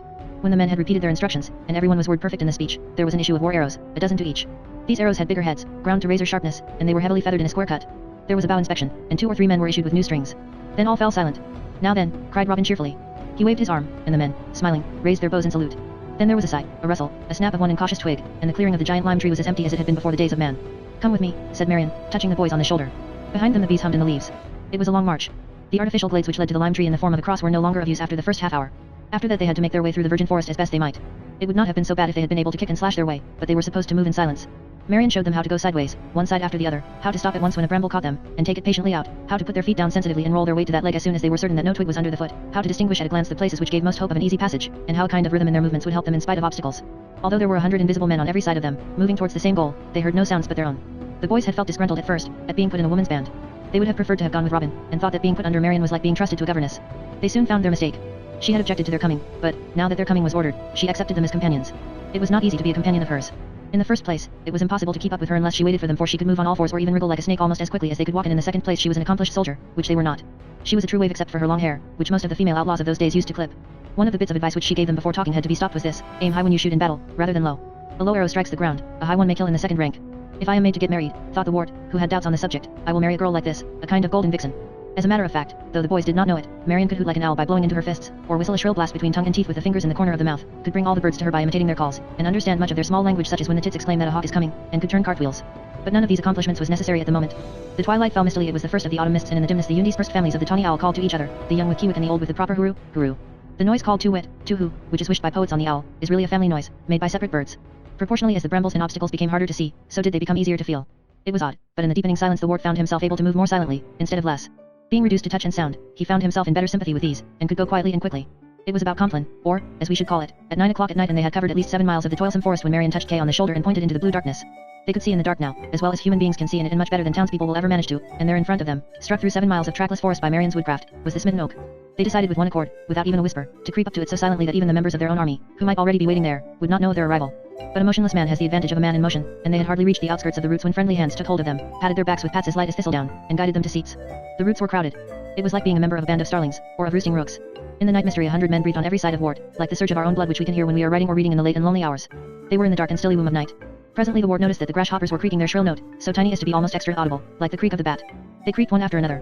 They creaked, when Marion had creaked 3 times to account for Kay and Ward as well as for herself, 100 times. All the outlaws were present, and it was time to go. There was a rustle, as if the wind had moved in the last few leaves of the 900-year-old oak. Then an owl hooted softly, a field mouse screamed, a rabbit thumped, a dog fox barked his deep, single lion's cough, and a bat twittered above their heads. The leaves rustled again more lengthily while you could count 100, and then Maid Marian, who had done the rabbit's thump, was surrounded by her band of 20 plus 2. The Ward felt a man on either side of him take his hand, as they stood in a circle, and then he noticed that the stridulation of the grasshoppers had begun again. It was going round in a circle, towards him, and as the last grasshopper rubbed its legs together, the man on his right squeezed his hand. Ward stridulated. Instantly the man on his left did the same, and pressed his hand also. There were 22 grasshoppers before Maid Marian's band was ready for its last stalk through the silence. The last stalk might have been a nightmare, but to the Ward it was heavenly. Suddenly he found himself with an exaltation of night, and felt that he was bodiless, silent, transported. He felt that he could have walked upon a feeding rabbit and caught her up by the ears, furry and kicking, before she knew of his presence. He felt that he could have run between the legs of the men on either side of him, or taken their bright daggers from their sheaths, while they still moved on undreaming. The passion of nocturnal secrecy was a wine in his blood. He really was small and young enough to move as secretly as the warriors. Their age and weight made them lumber, in spite of all their woodcraft, and his youth and lightness made him mobile, in spite of his lack of it. It was an easy stalk, except for its danger. The bushes thinned and the sounding bracken grew rarely in the swampy earth, so that they could move 3 times as fast. They went in a dream, unguided by owl's hoot or bat's squeak, but only kept together by the necessary pace which the sleeping forest imposed upon them. Some of them were fearful, some revengeful for their comrade, some, as it were, disbodied in the sleepwalk of their stealth. They had hardly crept for 20 minutes when Maid Marian paused in her tracks. She pointed to the left. Neither of the boys had read the book of Sir John de Mandeville, so they did not know that a griffin was 8 times larger than a lion. Now, looking to the left in the silent gloom of night, they saw cut out against the sky and against the stars something which they never would have believed possible. It was a young male griffin in its first plumage. The front end, and down to the forelegs and shoulders, was like a huge falcon.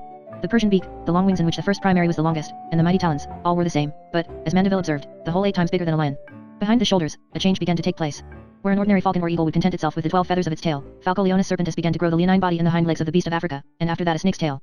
The boys saw, 24 feet high in the mysterious night light of the moon, and with its sleeping head bowed upon its breast so that the wicked beak lay on the breast feathers, an authentic griffin that was better worth seeing than 100 condors. They drew their breath through their teeth and for the moment hurried secretly on, storing the majestic vision of terror in the chambers of remembrance. They were close to the castle at last, and it was time for the outlaws to halt. Their captain touched hands silently with Kay and Ward, and the two went forward through the thinning forest, towards a faint glow which gleamed behind the trees. They found themselves in a wide clearing or plain. They stood stock still with surprise at what they saw. It was a castle made entirely out of food, except that on the highest tower of all a carrion crow was sitting, with an arrow in its beak. The oldest ones of all were gluttons. Probably it was because they seldom had enough to eat.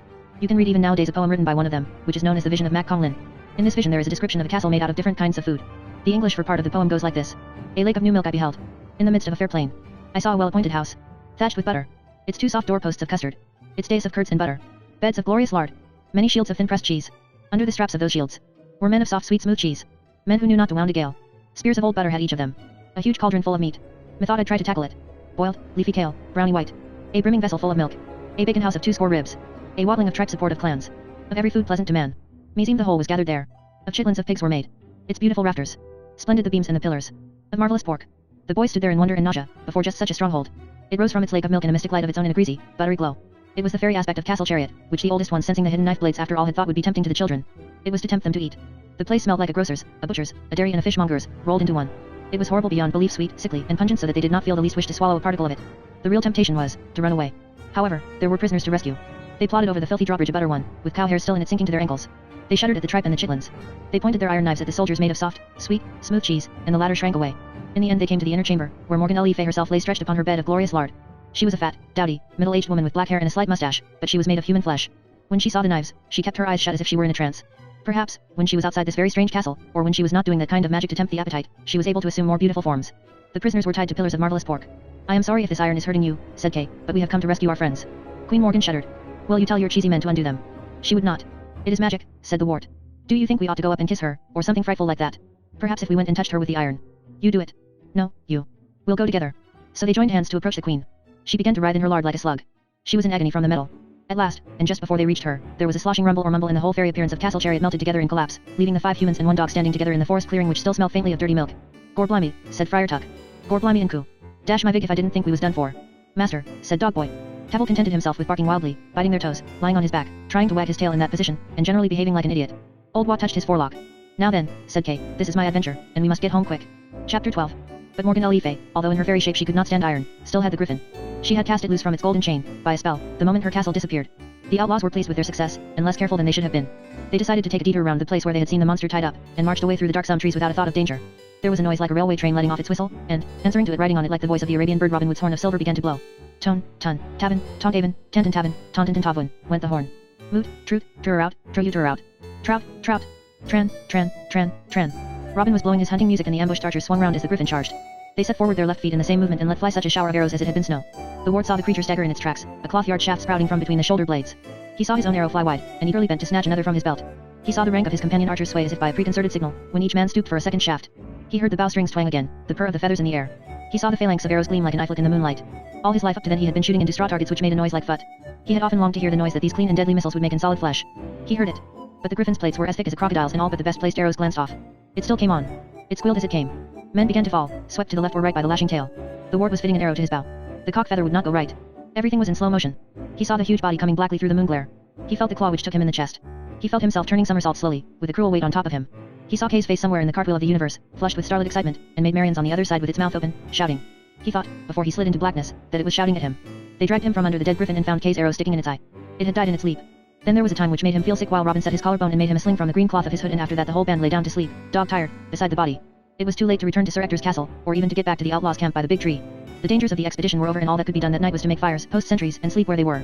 Ward did not sleep much. He sat propped against a tree, watching the red sentries passing to and fro in the firelight, hearing their quiet passwords and thinking about the excitements of the day. These went round and round in his head, sometimes losing their proper order and happening backwards or by bits. He saw the leaping griffin, heard Marion shouting, "Good shot," listened to the humming of the bees muddled up with the stridulation of the grasshoppers, and shot, hundreds and thousands of times, at popinjays which turned into griffins. Kay and the liberated dog boy slept twitching beside him, looking alien and incomprehensible as people do when they are asleep, and Kevel, lying at his good shoulder, occasionally licked his hot cheeks.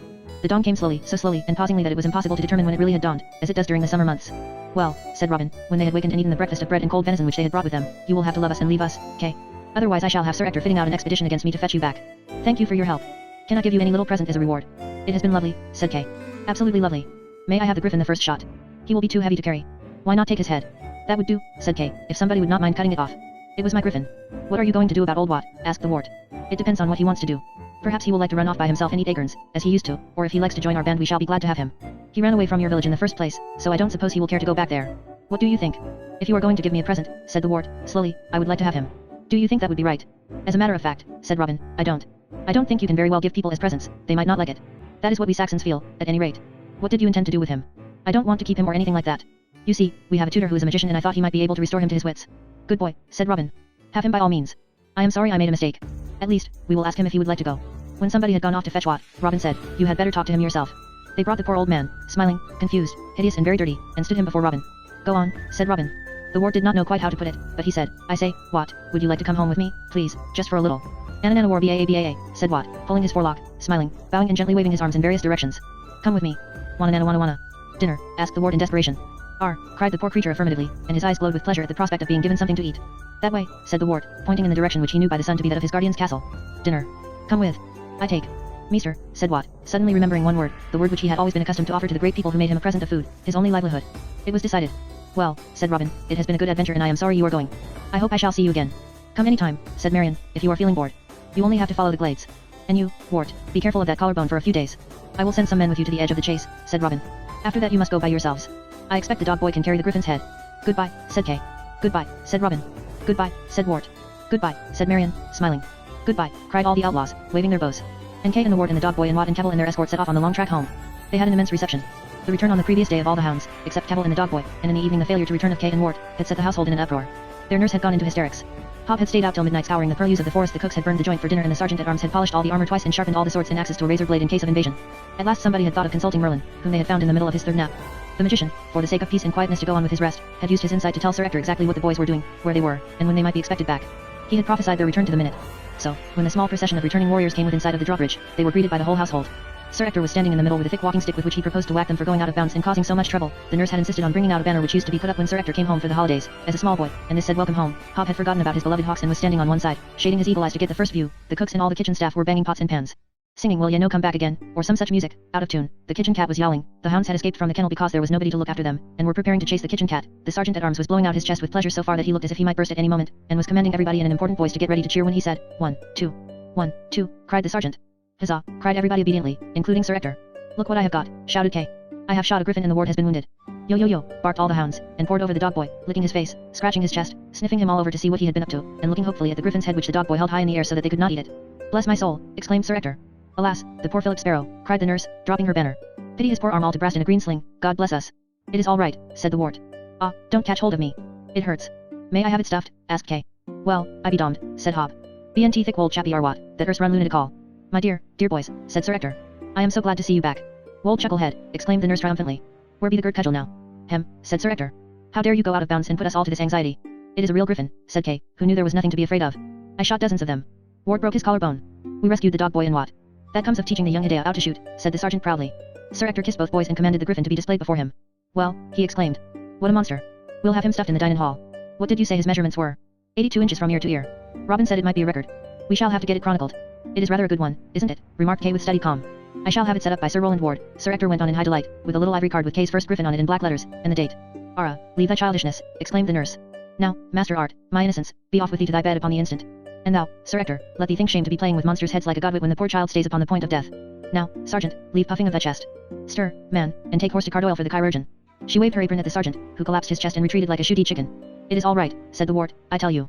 It is only a broken collarbone, and Robin said it for me last night. It does not hurt a bit. Leave the boy, nurse, commanded Sir Ector, taking sides with the men against the women, anxious to re-establish his superiority after the matter of the cudgel. Merlin will see to him if he needs it, no doubt. Who is this Robin? Robin Wood, cried the boys together. Never heard of him. You call him Robin Hood, explained Kay in a superior tone. But it is Wood really, like the wood that he is the spirit of. Well, so you've been foraging with that rascal. Come in to breakfast, boys, and tell me all about him. We have had breakfast, said the wart, hours ago. May I please take Wat with me to see Merlin? Why, it's the old man who went wild and started rootin' in the forest. Wherever did you get hold of him? The good people had captured him with the dog boy and Kevel. But we shot the griffin, Kay put in. I shot it myself. So now I want to see if Merlin can restore him to his wits. Master Art, said the nurse sternly. She had been breathless up to now on account of Sir Ector's rebuke. Master Art, thy room and thy bed is where thou art tending to, and at this instant. Wold fools may be wold fools, whether by yet or by nay, but I ha and served the family for 50 year without a learning of my duty. A flibberty gibbeting about a lot of want wits, when thy own arm may be dropping to the floor. Yes, thou old turkey cock, she added, turning fiercely upon Sir Ector, and thou canst keep thy magician away from the poor mite's room till he be rested, that thou canst. A wantoning monsters and lunatic calls, continued the victor as she led her helpless captive from the stricken field. I never heard the like. Please, someone tell Merlin to look after Wat, cried the victim over his shoulder, in diminishing tones. He woke up in his cool bed, feeling better. The old fire eater who looked after him had covered the windows with a curtain, so that the room was dark and comfortable, and he could tell by the one ray of golden sunlight which shot across the floor that it was late afternoon. He not only felt better. He felt very well, so well that it was not possible to stay in bed. He moved quickly to throw back the sheet, but stopped with a hiss at the creak or scratch of his shoulder, which he had forgotten in his sleep. Then he got out more carefully by sliding down the bed and pushing himself upright with one hand, shoved his bare feet into a pair of slippers, and managed to wrap a dressing gown round him more or less. He padded off through the stone passages up the worn circular stairs to find Merlin. When he reached the schoolroom, he found that Kay was continuing his first-rate education. He was doing dictation, for as Ward opened the door he heard Merlin pronouncing in measured tones the famous medieval mnemonic, Bara celerant deri e ferio prioris, and Kay saying, wait a bit. My pen has gone all squeegee. You will catch it, remarked Kay, when they saw him. You are supposed to be in bed, dying of gangrene or something. Merlin, said the wart. What have you done with what? You should try to speak without assonances, said the wizard. For instance, the beer is never clear near here, dear, is unfortunate, even as an assonance. And then again, your sentence is ambiguous to say the least of it. What? I might reply, taking it to be a conundrum, or if I were King Pellinore, what? Nobody can be too careful about their habits of speech. Kay had evidently been doing his dictation well and the old gentleman was in a good humor. You know what I mean, said the wart. What have you done with the old man with no nose? He has cured him, said Kay. Well, said Merlin, you might call it that, and then again you might not. Of course, when one has lived in the world as long as I have, and backwards at that, one does learn to know a thing or two about pathology. The wonders of analytical psychology and plastic surgery are, I am afraid, to this generation but a closed book. What did you do to him? Oh, I just psychoanalyzed him, replied the magician grandly. That, and of course I sewed on a new nose on both of them. What kind of nose? Asked the wart. It is too funny, said Kay. He wanted to have the griffin's nose for one, but I would not let him. So then he took the noses off the young pigs which we are going to have for supper, and used those. Personally I think they will grunt. A ticklish operation, said Merlin, but a successful one. Well, said the wart, doubtfully. I hope it will be all right. What did they do then? They went off to the kennels. Old Wat is very sorry for what he did to the dog boy, but he says he can't remember having done it. He says that suddenly everything went black, when they were throwing stones once, and he can't remember anything since. The dog boy forgave him and said he did not mind a bit. They are going to work together in the kennels in future, and not think of what is past anymore. The dog boy says that the old man was good to him while they were prisoners of the Fairy Queen, and that he knows he ought not to have thrown stones at him in the first place. He says he often thought about that when other boys were throwing stones at him. Well, said the wart, I am glad it has all turned out for the best. Do you think I could go and visit them? For heaven's sake, don't do anything to annoy your nurse, exclaimed Merlin, looking about him anxiously. That old woman hit me with a broom when I came to see you this forenoon, and broke my spectacles. Could you not wait until tomorrow? On the morrow Wat and the dog boy were the firmest of friends. Their common experiences of being stoned by the mob and then tied to columns of pork by Morgan Le Fay served as a bond and a topic of reminiscence, as they lay among the dogs at night, for the rest of their lives. Also, by the morning, they had both pulled off the noses Merlin had kindly given them. They explained that they had got used to having no noses, now, and anyway they preferred to live with the dogs. Chapter 13. In spite of his protest, the unhappy invalid was confined to his chamber for 3 mortal days. He was alone except at bedtime, when Kay came, and Merlin was reduced to shouting his education through the keyhole, at times when the nurse was known to be busy with her washing. The boy's only amusement was the ant nests, the ones between glass plates which had been brought when he first came from Merlin's cottage in the forest. Can't you, he howled miserably under the door, turn me into something while I'm locked up like this? I can't get the spells through the keyhole. Through the what? The keyhole. Oh. Are you there? Yes. What? What? Confusion take this shouting, exclaimed the magician, stamping on his hat. Maycaster and Pollux, no, not again. God bless my blood pressure. Could you turn me into an ant? A what? An ant. It would be a small spell for ants, wouldn't it? It would go through the keyhole. I don't think we ought to. Why? They are dangerous. You could watch with your insight, and turn me back again if it got too bad. Please turn me into something, or I shall go weak in the head. The ants are not our Norman ones, dear boy. They come from the Afric shore. They are belligerent. I don't know what belligerent is. There was a long silence behind the door. Well, said Merlin eventually. It is far too soon in your education. But you would have had to do it sometime. Let me see. Are there 2 nests in that contraption? There are 2 pairs of plates. Take a rush from the floor and lean it between the 2 nests, like a bridge. Have you done that? Yes. The place where he was seemed like a great field of boulders, with a flattened fortress at one end of it between the glass plates. The fortress was entered by tunnels in the rock, and, over the entrance to each tunnel, there was a notice which said, "Everything not forbidden is compulsory." He read the notice with dislike, though he did not understand its meaning. He thought to himself, I will explore a little, before going in. For some reason the notice gave him a reluctance to go, making the rough tunnel look sinister. He waved his antennae carefully, considering the notice, assuring himself of his new senses, planting his feet squarely in the insect world as if to brace himself in it. He cleaned his antennae with his 4 feet, frisking and smoothing them so that he looked like a Victorian villain twirling his mustachios. He yawned, for ants do yawn and stretch themselves too, like human beings. Then he became conscious of something which had been waiting to be noticed, that there was a noise in his head which was articulate. It was either a noise or a complicated smell, and the easiest way to explain it is to say that it was like a wireless broadcast. It came through his antennae. The music had a monotonous rhythm like a pulse, and the words which went with it were about June Moon Noon Spoon, or Mammy Mammy Mammy, or Ever Never, or Blue True You. He liked them at first, especially the ones about Love Dove Above, until he found that they did not vary. As soon as they had been finished once, they were begun again. After an hour or 2, they began to make him feel sick inside. There was a voice in his head also, during the pauses of the music, which seemed to be giving directions. All 2-day-olds will be moved to the west aisle, it would say, or number 210397/WD will report to the soup squad, in replacement for 333105/WD who has fallen off the nest. It was a fruity voice, but it seemed to be somehow impersonal, as if its charm were an accomplishment that had been practiced, like a circus trick. It was dead. The boy, or perhaps we ought to say the ant, walked away from the fortress as soon as he was prepared to walk about. He began exploring the desert of boulders uneasily, reluctant to visit the place from which the orders were coming, yet bored with the narrow view. He found small pathways among the boulders, wandering tracks both aimless and purposeful, which led toward the grain store, and also in various other directions which he could not understand. One of these paths ended at a clod with a natural hollow underneath it. In the hollow, again with the strange appearance of aimless purpose, he found 2 dead ants. They were laid there tidily but yet untidily, as if a very tidy person had taken them to the place, but had forgotten the reason when he got there. They were curled up, and did not seem to be either glad or sorry to be dead. They were there, like a couple of chairs. While he was looking at the corpses, a live ant came down the pathway carrying a 3rd one. It said, "Hail, Barbarus." The boy said hail, politely. In one respect, of which he knew nothing, he was lucky Merlin had remembered to give him the proper smell for the nest, for, if he had smelled of any other nest, they would have killed him at once. If Miss Cavell had been an ant, they would have had to write on her statue, "Smell is not enough." The new ant put down the cadaver vaguely and began dragging the other 2 in various directions. It did not seem to know where to put them. Or rather, it knew that a certain arrangement had to be made, but it could not figure how to make it. It was like a man with a teacup in one hand and a sandwich in the other, who wants to light a cigarette with a match.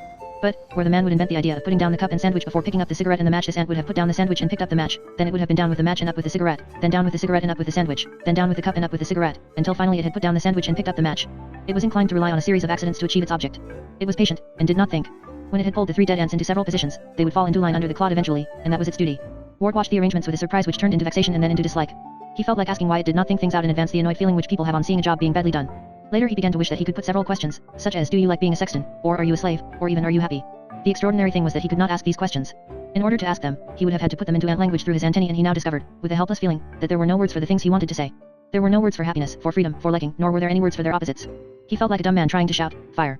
The nearest he could get to right or wrong, even, was to say done or Notre Done. The ant finished fiddling with its corpses and turned back down the pathway, leaving them in the haphazard order. It found that the ward was in its way, so it stopped, waving its wireless aerials at him as if it were a tank. With its mute, menacing helmet of a face, and its hairiness, and the things like spurs on the front leg joint, perhaps it was more like a knight in armor on an armored horse, or like a combination of the 2, a hairy centaur in armor. It said, "Hail Barbarus," again. "Hail. What are you doing?" The boy answered truthfully, "I am not doing anything." It was baffled by this for several seconds, as you would be if Einstein had told you his latest ideas about space. Then it extended the 12 joints of its aerial and spoke past him into the blue. It said, 105978/UDC reporting from Square 5. There is an insane ant on Square 5. Over to you. The word it used for insane was not done. Later on, the ward discovered that there were only 2 qualifications in the language, done and not done, which applied to all questions of value. If the seeds which the collectors found were sweet, they were done seeds. If somebody had doctored them with corrosive sublimate, they would have been not done seeds. And that was that. Even the moons, mammies, doves, etc., in the broadcasts were completely described when they were stated to be done ones. The broadcast stopped for a moment, and the fruity voice said, GHQ replying to 105978/UDC. What is its number? Over. The ant asked, what is your number? I don't know. When this news had been exchanged with headquarters, a message came back to ask whether he could give an account of himself. The ant asked him. It used the same words as the broadcaster had used, and in the same voice. This made him feel uncomfortable and angry, 2 emotions which he disliked. Yes, he said sarcastically, for it was obvious that the creature could not detect sarcasm. I have fallen on my head and can't remember anything about it. 105978/UDC reporting. Not done. Ant has a blackout from falling off the nest. Over. GHQ replying to 105978/UDC. Not done. Ant is number 42436/WD, who fell off the nest this morning while working with MASH Squad. If it is competent to continue its duties, was easier in the Ant's speech, for it was simply done, like everything else that was not done. But enough of the language question. If it is competent to continue its duties, instruct 42436/WD to rejoin MASH Squad, relieving 210021/WD, who was sent to replace it. Over. The creature repeated the message. It seemed that he could not have made a better explanation than this one about falling on his head, even if he had meant to, for the ants did occasionally tumble off. They were a species of ant called Mesobarbarus. Very well. The sexton paid no further attention to him, but crawled off down the path for another body, or for anything else that needed to be scavenged. The ward took himself away in the opposite direction, to join the MASH Squad. He memorized his own number and the number of the unit who had to be relieved. The MASH Squad were standing in one of the outer chambers of the fortress like a circle of worshippers. He joined the circle, announcing that 210021/WD was to return to the main nest. Then he began filling himself with the sweet mash like the others. They made it by scraping the seeds which others had collected, chewing up the scrapings till they made a kind of paste or soup, and then swallowing it into their own crops.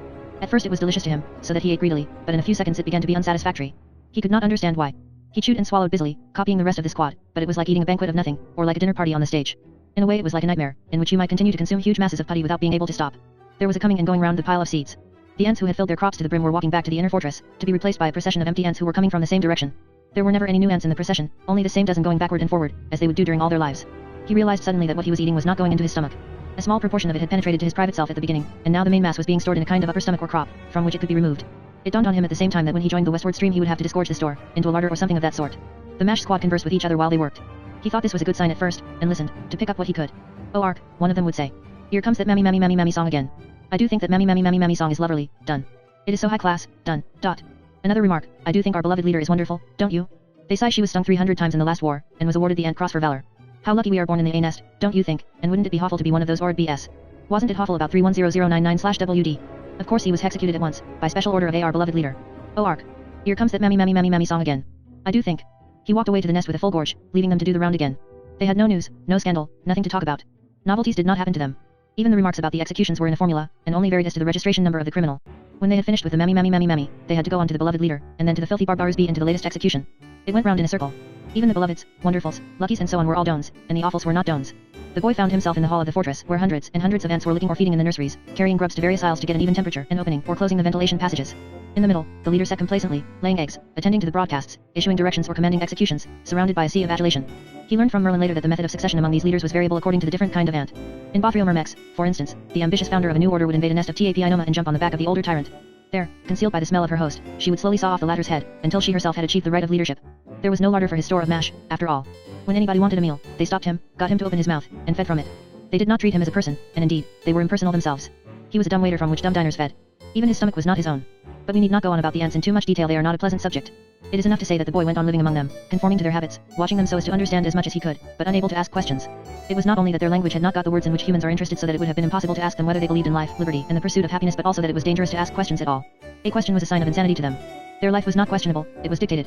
He crawled from nest to seats and back again, exclaimed that the mammy song was loverly, opened his jaws to regurgitate, and tried to understand as well as he could. Later in the afternoon a scouting ant wandered across the rush bridge which Merlin had commanded him to make. It was an ant of exactly the same species, but it came from the other nest. It was met by one of the scavenging ants and murdered. The broadcasts changed after this news had been reported, or rather, they changed as soon as it had been discovered by spies that the other nest had a good store of seeds. Mammy mammy mammy gave place to Antland overall, and the stream of orders were discontinued in favor of lectures about war, patriotism, or the economic situation. The fruity voice said that their beloved country was being encircled by a horde of filthy other nesters, at which the wireless chorus sang, "When other blood spurts from the knife, then everything is fine." It also explained that Ant the father had ordained in his wisdom that other nest pismires should always be the slaves of this nest ones. Their beloved country had only one feeding tray at present, a disgraceful state of affairs which would have to be remedied if the deer race were not to perish. A third statement was that the national property of this nest was being threatened. Their boundaries were to be violated, their domestic animals, the beetles, were to be kidnapped, and their communal stomach would be starved. The ward listened to two of these broadcasts carefully, so that he would be able to remember them afterwards.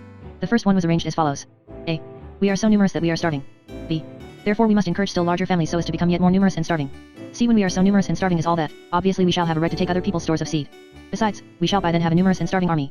It was only after this logical train of thought had been put into practice, and the output of the nurseries trebled both nests meanwhile getting ample mash for all their needs from Merlin, for it has to be admitted that starving nations never seem to be quite so starving that they cannot afford to have far more expensive armaments than anybody else. It was only then that the second type of lecture was begun.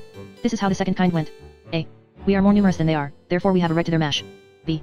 They are more numerous than we are, therefore they are wickedly trying to steal our mash. C. We are a mighty race and have a natural right to subjugate their puny one. D. They are a mighty race and are unnaturally trying to subjugate our inoffensive one. E. We must attack them in self-defense. F. They are attacking us by defending themselves. G. If we do not attack them today, they will attack us tomorrow. H. In any case we are not attacking them at all. We are offering them incalculable benefits. After the second kind of address, the religious services began. These dated the ward discovered later from a fabulous past so ancient that one could scarcely find a date for it, a past in which the Emmets had not yet settled down to communism. They came from a time when ants were still like men, and very impressive some of the services were.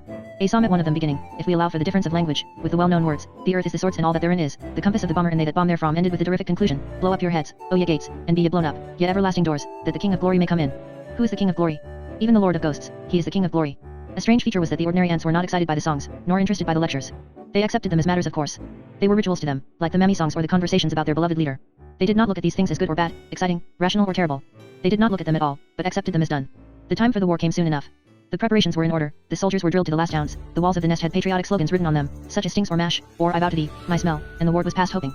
The repeating voices in his head, which he could not shut off the lack of privacy, under which others ate from his stomach while the others again sang in his brain the dreary blank which replaced feeling the dearth of all but two values the total monotony more than the wickedness, these had begun to kill the joy of life which belonged to his boyhood. The horrible armies were on the point of joining battle, to dispute the imaginary boundary between their glass trays, when Merlin came to his rescue. He magicked the sickened explorer of animals back to bed, and glad enough he was to be there. Chapter 14. In the autumn everybody was preparing for the winter. At night they spent the time rescuing daddy longlegs from their candles and rushlights. In the daytime the cows were turned into the high stubble and weeds which had been left by the harvest sickles. The pigs were driven into the purlieus of the forest, where boys beat the trees to supply them with acorns. Everybody was at a different job. From the granary there proceeded an invariable thumping of flails. In the strip fields the slow and enormously heavy wooden plow sailed up and down for the rye and the wheat, while the sowers swung rhythmically along, with their hoffers round their necks, casting right hand for left foot and vice versa. Foraging parties came lumbering in with their spike-wheeled carts full of bracken, remarking wisely that they must get home with breaks ere all summer be gone. For tethered up cattle to sit down upon, while others dragged in timber for the castle fires. The forest rang in the sharp air with the sound of beetle and wedge. Everybody was happy. The Saxons were slaves to their Norman masters if you chose to look at it in one way, but if you chose to look at it in another, they were the same farm laborers who get along on too few shillings a week today. Only neither the villain nor the farm laborer starved, when the master was a man like Sir Ector. It has never been an economic proposition for an owner of cattle to starve his cows, so why should an owner of slaves starve them? The truth is that even nowadays the farm laborer accepts so little money because he does not have to throw his soul in with the bargain as he would have to do in a town, and the same freedom of spirit has obtained in the country since the earliest times. The villains were laborers. They lived in the same one-roomed hut with their families, few chickens, litter of pigs, or with a cow possibly called Crumbach most dreadful and insanitary. But they liked it.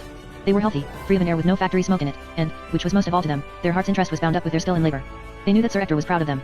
They were more valuable to him than his cattle even, and, as he valued his cattle more than anything else except his children, this was saying a good deal. He walked and worked among his villagers, thought of their welfare, and could tell the good workmen from the bad. He was the eternal farmer, in fact one of those people who seem to be employing labor at so many shillings a week, but who were actually paying half as much again in voluntary overtime, providing a cottage free, and possibly making an extra present of milk and eggs and home-brewed beer into the bargain.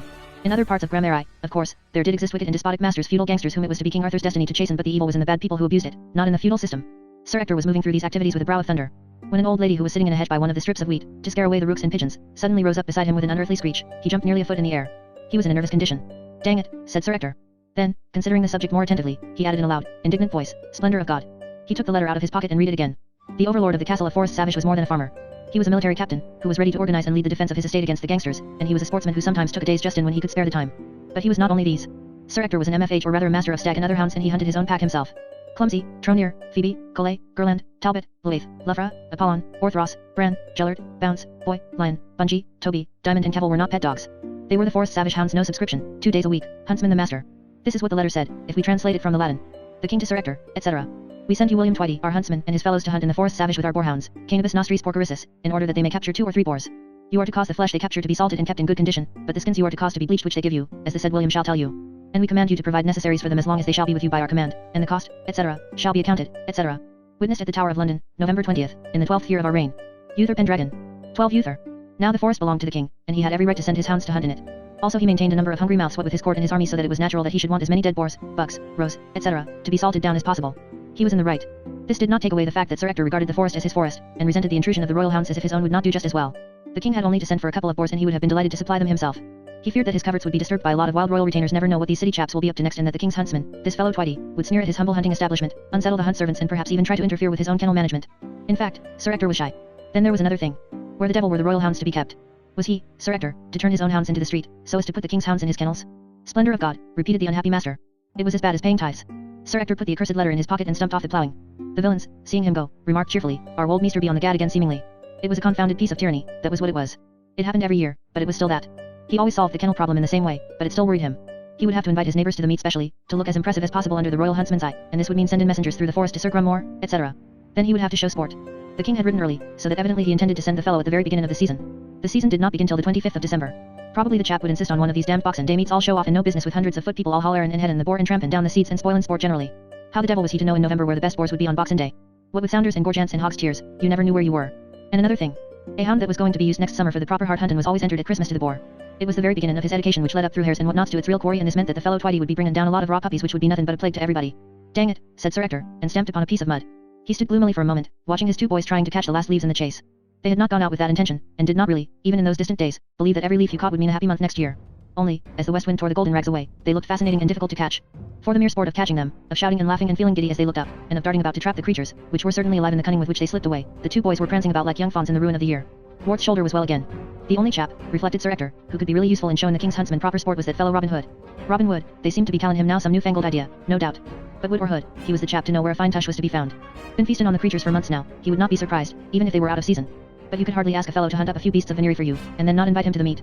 While, if you did invite him to the meet, what would the king's huntsman and the neighbors say at having a partisan for a fellow guest? Not that this Robin Wood was not a good fellow, he was a good chap, and a good neighbor too. He had often tipped Sir Ector the wink when a raiding party was on its way from the marches, and he never molested the knight or his farming in any way. What did it matter if he did chase himself a bit of venison now and then? There was 400 square miles of forest, so they said, and enough for all. Leave well alone, that was Sir Ector's motto. But that did not alter the neighbors. Another thing was the riot. It was all very well for the crack hunts in practically artificial forests like those at Windsor, where the king hunted, but it was a different thing in the forest savage. Suppose His Majesty's famous hounds were to go running riot after a unicorn or something. Everybody knew that you could never catch a unicorn without a young virgin for bait, in which case the unicorn meekly laid its white head and mother of pearl horn in her lap, and so the puppies would go charging off into the forest for leagues and leagues, and never catch it, and get lost, and then what would Sir Ector say to his sovereign? It was not only unicorns. There was the beast Bladescent that everybody had heard so much about.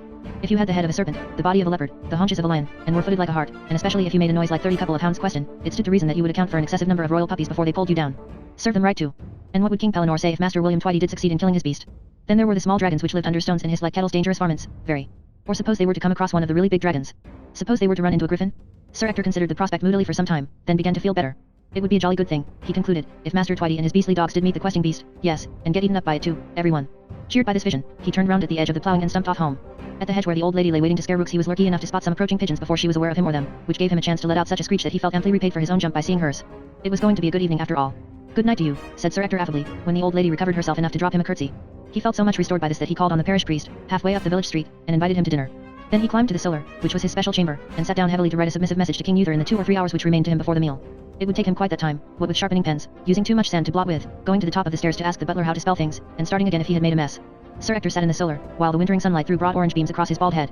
He scratched and spluttered away, and laboriously bit the end of his pen, and the castle room darkened about him. It was a room as big as the main hall over which it stood, and it could afford to have large southern windows because it was on the 2nd story. There were 2 fireplaces, in which the ashy logs of wood turned from grey to red as the sunlight retreated. Round these, some favorite hounds lay snuffling in their dreams, or scratching themselves for fleas, or gnawing mutton bones which they had scrounged from the kitchens. The peregrine falcon stood hooded on a perch in the corner, a motionless idol dreaming of other skies. If you were to go now to view the cellar of Castle Savish, you would find it empty of furniture. But the sun would still stream in at those stone windows 2 feet thick, and, as it barred the mullions, it would catch a warmth of sandstone from them the amber light of age. If you went to the nearest curiosity shop you might find some clever copies of the furniture which it was supposed to contain. These would be oak chests and cupboards with Gothic paneling and strange faces of men or angels or devils carved darkly upon them, black beeswaxed, worm-eaten and shiny gloomy testimonies to the old life in their coffin-like solidity. But the furniture in the cellar was not like that. The devil's heads were there in the linen fold paneling, but the wood was 6 or 7 or 8 centuries younger. So, in the warm-looking light of sunset, it was not only the mullions which had an amber glow. All the spare, strong chests in the room, they were converted for sitting by laying bright carpets on them, were their young, the golden oak, and the cheeks of the devils and cherubim shone as if they had been given a good soaking. Chapter 15. It was Christmas night, the eve of the Boxing Day meet. You must remember that this was in the old merry England of Grammari, when the rosy barons ate with their fingers, and had peacocks served before them with all their tail feathers streaming, or boars' heads with the tusks stuck in again when there was no unemployment because there were too few people to be employed when the forests rang with knights walloping each other on the helm, and the unicorns in the wintry moonlight stamped with their silver feet and snorted their noble breaths of blue upon the frozen air. Such marvels were great and comfortable ones. But in the old England there was a greater marvel still. The weather behaved itself. In the spring, the little flowers came out obediently in the meads, and the dew sparkled, and the birds sang. In the summer it was beautifully hot for no less than 4 months, and, if it did rain just enough for agricultural purposes, they managed to arrange it so that it rained while you were in bed. In the autumn the leaves flamed and rattled before the west winds, tempering their sad ado with glory. And in the winter, which was confined by statute to 2 months, the snow lay evenly, 3 feet thick, but never turned into slush. It was Christmas night in the castle of the Forest Savish, and all around the castle the snow lay as it ought to lie. It hung heavily on the battlements, like thick icing on a very good cake, and in a few convenient places it modestly turned itself into the clearest icicles of the greatest possible length. It hung on the boughs of the forest trees in rounded lumps, even better than apple blossom, and occasionally slid off the roofs of the village when it saw the chance of falling on some amusing character and giving pleasure to all. The boys made snowballs with it, but never put stones in them to hurt each other, and the dogs, when they were taken out to scumber, bit it and rolled in it, and looked surprised but delighted when they vanished into the bigger drifts. There was skating on the moat, which roared with the gliding bones which they used for skates, while hot chestnuts and spiced mead were served on the bank to all and sundry. The owls hooted. The cooks put out plenty of crumbs for the small birds. The villagers brought out their red mufflers. Sir Ector's face shone redder even than these. And reddest of all shone the cottage fires down the main street of an evening while the winds howled outside and the old English wolves wandered about slavering in an appropriate manner, or sometimes peeping in at the keyholes with their bloody red eyes. It was Christmas night and the proper things had been done. The whole village had come to dinner in hall. There had been boar's head and venison and pork and beef and mutton and capons but no turkey, because this bird had not yet been invented. There had been plum pudding and snapdragon, with blue fire on the tips of one's fingers, and as much meat as anybody could drink. Sir Ector's health had been drunk with best respects, meester, or best compliments of the season, my lords and ladies, and many of them. There had been murmurs to play an exciting dramatic presentation of a story in which St. George and a Saracen and a funny doctor did surprising things, also carol singers who rendered addest fiddlies and I sing of a maiden, in high, clear, tenor voices. After that, those children who had not been sick from their dinner played hoodman blind and other appropriate games, while the young men and maidens danced Morris dances in the middle, the tables having been cleared away. The old folks sat round the walls holding glasses of mead in their hands and feeling thankful that they were past such capers, hoppings, and skippings, while those children who had not been sick sat with them, and soon went to sleep, the small heads leaning against their shoulders. At the high table Sir Ector sat with his nightly guests, who had come for the morrow's hunting, smiling and nodding and drinking burgundy or sherry sack or Momsey wine. After a bit, silence was prayed for Sir Grummore. He stood up and sang his old school song, amid great applause but forgot most of it and had to make a humming noise in his mustache. Then King Pellinore was nudged to his feet and sang bashfully. Oh, I was Bomb Pellinore in famous Lincolnshire. Full well I chased the questing beast for more than 17 year. Till I took up with Sir Grummore here. In the season of the year. Since when, 'tis my delight. On a feather bed night. To sleep at home, my dear. You see, explained King Pellinore blushing, as he sat down with everybody whacking him on the back, old Grummore invited me home, what, after we had been having a pleasant joust together, and since then I've been letting my beastly beast go and hang itself on the wall, what? Well done, they told him. You live your own life while you've got it. William Twitty was called for, who had arrived on the previous evening, and the famous huntsman stood up with a perfectly straight face, and his crooked eyes fixed upon Sir Ector, to sing. Gee can William Twitty. With his jerkin so dragged? Gee can William Twitty. Who never yet lagged. Yes, I can William Twitty. And he ought to be gagged. With his hounds and his horn in the morning. Bravo, cried Sir Ector. Did you hear that, Said he ought to be gagged, my dear fella. Blessed if I didn't think he was going to boast when he began. Splendid chaps, these huntsmen, Pass Master Twitty the Momsey, with my compliments. The boys lay curled up under the benches near the fire, Ward with Cavil in his arms. Cavil did not like the heat and the shouting and the smell of mead, and wanted to go away, but Ward held him tightly because he needed something to hug, and Cavil had to stay with him perforce, panting over a long pink tongue. Now Ralph Passelou. Good old Ralph. Who killed the cow, Ralph? Pray silence for Master Passelou that couldn't help it. At this the most lively old man got up at the furthest and humblest end of the hall, as he had got up on all similar occasions for the past half-century. He was no less than 85 years of age, almost blind, almost deaf, but still able and willing and happy to quaver out the same song which he had sung for the pleasure of the forest savage since before Sir Ector was bound up in a kind of tight linen puttee in his cradle. They could not hear him at the high table, he was too far away in time to be able to reach across the room, but everybody knew what the cracked voice was singing, and everybody loved it. This is what he sang. WHEN/Old King Cole/ was a/ walk in Doon T Street. HE/saw a lovely lady YA/ step in a puddle / sheet/ lifted up air skeet / for to / hop across her middle / and EE/saw her / and cal. Wasn't that a fuddle / EE couldn't help it / EE add to. There were about 20 verses of this song, in which old King Cole helplessly saw more and more things that he ought not to have seen, and everybody cheered at the end of each verse until, at the conclusion, old Ralph was overwhelmed with congratulations and sat down smiling dimly to a replenished mug of mead. It was now Sir Ector's turn to wind up the proceedings. He stood up importantly and delivered the following speech. Friends, tenants, and otherwise. Unaccustomed as I am to public speaking. There was a faint cheer at this, for everybody recognized the speech which Sir Ector had made for the last 20 years, and welcomed it like a brother. Unaccustomed as I am to public speaking, it is my pleasant duty, I might say my very pleasant duty, to welcome all and sundry to this our homely feast. It has been a good year, and I say it without fear of contradiction, in pasture and plough. We all know how Crumbach, a Forest Savage, won the first prize at Cardoyle Cattle Show for the second time, and one more year will win the cup outright. More power to the Forest Savage. As we sit down tonight, I notice some faces now gone from among us and some which have added to the family circle. Such matters are in the hands of an almighty providence, to which we all feel thankful. We ourselves have been first created and then spared to enjoy the rejoicings of this evening. I think we are all grateful for the blessings which have been showered upon us. Tonight we welcome in our midst the famous King Pellinore, whose labors in ridden our forest of the redoubtable quest and beast are known to all. God bless King Pellinore. Here. Also Sir Grummore Grummersome, a sportsman, though I say it to his face, who will stick to his mount as long as his quest will stand up in front of him. Hooray. Finally, last but not least, we are honored by a visit from His Majesty's most famous huntsman, Master William Twitty, who will, I feel sure, show us such sport tomorrow that we will rub our eyes and wish that a royal pack of hounds could always be hunted in the forest which we all love so well. View halloo and several red sheets blown in imitation. Thank you, my dear friends, for your spontaneous welcome to these gentlemen. They will, I know, accept it in the true and warm-hearted spirit in which it is offered. And now it is time that I should bring my brief remarks to a close. Another year has almost sped, and it is time that we should be looking forward to the Chalnan future. What about the cattle show next year? Friends, I can only wish you a very Merry Christmas, and, after Father Sidebottom has said our grace for us, we shall conclude with a singing of the national anthem. The cheers which broke out at the end of Sir Ector's speech were only just prevented, by several hush yes, from drowning the last part of the vicar's grace in Latin, and then everybody stood up loyally in the firelight and sang, God save King Pendragon. May his reign long drag on. God save the king. Send him most glorious. Great and uproarious. Horrible and horrious. God save our king. The last notes died away, the hall emptied of its rejoicing humanity. The lanterns flickered outside, in the village street, as everybody went home in bands for fear of the moonlit wolves, and the castle of the Forest Savage slept peacefully and lightless, in the strange silence of the holy snow. Chapter 16. The Ward got up early next morning. He made a determined effort the moment he woke, threw off the great bearskin rug under which he slept, and plunged his body into the biting air. He dressed furiously, trembling, skipping about to keep warm, and hissing blue breast to himself as if he were grooming a horse. He broke the ice in a basin and dipped his face in it with a grimace like eating something sour, said "Ah" and rubbed his stinging cheeks vigorously with a towel. Then he felt quite warm again and scampered off to the emergency kennels, to watch the king's huntsman making his last arrangements. Master William Twitty turned out in daylight to be a shriveled, harassed-looking man, with an expression of melancholy on his face. All his life he had been forced to pursue various animals for the royal table, and, when he had caught them, to cut them up into proper joints. He was more than half a butcher. He had to know what parts the hounds should eat, and what parts should be given to his assistants. He had to cut everything up handsomely, leaving 2 vertebrae on the tail to make the chine look attractive, and almost ever since he could remember he had been either pursuing a heart or cutting it up into helpings. He was not particularly fond of doing this. The hearts and hinds in their herds, the boars in their singulars, the skulls of foxes, the rich essies of martens, the bevies of roes, the seeds of badgers and the routs of wolves all came to him more or less as something which you either skinned or flayed and then took home to cook. You could talk to him about Os and Argos, Suet and Greece, Crities, Fumets and Fiends, but he only looked polite. He knew that you were showing off your knowledge of these words, which were to him a business. You could talk about a mighty boar which had nearly slashed you last winter, but he only stared at you with his distant eyes. He had been slashed 16 times by mighty boars, and his legs had white wheels of shiny flesh that stretched right up to his ribs. While you talked, he got on with whatever part of his profession he had in hand. There was only one thing which could move Master William Twitty. Summer or winter, snow or shine, he was running or galloping after boars and hearts, and all the time his soul was somewhere else. Mention a hare to Master Twitty and, although he would still go on galloping after the wretched hart which seemed to be his destiny, he would gallop with one eye over his shoulder yearning for puss. It was the only thing he ever talked about. He was always being sent to one castle or another, all over England, and when he was there the local servants would feed him and keep his glass filled and ask him about his greatest hunts. He would answer distractedly in monosyllables.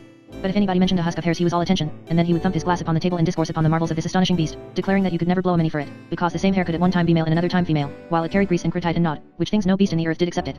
Ward watched the great man in silence for some time, then went indoors to see if there was any hope of breakfast. He found that there was, for the whole castle was suffering from the same sort of nervous excitement which had got him out of bed so early, and even Merlin had dressed himself in a pair of breeches which had been fashionable some centuries later with the university beagles. Boar hunting was fun. It was nothing like badger digging or covert shooting or fox hunting today. Perhaps the nearest thing to it would be ferreting for rabbits, except that you used dogs instead of ferrets, had a boar that easily might kill you, instead of a rabbit, and carried a boar spear upon which your life depended instead of a gun. They did not usually hunt the boar on horseback. Perhaps the reason for this was that the boar season happened in the 2 winter months, when the old English snow would be liable to ball in your horse's hoofs and render galloping too dangerous. The result was that you were yourself on foot, armed only with steel, against an adversary who weighed a good deal more than you did and who could unseam you from the nape to the chaps, and set your head upon his battlements. There was only one rule in boar hunting. It was, hold on. If the boar charged, you had to drop on one knee and present your boar spear in his direction. You held the butt of it with your right hand on the ground to take the shock, while you stretched your left arm to its fullest extent and kept the point toward the charging boar. The spear was as sharp as a razor, and it had a crosspiece about 18 inches away from the point. This crosspiece or horizontal bar prevented the spear from going more than 18 inches into his chest. Without the crosspiece, a charging boar would have been capable of rushing right up the spear, even if it did go through him, and getting at the hunter like that. But with the crosspiece he was held away from you at a spear's length, with 18 inches of steel inside him. It was in this situation that you had to hold on. He weighed between 10 and 20 score, and his one object in life was to heave and weave and sidestep, until he could get at his assailant and champ him into chops, while the assailant's one object was not to let go of the spear, clasped tight under his arm, until somebody had come to finish him off. If he could keep hold of his end of the weapon, while the other end was stuck in the boar, he knew that there was at least a spear's length between them, however much the boar ran him round the forest. You may be able to understand, if you think this over, why all the sportsmen of the castle got up early for the Boxing Day meet, and ate their breakfast with a certain amount of suppressed feeling. Ah, said Sir Grummore, gnawing a pork chop which he held in his fingers, down in time for breakfast. Hey. Yes, I am, said the wart. Fine huntin' mornin', said Sir Grummore. Got your spear sharp, hey. Yes, I have, thank you, said the wart. He went over to the sideboard to get a chop for himself. Come on, Pellinore, said Sir Ector. Have a few of these chickens. You're eatin' nothing this mornin'. King Pellinore said, I don't think I will, thank you all the same. I don't think I feel quite the thing, this morning, what? Sir Grummore took his nose out of his chop and inquired sharply, nerves. Oh, no, cried King Pellinore. Oh, no, really not that, what? I think I must have taken something last night that disagreed with me. Nonsense, my dear fella, said Sir Ector, here you are, just you have a few chickens to keep your strength up. He helped the unfortunate king to 2 or 3 capons, and the latter sat down miserably at the end of the table, trying to swallow a few bits of them. Need them, said Sir Grummore meaningly, by the end of the day, I dare say. Do you think so? No so, said Sir Grummore, and winked at his host. The ward noticed that Sir Ector and Sir Grummore were eating with rather exaggerated gusto. He did not feel that he could manage more than one chop himself, and, as for Kay, he had stayed away from the breakfast room altogether. When breakfast was over, and Master Twitty had been consulted, the Boxing Day cavalcade moved off to the meet. Perhaps the hounds would have seemed rather a mixed pack to a master of hounds today. There were half a dozen black and white allants, which looked like greyhounds with the heads of bull terriers or worse. These, which were the proper hounds for boars, wore muzzles because of their ferocity. The gaze hounds, of which there were 2 taken just in case, were in reality nothing but greyhounds according to modern language, while the limers were a sort of mixture between the bloodhound and the red setter of today. The latter had collars on, and were led with straps. The brackets were like beagles, and trotted along with the master in the way that beagles always have trotted, and a charming way it is. With the hounds went the foot people. Merlin, in his running breeches, looked rather like Lord Baden-Powell, except, of course, that the latter did not wear a beard. Sir Ector was dressed in sensible leather clothes. It was not considered sporting to hunt in armor, and he walked beside Master Twitty with that bothered and important expression which has always been worn by masters of hounds.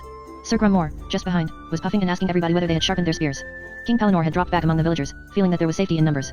All the villagers were there, every male soul on the estate from Hop the Austringer down to Old Wat with no nose, every man carrying a spear or a pitchfork or a worn scythe blade on a stout pole.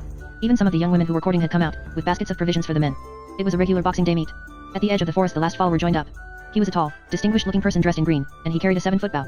Good morning, master, he said pleasantly to Sir Ector. Ah, yes, said Sir Ector. Yes, good mornin', yes, good mornin'. He led the gentleman in green aside and said in a loud whisper that could be heard by everybody, for heaven's sake, my dear fellow, do be careful. This is the king's own huntsman, and those 2 other chaps are King Pellinore and Sir Grummore. Now do be a good chap, my dear fellow, and don't say anything controversial, will you, old boy, there's a good chap. Certainly I won't, said the green man reassuringly, but I think you had better introduce me to them. Sir Ector blushed deeply and called out, Ah, Grummore, come over here a minute, will you? I want to introduce a friend of mine, old chap, a chap called Wood, old chap Wood with a W, you know, not an H. Yes, and this is King Pellinore. Master Wood King Pellinore. Hail, said King Pellinore, who had not quite got out of the habit when nervous. How do, said Sir Grummore. No relation to Robin Hood, I suppose. Oh, not in the least, interrupted Sir Ector hastily. W-O-O-D, you know, like the stuff they make furniture out of furniture, you know, and spears, and well spears, you know, and furniture. How do you do, said Robin. Hail, said King Pellinore. Well, said Sir Grummore, it is funny you should both wear green. Yes, it is funny, isn't it, said Sir Ector anxiously. He wears it in mournin' for an aunt of his, who died by falling out of a tree. Beg pardon, I'm sure, said Sir Grummore, grieved at having touched upon this tender subject, and all was well. Now, then, Mr. Wood, said Sir Ector when he had recovered. Where shall we go for our first draw? As soon as this question had been put, Master Twitty was fetched into the conversation, and a brief confabulation followed in which all sorts of technical terms like less were bandied about. Then there was a long walk in the wintry forest, and the fun began. Ward had lost the panicky feeling which had taken hold of his stomach when he was breaking his fast. The exercise and the snow wind had breathed him, so that his eyes sparkled almost as brilliantly as the frost crystals in the white winter sunlight, and his blood raced with the excitement of the chase. He watched the limer who held the 2 bloodhound dogs on their leashes, and saw the dogs straining more and more as the boar's lair was approached. He saw how, one by one and ending with the gaze hounds who did not hunt by scent, the various hounds became uneasy and began to whimper with desire. He noticed Robin pause and pick up some less, which he handed to Master Twitty, and then the whole cavalcade came to a halt. They had reached the dangerous spot. Boar hunting was like cub hunting to this extent, that the boar was attempted to be held up. The object of the hunt was to kill him as quickly as possible. Ward took up his position in the circle round the monster's lair, and knelt down on one knee in the snow, with the handle of his spear couched on the ground, ready for emergencies. He felt the hush which fell upon the company, and saw Master Twitty wave silently to the limmer to uncouple his hounds. The two limers plunged immediately into the covert which the hunters surrounded. They ran mute. There were 5 long minutes during which nothing happened. The hearts beat thunderously in the circle, and a small vein on the side of each neck throbbed in harmony with each heart. The heads turned quickly from side to side, as each man assured himself of his neighbors, and the breath of life streamed away on the north wind sweetly, as each realized how beautiful life was, which a reeking tusk might, in a few seconds, rip away from one or another of them if things went wrong. The boar did not express his fury with his voice. There was no uproar in the covert or yelping from the limers. Only, about 100 yards away from the wart, there was suddenly a black creature standing on the edge of the clearing. It did not seem to be a boar particularly, not in the first seconds that it stood there. It had come too quickly to seem to be anything. It was charging Sir Grumore before the wart had recognized what it was. The black thing rushed over the white snow, throwing up little puffs of it. Sir Grumore, also looking black against the snow, turned a quick somersault in a larger puff. A kind of grunt, but no noise of falling, came clearly on the north wind, and then the boar was gone. When it was gone, but not before, the wart knew certain things about it, things which he had not had time to notice while the boar was there. He remembered the rank mane of bristles standing upright on its razor back, one flash of a sour tush, the staring ribs, the head held low, and the red flame from a piggy eye. Sir Grumore got up, dusting snow out of himself unhurt, blaming his spear. A few drops of blood were to be seen frothing on the white earth. Master Twitty put his horn to his lips.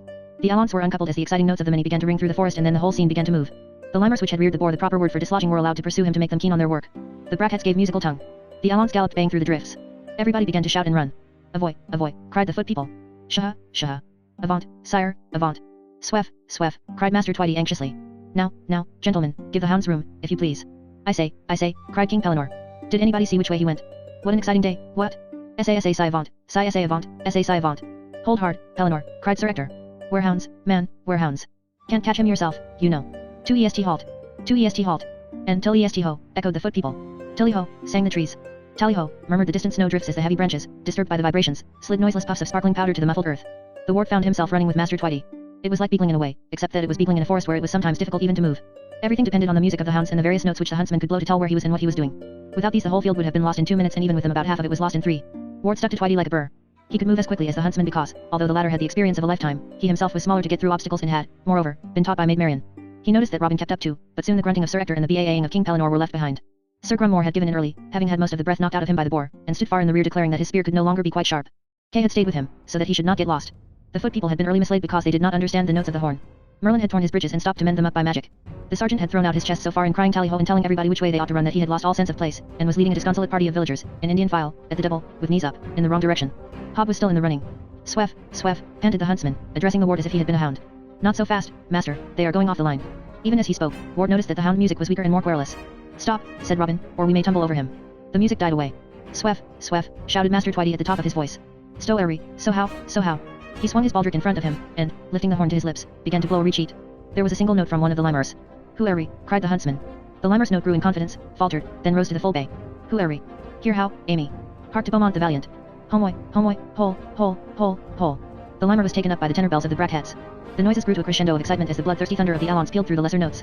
They have him, said Twitty briefly, and the 3 humans began to run again, while the huntsman blew encouragement with true root. In a small bushment the grim boar stood at bay. He had got his hindquarters into the nook of a tree blown down by a gale, in an impregnable position. He stood on the defensive with his upper lip writhed back in a snarl. The blood of Sir Grumore's gash welled fatly among the bristles of his shoulder and down his leg, while the foam of his chops dropped on the blushing snow and melted it. His small eyes darted in every direction. The hound stood round, yelling at his mask, and Beaumont, with his back broken, writhed at his feet. He paid no further attention to the living hound, which could do him no harm. He was black, flaming, and bloody. So ho, said the huntsman. He advanced with his spear held in front of him, and the hounds, encouraged by their master, stepped forward with him pace by pace. The scene changed as suddenly as a house of cards falling down.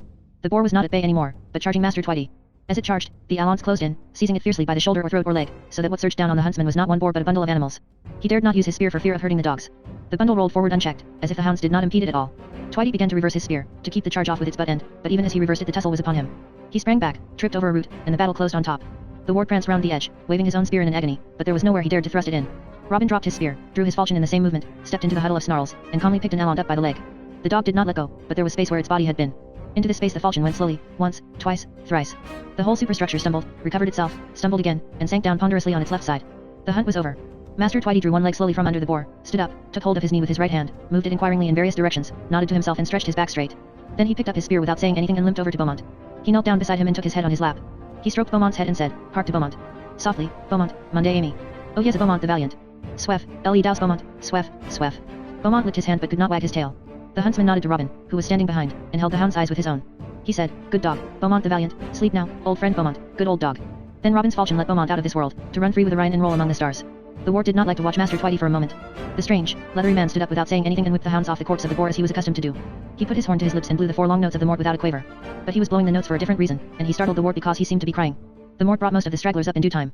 Hob was there already and Sir Ector came next, whacking the brambles aside with his boar spear, puffing importantly and shouting, "Well done, Twitty. Splendid hunt, very. That's the way to chase a beast of venery, I will say. What does he weigh?" The others dribbled in by batches, King Pellinore bounding along and crying out, "Tally-ho! Tally-ho! Tally-ho!" in ignorance that the hunt was done. When informed of this, he stopped and said, "Tally-ho, what?" in a feeble voice, then relapsed into silence. Even the sergeant's Indian file arrived in the end, still doubling with knees up, and were halted in the clearing while the sergeant explained to them with great satisfaction that if it had not been for him, all would have been lost. Merlin appeared holding up his running shorts, having failed in his magic. Sir Grummore came stumping along with Kay, saying that it had been one of the finest points he had ever seen run, although he had not seen it, and then the butcher's business of the undoing was proceeded with a pace. Over this there was a bit of excitement. King Pellinore, who had really been scarcely himself all day, made the fatal mistake of asking when the hounds were going to be given their quarry. Now, as everybody knows, a quarry is a reward of entrails, etc., which is given to the hounds on the hide of the dead beast, Sir L.E. Queer, and, as everybody else knows, a slain boar is not skinned. It is disemboweled without the hide being taken off, and since there can be no hide, there can be no quarry. We all know that the hounds are rewarded with a flail, or mixture of fowls and bread cooked over a fire, and, of course, poor King Pellinore had used the wrong word. So King Pellinore was bent over the dead beast amid loud huzzas, and the protesting monarch was given a hearty smack with a sword blade by Sir Ector. The king then said, "I think you are all a lot of beastly cats," and wandered off mumbling into the forest. The boar was undone, the hounds rewarded, and the foot people, standing about in chattering groups because they would have got wet if they had sat down in the snow, ate the provisions which the young women had brought in baskets. A small barrel of wine which had been thoughtfully provided by Sir Ector was broached, and a good drink was had by all. The boar's feet were tied together, a pole was slipped between his legs, and 2 men hoisted it upon their shoulders. William Twitty stood back, and courteously blew the prize. It was at this moment that King Pellinore reappeared. Even before he came into view they could hear him crashing in the undergrowth and calling out, I say, come here at once. A most dreadful thing has happened." He appeared dramatically upon the edge of the clearing, just as a disturbed branch, whose burden was too heavy, emptied a couple of hundredweight of snow on his head. King Pellinore paid no attention. He climbed out of the snow heap as if he had not noticed it, still calling out, I say. "What is it, Pellinore?" shouted Sir Ector. "Oh, come quick," cried the king, and, turning round distracted, he vanished again into the forest. "Is he all right?" inquired Sir Ector, "do you suppose?" "Excitable character," said Sir Grummore. "Very. Better follow up and see what he's doing." The procession moved off sedately in King Pellinore's direction, following his erratic course by the fresh tracks in the snow. The spectacle which they came across was one for which they were not prepared. In the middle of a dead gorse bush King Pellinore was sitting, with the tears streaming down his face. In his lap there was an enormous snake's head, which he was patting. At the other end of the snake's head there was a long, lean, yellow body with spots on it. At the end of the body there were some lion's legs which ended in the slots of a heart. There, the king was saying. "I did not mean to leave you altogether. It was only because I wanted to sleep in a feather bed, just for a bit. I was coming back, honestly I was. Oh, please don't die, beast, and leave me without any few mets." When he saw Sir Ector, the king took command of the situation. Desperation had given him authority. "Now, then, Ector," he exclaimed. "Don't stand there like a ninny. Fetch that barrel of wine along at once." They brought the barrel and poured out a generous tot for the questing beast. "Poor creature," said King Pellinore indignantly. "It has pined away, positively pined away, just because there was nobody to take an interest in it. How I could have stayed all that while with Sir Grummore and never given my old beast a thought I really don't know. Look at its ribs, I ask you. Like the hoops of a barrel. And lying out in the snow all by itself, almost without the will to live. Come on, beast, you see if you can't get down another gulp of this. It will do you good. Mollocking about in a feather bed," added the remorseful monarch, glaring at Sir Grummore, like a kidney. "But how did you find it?" faltered Sir Grummore. "I happened on it. And small thanks to you. Running about like a lot of nincompoops and smacking each other with swords. I happened on it in this gorse bush here, with snow all over its poor back and tears in its eyes and nobody to care for it in the wide world. It's what comes of not leading a regular life. Before, it was all right. We got up at the same time, and quested for regular hours, and went to bed at 10:30. Now look at it.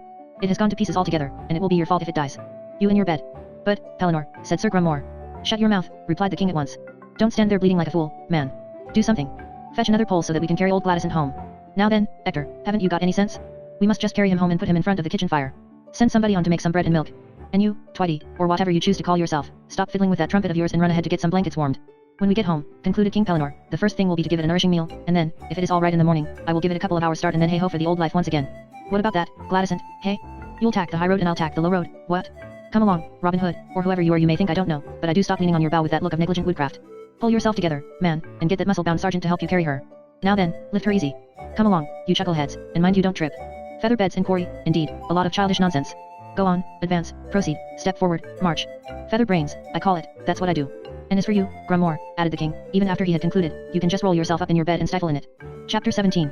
"I think it must be time," said Merlin, looking at him over the top of his spectacles one afternoon, "that you had another dose of education. That is, as time goes." It was an afternoon in early spring and everything outside the window looked beautiful. The winter mantle had gone, taking with it Sir Grummore, Master Twitty, King Pellinore, and the questing beast, the latter having revived under the influence of kindliness and bread and milk. It had bounded off into the snow with every sign of gratitude, to be followed 2 hours later by the excited king, and the watchers from the battlements had observed it confusing its snowy footprints most ingeniously, as it reached the edge of the chase. It was running backward, bounding 20 foot sideways, rubbing out its marks with its tail, climbing along horizontal branches, and performing many other tricks with evident enjoyment. They had also seen King Pellinore, who had dutifully kept his eyes shut and counted 10,000 while this was going on, becoming quite confused when he arrived at the difficult spot, and finally galloping off in the wrong direction with his brachet trailing behind him. It was a lovely afternoon. Outside the schoolroom window the larches of the distant forest had already taken on the fullness of their dazzling green, the earth twinkled and swelled with a million drops, and every bird in the world had come home to court and sing.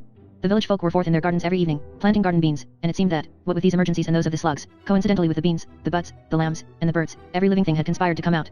What would you like to be? Asked Merlin. Ward looked out of the window, listening to the thrush's twice-done song of dew. He said, I have been a bird once, but it was only in the mews at night, and I never got a chance to fly. Even if one ought not to do one's education twice, do you think I could be a bird so as to learn about that? He had been bitten with the craze for birds which bites all sensible people in the spring, and which sometimes even leads to excesses like birds nesting. I can see no reason why you should not, said the magician. Why not try it at night? But they will be asleep at night. All the better chance of seeing them, without their flying away. You could go with Archimedes this evening, and he would tell you about them. Would you do that, Archimedes? I should love to, said the owl. I was feeling like a little saunter myself. Do you know, asked the wart, thinking of the thrush, why birds sing, or how? Is it a language? Of course it is a language. It is not a big language like human speech, but it is large. Gilbert White, said Merlin, remarks, or will remark, however you like to put it, that the language of birds is very ancient, and, like other ancient modes of speech, little is said, but much is intended. He also says somewhere that the rooks, in the breeding season, attempt sometimes, in the gaiety of their hearts, to sing but with no great success. I love rooks, said the wart. It is funny, but I think they are my favorite birds. Why? Asked Archimedes. Well, I like them. I like their sauce. Neglectful parents, quoted Merlin, who was in a scholarly mood, and saucy, perverse children. It is true, said Archimedes reflectively, that all the Corvidae have a distorted sense of humor. Ward explained. I love the way they enjoy flying. They don't just fly, like other birds, but they fly for fun. It is lovely when they hoist home to bed in a flock at night, all cheering and making rude remarks and pouncing on each other in a vulgar way. They turn over on their backs sometimes and tumble out of the air, just to be ridiculous, or else because they have forgotten they are flying and have coarsely begun to scratch themselves for fleas, without thinking about it. They are intelligent birds, said Archimedes, in spite of their low humor. They are one of the birds that have parliaments, you know, and a social system. Do you mean they have laws? Certainly they have laws. They meet in the autumn, in a field, to talk them over.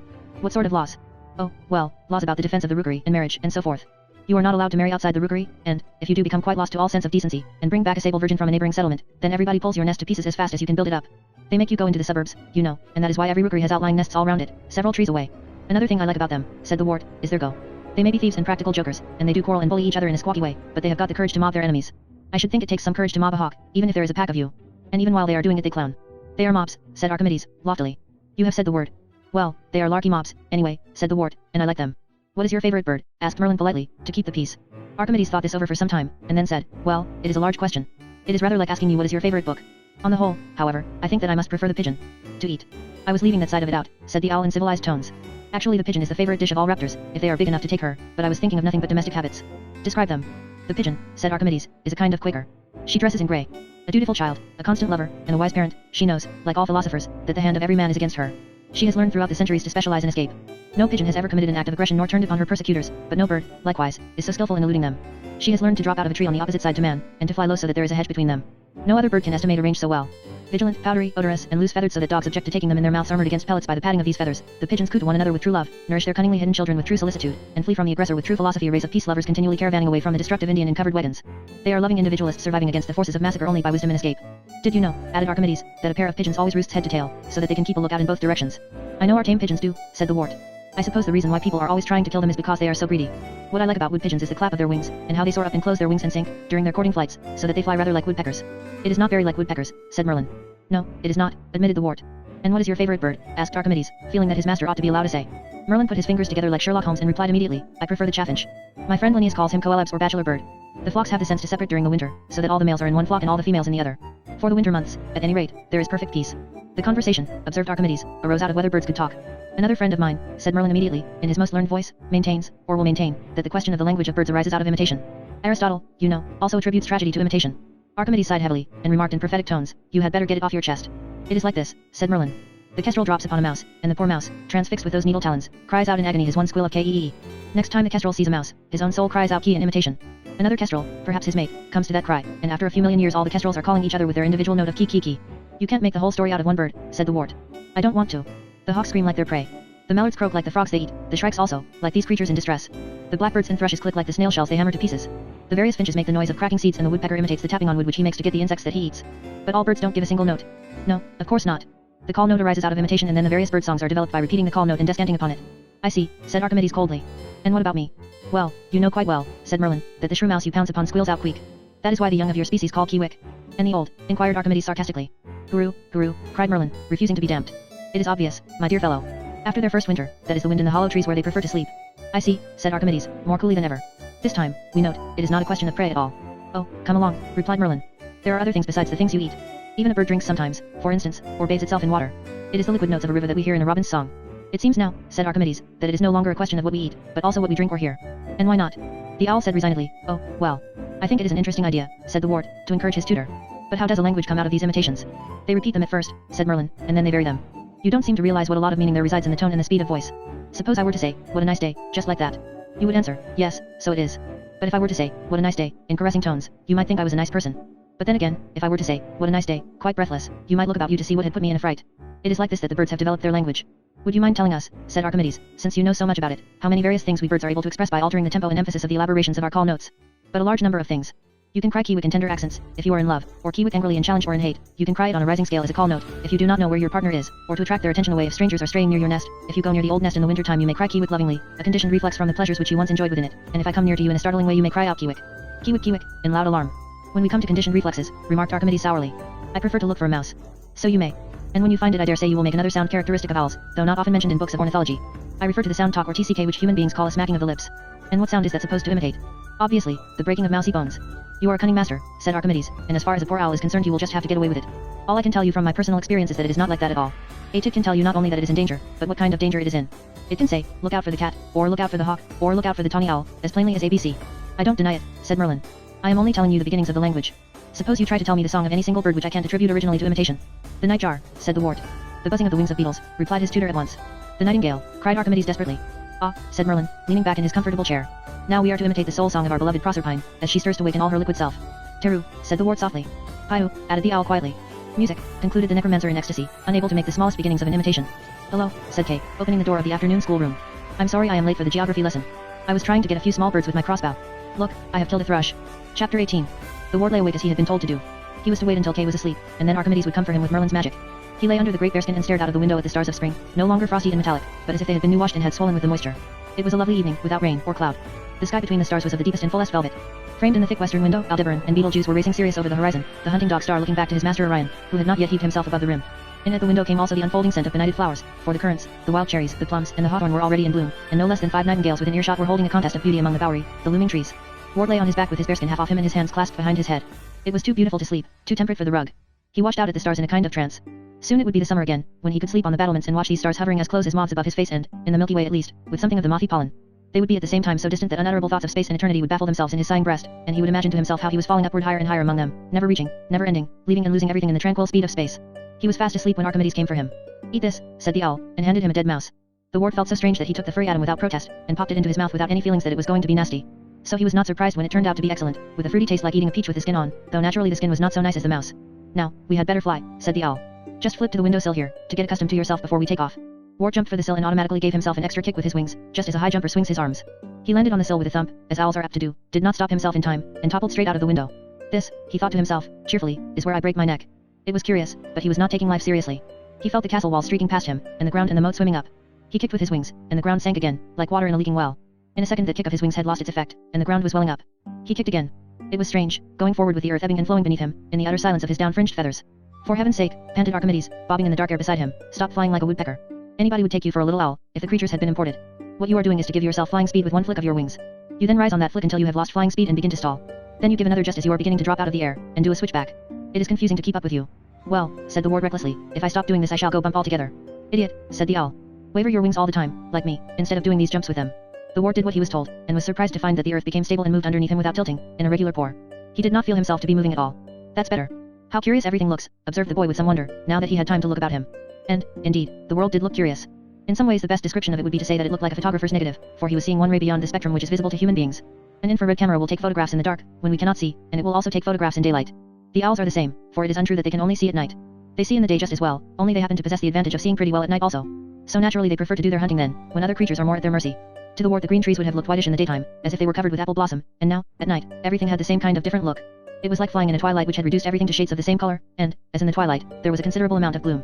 Do you like it? Asked the owl. I like it very much. Do you know, when I was a fish there were parts of the water which were colder or warmer than the other parts, and now it is the same in the air. The temperature, said Archimedes, depends on the vegetation of the bottom. Woods or weeds, they make it warm above them. Well, said the wart, I can see why the reptiles who had given up being fishes decided to become birds. It certainly is fun.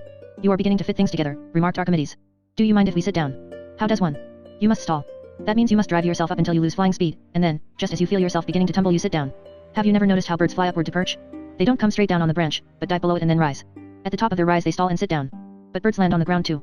And what about mallards on the water? They can't rise to sit on that. Well, it is perfectly possible to land on flat things, but more difficult. You have to glide in at stalling speed all the way, and then increase your wind resistance by cupping your wings, dropping your feet, tail, etc. You may have noticed that few birds do it gracefully. Look how a crow thumps down and how the mallard splashes. The spoon-winged birds like heron and plover seem to do it best. As a matter of fact, we owls are not so bad at it ourselves. And the long-winged birds like swifts, I suppose they are the worst, for they can't rise from a flat surface at all. The reasons are different, said Archimedes, yet the fact is true. But need we talk on the wing? I am getting tired. So am I. Owls usually prefer to sit down every 100 yards. The ward copied Archimedes and zooming up toward the branch which they had chosen. He began to fall just as they were above it, clutched it with his furry feet at the last moment, swayed backward and forward twice, and found that he had landed successfully. He folded up his wings. While the ward sat still and admired the view, his friend proceeded to give him a lecture about flight and birds. He told how, although the swift was so fine a flyer that he could sleep on the wing all night, and although the ward himself had claimed to admire the way in which rooks enjoyed their flights, the real aeronaut of the lower strata which cut out the swift was the plover. He explained how plovers indulged in aerobatics, and would actually do such stunts as spins, stall turns, and even rolls for the mere grace of the thing. They were the only birds which made a practice of slipping off height to land except occasionally the oldest, gayest, and most beautiful of all the conscious aeronauts, the raven. Ward paid little or no attention to the lecture, but got his eyes accustomed to the strange tones of light instead, and watched Archimedes from the corner of one of them. For Archimedes, while he was talking, was absent-mindedly spying for his dinner. This spying was an odd performance. A spinning top which is beginning to lose its spin slowly describes circles with its highest point before falling down. The leg of the top remains in the same place, but the apex makes circles which get bigger and bigger toward the end. This is what Archimedes was absent-mindedly doing. His feet remained stationary, but he moved the upper part of his body round and round, like somebody trying to see from behind a fat lady at a cinema, and uncertain which side of her gave the best view. As he could also turn his head almost completely round on his shoulders, you may imagine that his antics were worth watching. "What are you doing?" asked the wart. Even as he asked, Archimedes was gone. First there had been an owl talking about plover, and then there was no owl. Only, far below the wart, there was a thump and a rattle of leaves, as the aerial torpedo went smack into the middle of a bush, regardless of obstructions. In a minute the owl was sitting beside him again on the branch, thoughtfully breaking up a dead sparrow. "May I do that?" asked the wart, inclined to be bloodthirsty. "As a matter of fact," said Archimedes, after waiting to crop his mouth full, "you may not. The magic mouse which turned you into an owl will be enough for you after all. You have been eating as a human all day and no owl kills for pleasure. Besides, I am supposed to be taking you for education, and, as soon as I have finished my snack here, that is what we shall have to do. Where are you going to take me?" Archimedes finished his sparrow, wiped his beak politely on the bow, and turned his eyes full on the wart. These great round eyes had, as a famous writer had expressed it, a bloom of light upon them like the purple bloom on a grape. "Now that you have learned to fly," he said, "Merlin wants you to try the wild geese." The place in which he found himself was absolutely flat. In the human world we seldom see flatness, for the trees and houses and hedges give a serrated edge to the landscape. Even the grass sticks up with its myriad blades.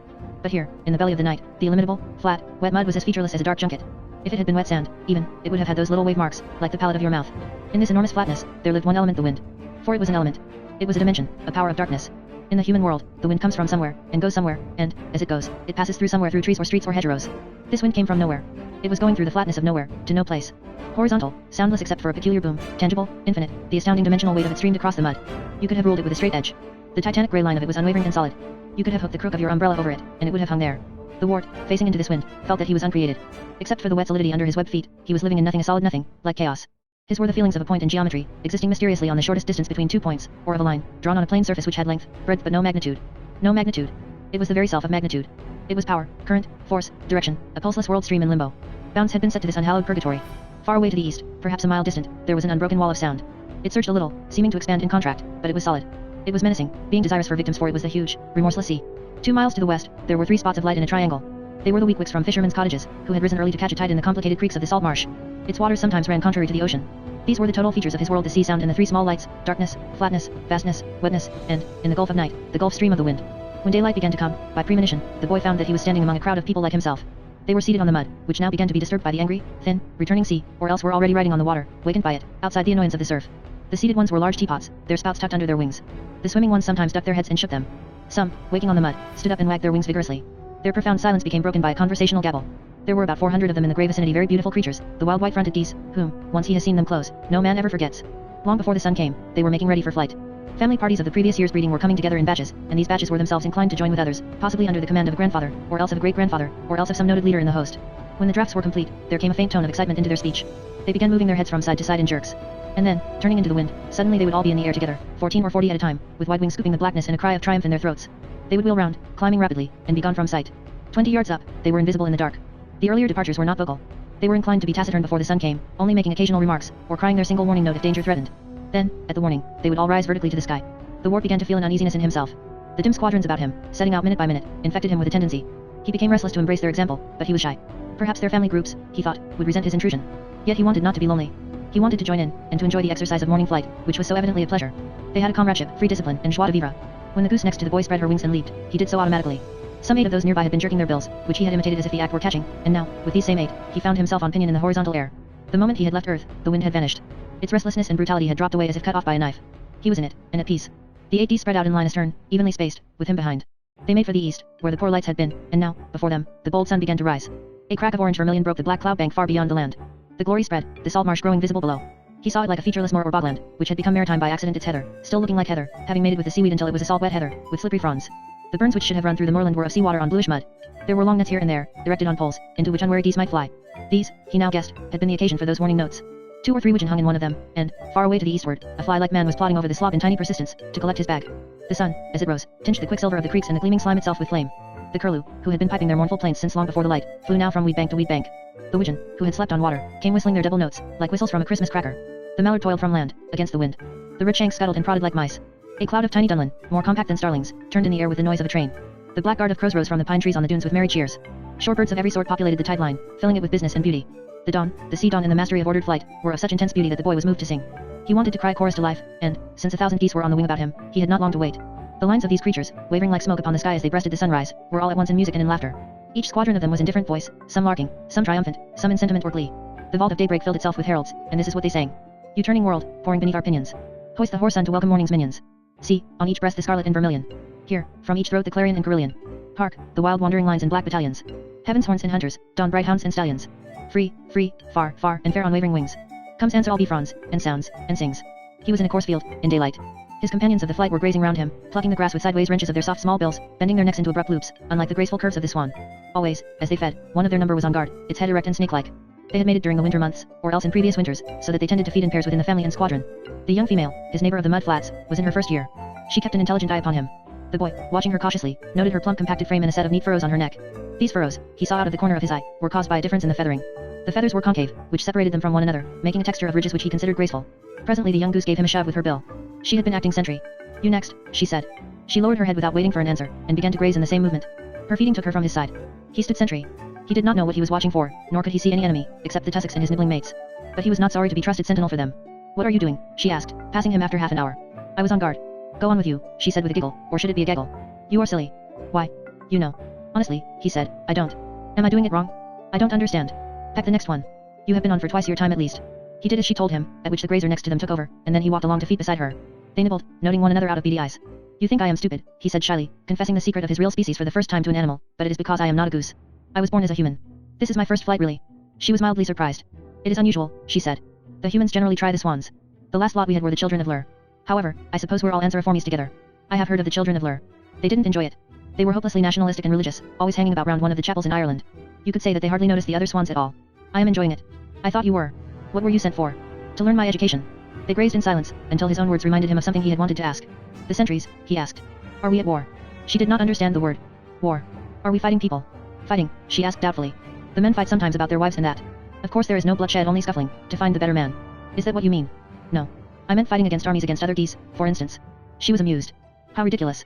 You mean a lot of geese all scuffling at the same time. It would be fun to watch. Her tone surprised him, for his heart was still a kind one, being a boy's. Fun to watch them kill each other. To kill each other. An army of geese to kill each other. She began to understand this idea slowly and doubtfully, an expression of distaste coming over her face. When it had sunk in, she left him. She went away to another part of the field in silence. He followed, but she turned her back. Moving round to get a glimpse of her eyes, he was startled by their dislike, a look as if he had made some obscene suggestion. He said lamely, I am sorry. I don't understand. Leave talking about it. I am sorry. Later he added, with annoyance, a person can ask, I suppose. It seems a natural question, with the sentries. But she was thoroughly angry. Will you stop about it at once? What a horrible mind you must have. You have no right to say such things. And of course there are sentries. There are the jar falcons and the peregrines, aren't there, the foxes and the ermines and the humans with their nets? These are natural enemies. But what creatures could be so low as to go about in bands, to murder others of its own blood? Ants do, he said obstinately. And I was only trying to learn. She relented with an effort to be good-natured. She wanted to be broad-minded if she could, for she was rather a blue stocking. My name is Lio Liok. You had better call yourself Kikwa, and then the rest will think you came from Hungary. Do you all come here from different places? Well, in parties, of course. There are some here from Siberia, some from Lapland, and I can see 1 or 2 from Iceland. But don't they fight each other for the pasture? Dear me, you are silly, she said. There are no boundaries among geese. What are boundaries, please? Imaginary lines on the earth, I suppose. How can you have boundaries if you fly? Those ants of yours and the humans too would have to stop fighting in the end, if they took to the air. I like fighting, said the wart. It is nightly. Because you're a baby. Chapter 19. There was something magical about the time and space commanded by Merlin, for the wart seemed to be passing many days and nights among the great people, during the one spring night when he had left his body asleep under the bearskin. He grew to be fond of Lio Liok, in spite of her being a girl. He was always asking her questions about the geese. She taught him what she knew with gentle kindness, and the more he learned, the more he came to love her brave, noble, quiet, and intelligent relations. She told him how every white front was an individual not governed by laws or leaders, except when they came about spontaneously. They had no kings like Uther, no laws like the bitter Norman ones. They did not own things in common. Any goose who found something nice to eat considered it his own and would peck any other one who tried to thieve it. At the same time, no goose claimed any exclusive territorial right in any part of the world except its nest, and that was private property. She told him a great deal about migration. The first goose, she said, I suppose, who made the flight from Siberia to Lincolnshire and back again must have brought up a family in Siberia. Then, when the winter came and it was necessary to find food, he must have groped his way over the same route, being the only one who knew it. He will have been followed by his growing family, year after year, their pilot and their admiral. When the time came for him to die, obviously the next best pilots would have been his eldest sons, who would have covered the route more often than the others. Naturally the younger sons and fledglings would have been uncertain about it, and therefore would have been glad to follow somebody who knew. Perhaps, among the eldest sons, there would have been some who were famous for being muddle-headed, and the family would hardly care to trust to them. This, she said, is how an admiral is elected. Perhaps Wink Wink will come to our family in the autumn, and he will say, excuse me, but have you by any chance got a reliable pilot in your lot? Poor old granddad died at Cloudberry time, and Uncle Onk is inefficient. We were looking for somebody to follow. Then we will say, great uncle will be delighted if you care to hitch up with us, but mind, we cannot take responsibility if things go wrong. Thank you very much, he will say. I am sure your great uncle can be relied on. Do you mind if I mention this matter to the honks, who are, I happen to know, in the same difficulty? Not at all. And that, she explained, is how great uncle became an admiral. It is a good way. Look at his bars, she said respectfully, and they both glanced at the portly patriarch, whose breast was indeed barred with black stripes, like the gold rings on an admiral's sleeve. There was a growing excitement among the host. The young geese flirted outrageously, or collected in parties to discuss their pilots. They played games, too, like children excited at the prospect of a party. One of these games was to stand in a circle, while the junior ganders, one after another, walked into the middle of it with their heads stretched out, pretending to hiss. When they were halfway across the circle they would run the last part, flapping their wings. This was to show how brave they were, and what excellent admirals they would make, when they grew up. Also the strange habit of shaking their bills sideways, which was usual before flight, began to grow upon them. The elders and sages, who knew the migration routes, would cause uneasy also. They kept a wise eye on the cloud formations, summing up the wind, and the strength of it, and what part it was coming from. The admirals, heavy with responsibility, paced their quarter decks with ponderous tread. Why am I restless? He asked. Why do I have this feeling in my blood? Wait and see, she said mysteriously. Tomorrow, perhaps, or the day after. When the day came, there was a difference about the salt marsh and the slob. The ant-like man, who had walked out so patiently every sunrise to his long nets, with the tides fixed firmly in his head because to make a mistake in them was certain death, heard a far bugle in the sky. He saw no thousands on the mud flats, and there were none in the pastures from which he had come. He was a nice man in his way, for he stood still solemnly, and took off his leather hat. He did this every spring religiously, when the wild geese left him, and every autumn, when he saw the first returning gaggle. In a steamer it takes 2 or 3 days to cross the North Sea, so many hours of slobbering through the viscous water. But for the geese, for the sailors of the air, for the angled wedges tearing clouds to tatters, for the singers of the sky with the gale behind them 70 miles an hour behind another 70, for those mysterious geographers 3 miles up, they say with cumulus for their floor instead of water, for them it was a different matter. The songs they sang were full of it. Some were vulgar, some were sagas, some were light-hearted to a degree. One silly one which amused the ward was as follows. We wander the sky with many a cronk, and land in the pasture fields with a plunk. Hank hank, hink hink, honk honk. Then we bend our necks with a curious kink, like the bend which the plumber puts under the sink. Honk honk, hank hank, hink hink. And we feed away in a sociable rank, tearing the grass with a sideways yank. Hink hink, honk honk, hank hank. But hink or honk we relish the plunk, and honk or hank we relish the rank, and hank or hink we think it a jink. To honk or hank or hink. A sentimental one was. Wild and free, wild and free. Bring back my gander to me, to me. And once, while they were passing over a rocky island populated by barnacle geese, who looked like spinsters in black leather gloves, great toques, and jet beads, the entire squadron burst out derisively with, Brand to be Michaelis, it's a slumming in the slob. Brand to be Michaelis, it's a slumming in the slob. Brand to be Michaelis, it's a slumming in the slob. While we go sauntering along. Glory, glory, here we go, dear. Glory, glory, here we go, dear. Glory, glory, here we go, dear. To the North Pole sauntering along. One of the more Scandinavian songs was called The Boon of Life. Kyo replied, the boon of life is health. Paddlefoot, feather straight, supple neck. Button eye. These have the world's wealth. Aged Ank answered, honor is our all. Pathfinder, people feeder, plant provider, sage commander. These hear the call. Lio the lightsome said, love I had liefer. Douse down, tender tread, warm nest and walk in line. These live forever. Ong was for appetite. Ah, he said, eating. Gander gobble, tear grass, stubbles talk, stuff crop. These take some beating. Wink wink praised comrades, the fair free fraternity. Line asked echelon, arrowhead, over cloud. These learn eternity. But I choose lay making, of loud lilts which linger. Horn music, laughter song, epic heart. Ape the world. These lie out, the singer. Sometimes, when they came down from the cirrus levels to catch a better wind, they would find themselves among the flocks of cumulus huge towers of mottled vapor, looking as white as Mondays washing and as solid as meringues. Perhaps one of these piled up blossoms of the sky, these snow white droppings of a gigantic Pegasus, would lie before them several miles away. They would set their course towards it, seeing it grow bigger silently and imperceptibly, a motionless growth, and then, when they were at it, when they were about to bang their noses with a shock against its seemingly solid mass, the sun would dim. Wraiths of mist suddenly moving like serpents of the air would coil about them for a second. Grey damp would be around them, and the sun, a copper penny, would fade away. The wings next to their own wings would shade into vacancy, until each bird was a lonely sound in cold annihilation, a presence after uncreation. And there they would hang in chartless nothing, seemingly without speed or left or right or top or bottom, until as suddenly as ever the copper penny glowed and the serpents writhed. Then, in a moment of time, they would be in the jeweled world once more, a sea under them like turquoise and all the gorgeous palaces of heaven new created, with the dew of Eden not yet dry. One of the peaks of the migration came when they passed a rock cliff of the ocean. There were other peaks, when, for instance, their line of flight was crossed by an Indian file of Buick swans who were off to Abisko, making a noise as they went like little dogs barking through handkerchiefs, or when they overtook a horned owl plodding manfully along among the warm feathers of whose back, so they said, a tiny wren was taking her free ride. But the lonely island was the best. It was a town of birds. They were all hatching, all quarreling, all friendly nevertheless. On top of the cliff, where the short turf was, there were myriads of puffins busy with their burrows. Below them, in Razorbill Street, the birds were packed so close, and on such narrow ledges, that they had to stand with their backs to the sea, holding tight with long toes. In Guillemot Street, below that, the guillemots held their sharp, toy-like faces upward, as thrushes do when hatching. Lowest of all, there were the kittiwake slums. And all the birds who, like humans, only laid one egg each were jammed so tight that their heads were interlaced had so little of this famous living space of ours that, when a new bird insisted on landing at a ledge which was already full, one of the other birds had to tumble off. Yet they were in good humor, so cheerful and cockneyfied and teasing one another. They were like an innumerable crowd of fishwives on the largest grandstand in the world, breaking out into private disputes, eating out of paper bags, chipping the referee, singing comic songs, admonishing their children and complaining of their husbands. Move over a bit, Auntie, they said, or shove along, Grandma, there's that Flossie gone and sat on the shrimps, put the toffee in your pocket, dearie, and blow your nose, Locks, if it isn't Uncle Albert with the beer, any room for a little there goes Aunt Emma, fallen off the ledge, is me hat on straight, crikey, this isn't ARF ado. They kept more or less to their own kind, but they were not mean about it. Here and there, in Guillemot Street, there would be an obstinate kittiwake sitting on a projection and determined to have her rights. Perhaps there were 10,000 of them, and the noise they made was deafening. Then there were the fjords and islands of Norway. It was about one of these islands, by the way, that the great W.H. Hudson related a true goose story which ought to make people think. There was a coastal farmer, he tells us, whose island suffered under a nuisance of foxes, so he set up a fox trap on one of them. When he visited the trap next day, he found that an old wild goose had been caught in it, obviously a grand admiral, because of his toughness and his heavy bars. This farmer took the goose home alive, pinioned it, bound up its leg, and turned it out with his own ducks and poultry in the farmyard. Now one of the effects of the fox plague was that the farmer had to lock his hen house at night. He used to go round in the evening to drive them in, and then he would lock the door. After a time, he began to notice a curious circumstance, which was that the hens, instead of having to be collected, would be found waiting for him in the hut. He watched the process one evening, and discovered that the captive potentate had taken on himself the responsibility, which he had with his own intelligence observed. Every night at locking up time, the sagacious old admiral would round up his domestic comrades, whose leadership he had assumed, and would prudently assemble them in the proper place by his own efforts, as if he had fully understood the situation. Nor did the free wild geese, his sometime followers, ever again settle on the other island previously a haunt of theirs from which their captain had been spirited away. Last of all, beyond the islands, there was the landing at their first day's destination. Oh, the whiffling of delight and self-congratulation. They tumbled out of the sky, side-slipping, stunting, even doing spinning nosedives. They were proud of themselves and of their pilot, agog for the family pleasures which were in store. They planed for the last part on down-curved wings. At the last moment they scooped the wind with them, flapping them vigorously. Next bump they were on the ground. They held their wings above their heads for a moment, then folded them with a quick and pretty neatness. They had crossed the North Sea. Well, Ward, said Kay in an exasperated voice, do you want all the rug? And why do you even mutter so? You were snoring, too. I don't snore, replied the Ward indignantly. You do. I don't. You do. You honk like a goose. I don't. You do. I don't. And you snore worse. No, I don't. Yes, you do. How can I snore worse if you don't snore at all? By the time they had thrashed this out, they were late for breakfast. They dressed hurriedly and ran out into the spring. Chapter XX. It was haymaking again, and Merlin had been with them a year. The wind had visited them, and the snow, and the rain, and the sun once more. The boys looked longer in the leg, but otherwise everything was the same. 6 other years passed by. Sometimes Sir Grummore came on a visit. Sometimes King Pellinore could be described galloping over the purlieus after the beast, or with the beast after him if they happened to have got muddled up.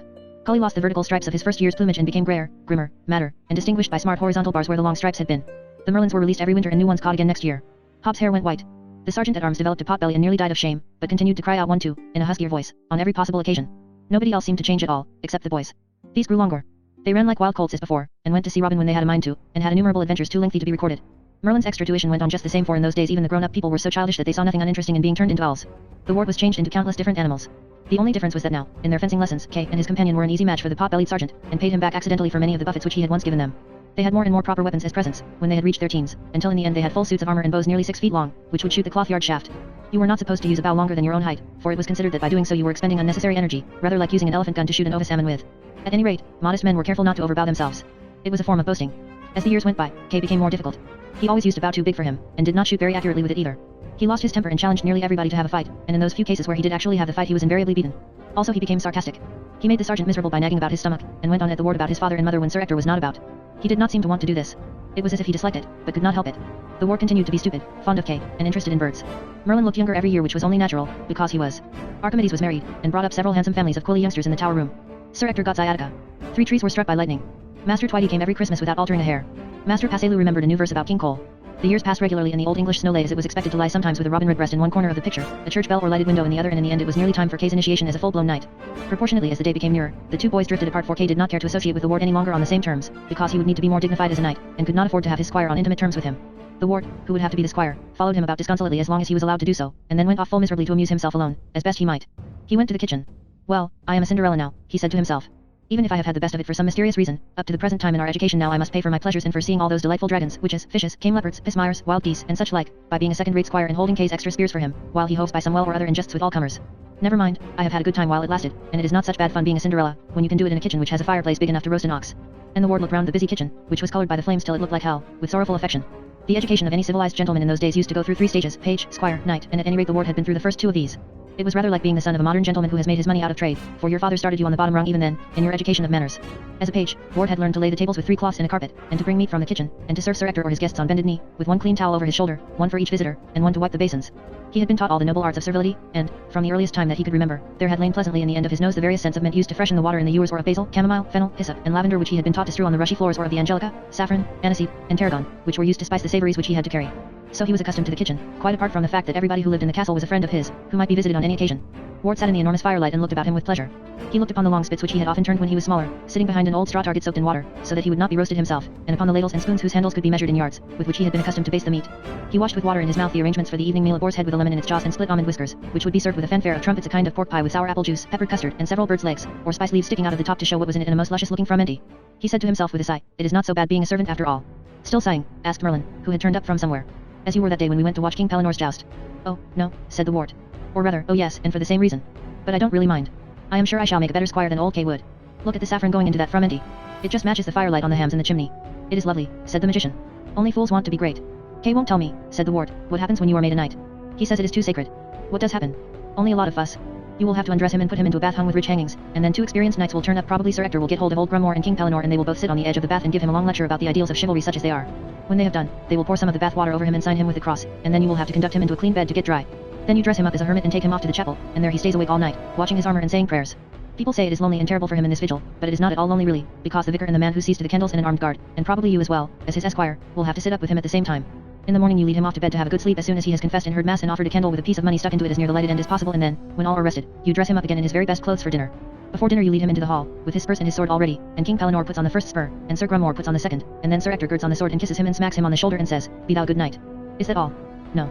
You go to the chapel again then, and Kay offers his sword to the vicar, and the vicar gives it back to him, and after that our good cook over there meets him at the door and claims his spurs as a reward, and says, 'I shall keep these spurs for you, and if at any time you don't behave as a true knight should do, why, I shall pop them in the soup.' That is the end." "Yes, except for the dinner.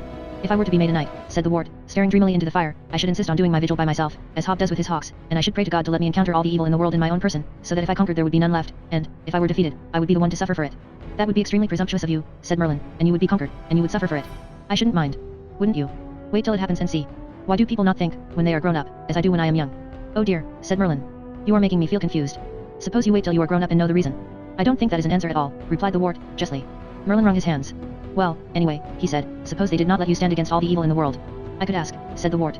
"You could ask," repeated Merlin. He thrust the end of his beard into his mouth, stared tragically at the fire, and began to munch it fiercely. Chapter XXI.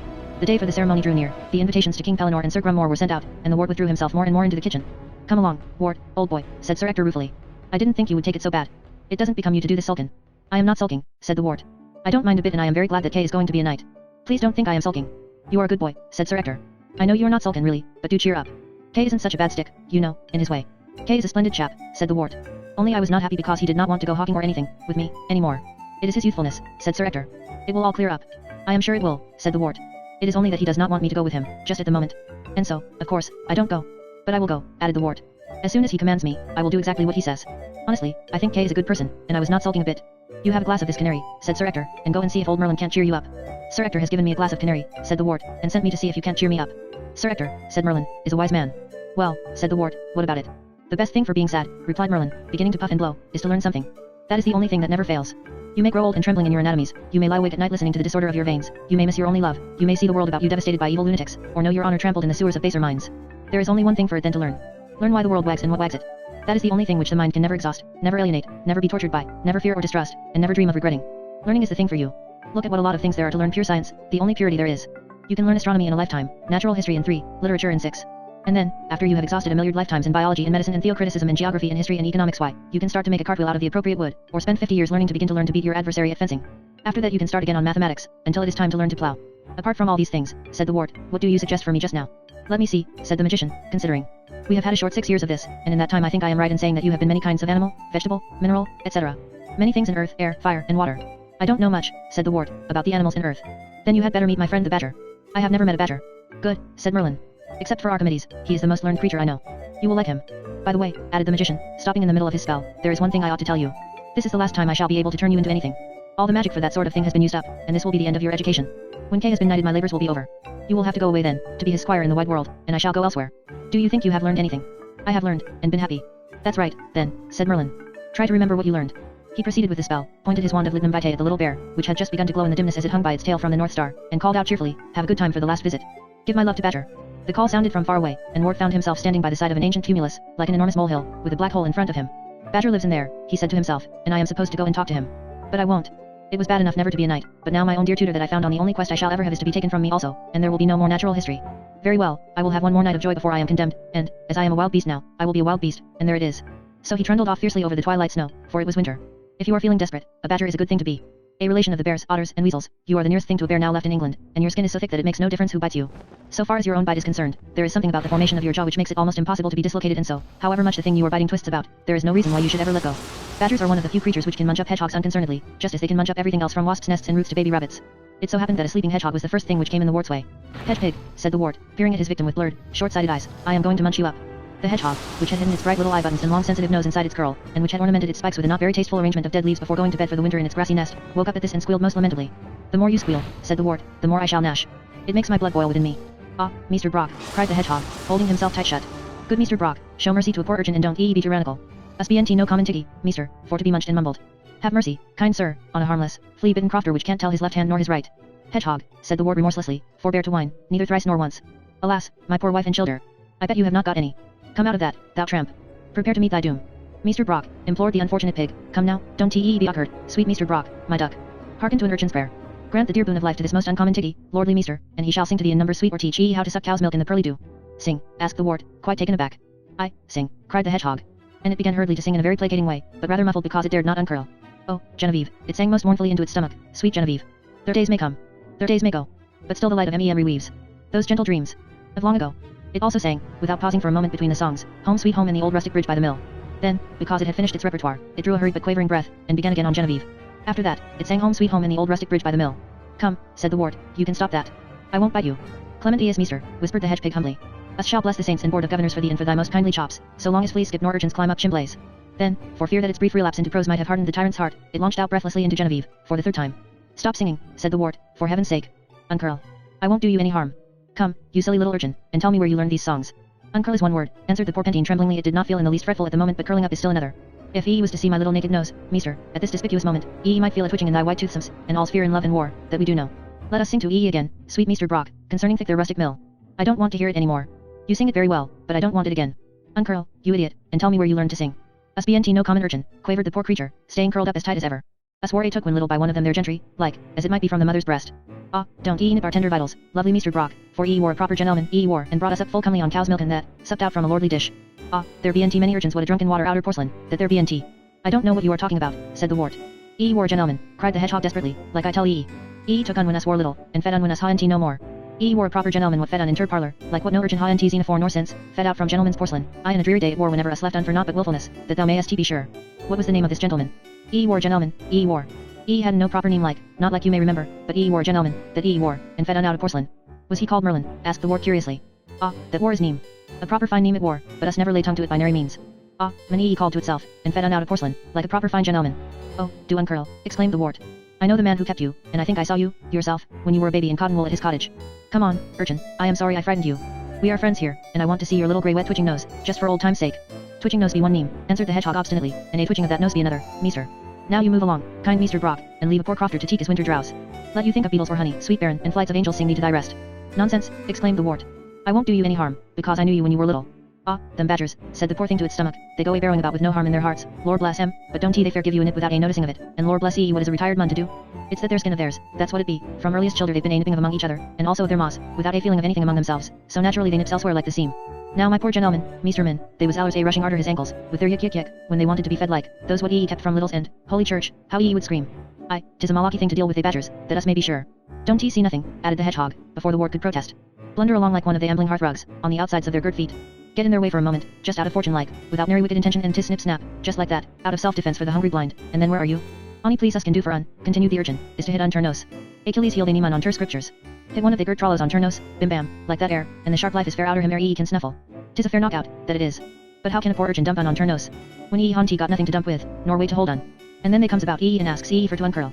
You need not uncurl, said the wart resignedly. I am sorry I woke you up, chap, and I am sorry I frightened you.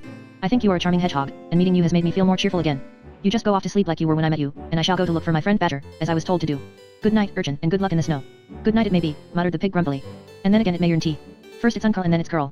One thing one moment, and another thing turn next. Hey ho, 'tis a turvey world. But good night, ladies, is my motto. Come hail, come snow, and so us shall be continued in our next.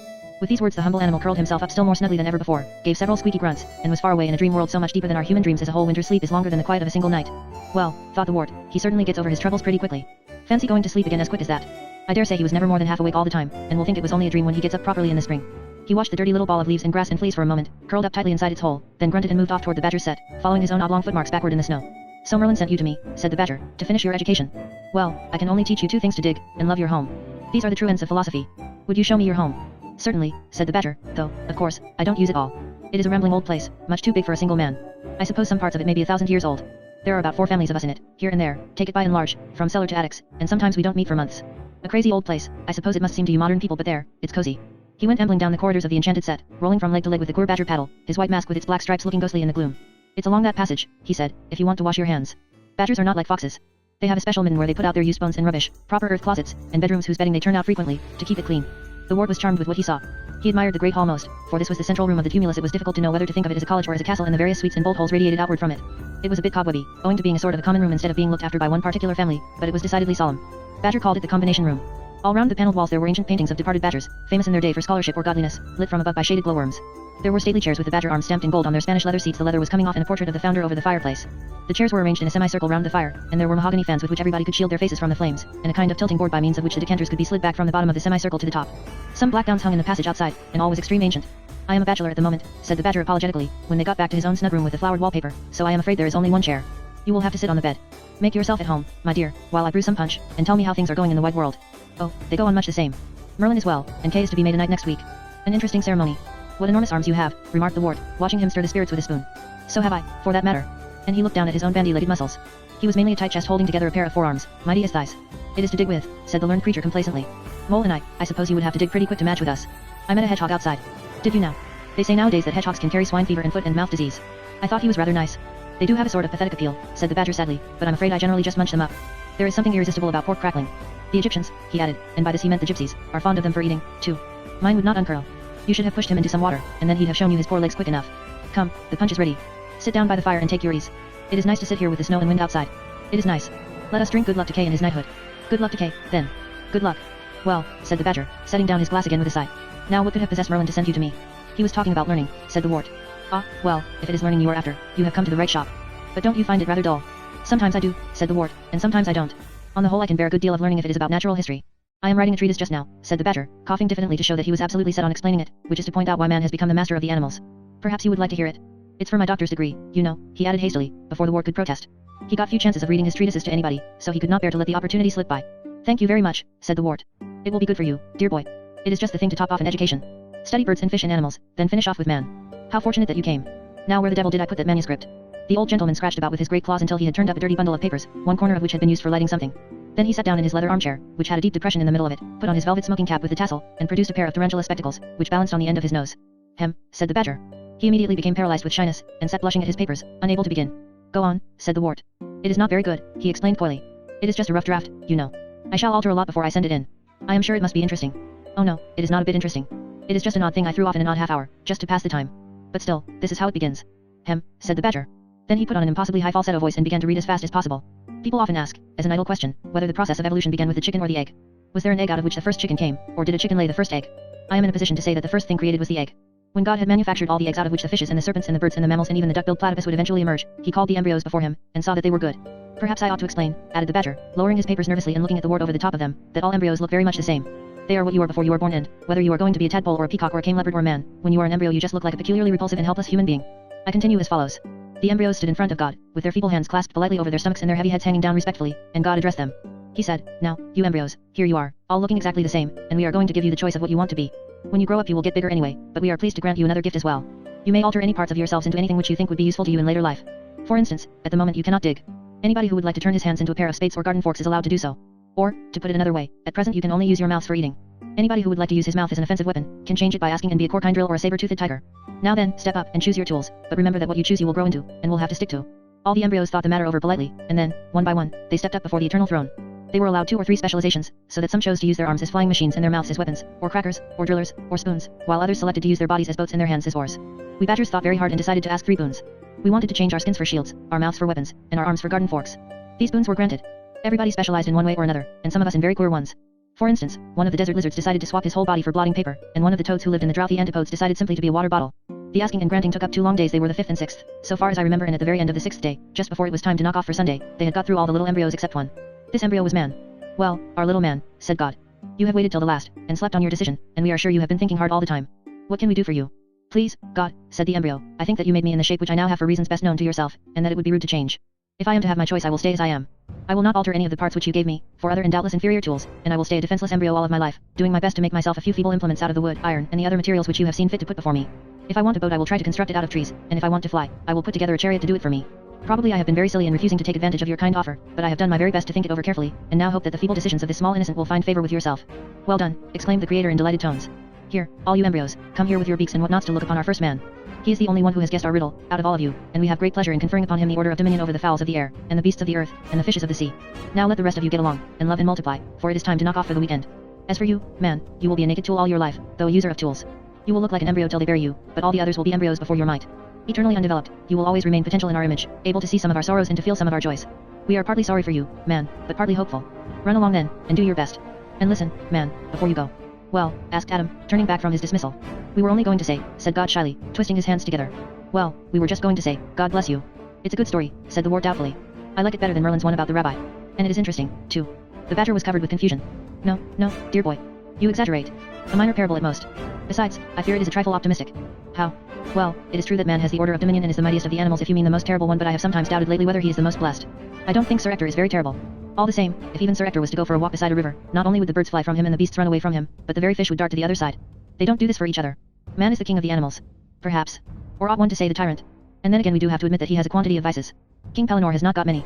He would go to war, if King Uther declared one. Do you know that Homo sapiens is almost the only animal which wages war? Ants do. Don't say ants do in that sweeping way, dear boy. There are more than 4,000 different sorts of them, and from all those kinds I can only think of 5 which are belligerent. There are the 5 ants, 1 termite that I know of, and man. But the packs of wolves from the forest savage attack our flocks of sheep every winter. Wolves and sheep belong to different species, my friend. True warfare is what happens between bands of the same species. Out of the hundreds of thousands of species, I can only think of 7 which are belligerent. Even man has a few varieties like the Eskimo and the Gypsies and the Lapps and certain nomads in Arabia, who do not do it, because they do not claim boundaries. True warfare is rarer in nature than cannibalism. Don't you think that is a little unfortunate? Personally, said the wart, I should have liked to go to war, if I could have been made a knight. I should have liked the banners and the trumpets, the flashing armor and the glorious charges. And oh, I should have liked to do great deeds, and be brave, and conquer my own fears. Don't you have courage in warfare, badger, and endurance, and comrades whom you love? The learned animal thought for a long time, gazing into the fire. In the end, he seemed to change the subject. Which did you like best? He asked, the ants or the wild geese? Chapter XXII. King Pellinore arrived for the important weekend in a high state of flurry. I say, he exclaimed, do you know? Have you heard? Is it a secret? What? Is what a secret? What? They asked him. Why, the king, cried his majesty. You know, about the king. What's the matter with the king? Inquired Sir Ector. You don't say he's coming down to hunt with those damned hounds of his or anything like that. He's dead, cried King Pellinore tragically. He's dead, poor fella, and can't hunt anymore. Sir Grummore stood up respectfully and took off his cap of maintenance. The king is dead, he said. Long live the king. Everybody else felt they ought to stand up too, and the boy's nurse burst into tears. There, she sobbed. His Loyal Highness dead and gone, and him such a respectful gentleman. Many's the illuminated picture I've cut out of him, from the illustrated missals, iron stuck up over the mantel. From the time when he was in swaddling bands, right through the world towers till he was visiting the dispersed areas as the world's Prince Charming, there wasn't a picture of him but I had it out, and give him a last thought o' nights. Compose yourself, Nanny, said Sir Ector. It is solemn, isn't it? Said King Pellinore. What? Uther the Conqueror, 1066 to 1216. A solemn moment, said Sir Grummore. The king is dead. Long live the king. We ought to pull down the curtains, said Kay, who was always a stickler for good form, or half-mast the banners. That's right, said Sir Ector. Somebody go and tell the sergeant at arms. It was obviously the wart's duty to execute this command, for he was now the junior nobleman present, so he ran out cheerfully to find the sergeant. Soon those who were left in the cellar could hear a voice crying out, now then, 1-2, special mourning for his light majesty, lower Y on the command 2, and then the flapping of all the standards, banners, pennons, pennoncelles, bandrolls, guidons, streamers, and cognizances which made gay the snowy turrets of the forest savage. How did you hear? Asked Sir Ector. I was pricking through the purlieus of the forest after that beast, you know, when I met with the solemn friar of Orders Grey, and he told me. It's the very latest news. Poor old Pendragon, said Sir Ector. The king is dead, said Sir Grummore solemnly. Long live the king. It is all very well for you to keep on mentioning that, my dear Grummore, exclaimed King Pellinore petulantly, but who is this king? What, that is to live so long? What, according to you? Well, his heir, said Sir Grummore, rather taken aback. Our blessed monarch, said the nurse tearfully, never had no hair. Anybody that studied the loyal family know that. Good gracious, exclaimed Sir Ector. But he must have had a next of kin. That's just it, cried King Pellinore in high excitement. That's the exciting part of it. What? No hair and no next of kin, and who's to succeed to the throne? That's what my friar was so excited about. What? And why he was asking who could succeed to what? What? Do you mean to tell me, exclaimed Sir Grummore indignantly, that there ain't no king of Grammari? Not a scrap of one, cried King Pellinore, feeling important. And there have been signs and wonders of no mean might. I think it's a scandal, said Sir Grumore. God knows what the dear old country is common to. Due to these lollards and communists, no doubt. What sort of signs and wonders? Asked Sir Ector. Well, there has appeared a sort of sword in a stone. What? In a sort of church. Not in the church, if you see what I mean, and not in the stone, but that sort of thing. What? Like you might say. I don't know what the church is coming to, said Sir Grumore. It's in an anvil, explained the king. The church. No, the sword. But I thought you said the sword was in the stone. No, said King Pellinore. The stone is outside the church. Look here, Pellinore, said Sir Ector. You have a bit of a rest, old boy, and start again. Here, drink up this horn of mead and take it easy. The sword, said King Pellinore, is stuck through an anvil which stands on a stone. It goes right through the anvil and into the stone. The anvil is stuck to the stone. The stone stands outside a church. Give me some more mead. I don't think that's much of a wonder, remarked Sir Grumore. What I wonder at is that they should allow such things to happen. But, you can't tell nowadays, what with all these Saxton agitators. My dear fella, cried Pellinore, getting excited again, it's not where the stone is, what, that I'm trying to tell you, but what is written on it, what, where it is. What? Why, on its pommel. Come on, Pellinore, said Sir Ector. You just sit quite still with your face to the wall for a minute, and then tell us what you are talking about. Take it easy, old boy. No need for hurrying. You sit still and look at the wall, there's a good chap, and talk as slow as you can. There are words written on this sword in this stone outside this church, cried King Pellinore piteously, and these words are as follows. Oh, do try to listen to me, you two, instead of interrupting all the time about nothing, for it makes a man's head go ever so. What are these words? Asked Kay. These words say this, said King Pellinore, so far as I can understand from that old friar of orders grey. Go on, do, said Kay, for the king had come to a halt. Go on, said Sir Ector, what do these words on this sword in this anvil in this stone outside this church, say? Some red propaganda, no doubt, remarked Sir Grumore. King Pellinore closed his eyes tight, extended his arms in both directions, and announced in capital letters, Whoso pulleth out this sword of this stone and anvil, is rightwise king born of all England. Who said that? Asked Sir Grumore. But the sword said it, like I tell you. Talkative weapon, remarked Sir Grumore skeptically. It was written on it, cried the king angrily. Written on it in letters of gold. Why didn't you pull it out then? Asked Sir Grumore. But I tell you that I wasn't there. All this that I am telling you was told to me by that friar I was telling you of, like I tell you. Has this sword with this inscription been pulled out? Inquired Sir Ector. No, whispered King Pellinore dramatically. That's where the whole excitement comes in. They can't pull this sword out at all, although they have all been trying like fun, and so they have had to proclaim a tournament all over England, for New Year's Day, so that the man who comes to the tournament and pulls out the sword can be king of all England forever. What? I say. Oh, father, cried Kay. The man who pulls that sword out of the stone will be the king of England. Can't we go to the tournament, father, and have a shot? Couldn't think of it, said Sir Ector. Long way to London, said Sir Grumore, shaking his head. My father went there once, said King Pellinore. Kay said, oh, surely we could go? When I am knighted I shall have to go to a tournament somewhere, and this one happens at just the right date. All the best people will be there, and we should see the famous knights and great kings. It does not matter about the sword, of course, but think of the tournament, probably the greatest there has ever been in Grammari, and all the things we should see and do. Dear father, let me go to this tourney, if you love me, so that I may bear away the prize of all, in my maiden fight. But, Kay, said Sir Ector, I have never been to London. All the more reason to go. I believe that anybody who does not go for a tournament like this will be proving that he has no noble blood in his veins. Think what people will say about us, if we do not go and have a shot at that sword. They will say that Sir Ector's family was too vulgar and knew it had no chance. We all know the family has no chance, said Sir Ector, that is, for the sword. Lot of people in London, remarked Sir Grumore, with a wild surmise. So they say. He took a deep breath and goggled at his host with eyes like marbles. And shops, added King Pellinore suddenly, also beginning to breathe heavily. Dang it, cried Sir Ector, bumping his horn mug on the table so that it spilled. Let's all go to London, then, and see the new king. They rose up as one man. Why shouldn't I be as good a man as my father, exclaimed King Pellinore. Dash it all, cried Sir Grumore. After all, damn it all, it is the capital. Hooray, shouted Kay. Lord have mercy, said the nurse. At this moment the wart came in with Merlin, and everybody was too excited to notice that, if he had not been grown up now, he would have been on the verge of tears. Oh, Wart, cried Kay, forgetting for the moment that he was only addressing his squire, and slipping back into the familiarity of their boyhood. What do you think? We are all going to London for a great tournament on New Year's Day. Are we? Yes, and you will carry my shield and spears for the justs, and I shall win the palm of everybody and be a great knight. Well, I am glad we are going, said the Wart, for Merlin is leaving us too. Oh, we shan't need Merlin. He is leaving us, repeated the Wart. Leaving us, asked Sir Ector. I thought it was we that were leaving. He is going away from the Forest Savage. Sir Ector said, come now, Merlin, what's all this about? I don't understand all this a bit. I have come to say goodbye, Sir Ector, said the old magician. Tomorrow my pupil Kay will be knighted, and the next week my other pupil will go away as his squire. I have outlived my usefulness here, and it is time to go. Now, don't say that, said Sir Ector. I think you're a jolly useful chap whatever happens. You just stay and teach me, or be the librarian or something. Don't you leave an old man alone, after the children have flown. We shall all meet again, said Merlin. There is no cause to be sad. Don't go, said Kay. I must go, replied their tutor. We have had a good time while we were young, but it is in the nature of time to fly. There are many things in other parts of the kingdom which I ought to be attending to just now, and it is a specially busy time for me. Come, Archimedes, say goodbye to the company. Goodbye, said Archimedes tenderly to the Wart. Goodbye, said the Wart without looking up at all. But you can't go, cried Sir Ector, not without a month's notice. Can't I, replied Merlin, taking up the position always used by philosophers who propose to dematerialize. He stood on his toes, while Archimedes held tight to his shoulder began to spin on them slowly like a top spun faster and faster till he was only a blur of greyish light and in a few seconds there was no one there at all. Goodbye, Wart, cried two faint voices outside the solar window. Goodbye, said the Wart for the last time and the poor fellow went quickly out of the room. Chapter XXIII. The knighting took place in a whirl of preparations. Kay's sumptuous bath had to be set up in the box room, between two towel horses and an old box of selected games which contained a worn-out straw dartboard. It was called Flechette in those days because all the other rooms were full of packing. The nurse spent the whole time constructing new warm pants for everybody, on the principle that the climate of any place outside the Forest Savage must be treacherous to the extreme, and, as for the sergeant, he polished all the armor till it was quite brittle and sharpened the swords till they were almost worn away. At last it was time to set out. Perhaps, if you happen not to have lived in the old England of the 12th century, or whenever it was, and in a remote castle on the borders of the marshes at that, you will find it difficult to imagine the wonders of their journey. The road, or track, ran most of the time along the high ridges of the hills or downs, and they could look down on either side of them upon the desolate marshes where the snowy reeds sighed, and the ice crackled, and the duck in the red sunsets quacked loud on the winter air. The whole country was like that. Perhaps there would be a moory marsh on one side of the ridge, and a forest of 100,000 acres on the other, with all the great branches weighted in white. They could sometimes see a wisp of smoke among the trees, or a huddle of buildings far out among the impassable reeds, and twice they came to quite respectable towns which had several inns to boast of, but on the whole it was an England without civilization. The better roads were cleared of cover for a bowshot on either side of them, lest the traveller should be slain by hidden thieves. They slept where they could, sometimes in the hut of some caretaker who was prepared to welcome them, sometimes in the castle of a brother knight who invited them to refresh themselves, sometimes in the firelight and fleas of a dirty little hovel with a bush tied to a pole outside it. This was the signboard used at that time by inns, and once or twice on the open ground, all huddled together for warmth between their grazing chargers. Wherever they went and wherever they slept, the east wind whistled in the reeds, and the geese went over high in the starlight, honking at the stars. London was full to the brim. If Sir Ector had not been lucky enough to own a little land in Pye Street, on which there stood a respectable inn, they would have been hard put to it to find a lodging. But he did own it, and as a matter of fact drew most of his dividends from that source, so they were able to get 3 beds between the 5 of them. They thought themselves fortunate. On the first day of the tournament, Sir Kay managed to get them on the way to the lists at least an hour before the justs could possibly begin. He had lain awake all night, imagining how he was going to beat the best barons in England, and he had not been able to eat his breakfast. Now he rode at the front of the cavalcade, with pale cheeks, and Ward wished there was something he could do to calm him down. For country people, who only knew the dismantled tilting ground of Sir Ector's castle, the scene which met their eyes was ravishing. It was a huge green pit in the earth, about as big as the arena at a football match. It lay 10 feet lower than the surrounding country, with sloping banks, and the snow had been swept off it. It had been kept warm with straw, which had been cleared off that morning, and now the close-worn grass sparkled green in the white landscape. Round the arena there was a world of color so dazzling and moving and twinkling as to make one blink one's eyes. The wooden grandstands were painted in scarlet and white. The silk pavilions of famous people, pitched on every side, were azure and green and saffron and checkered.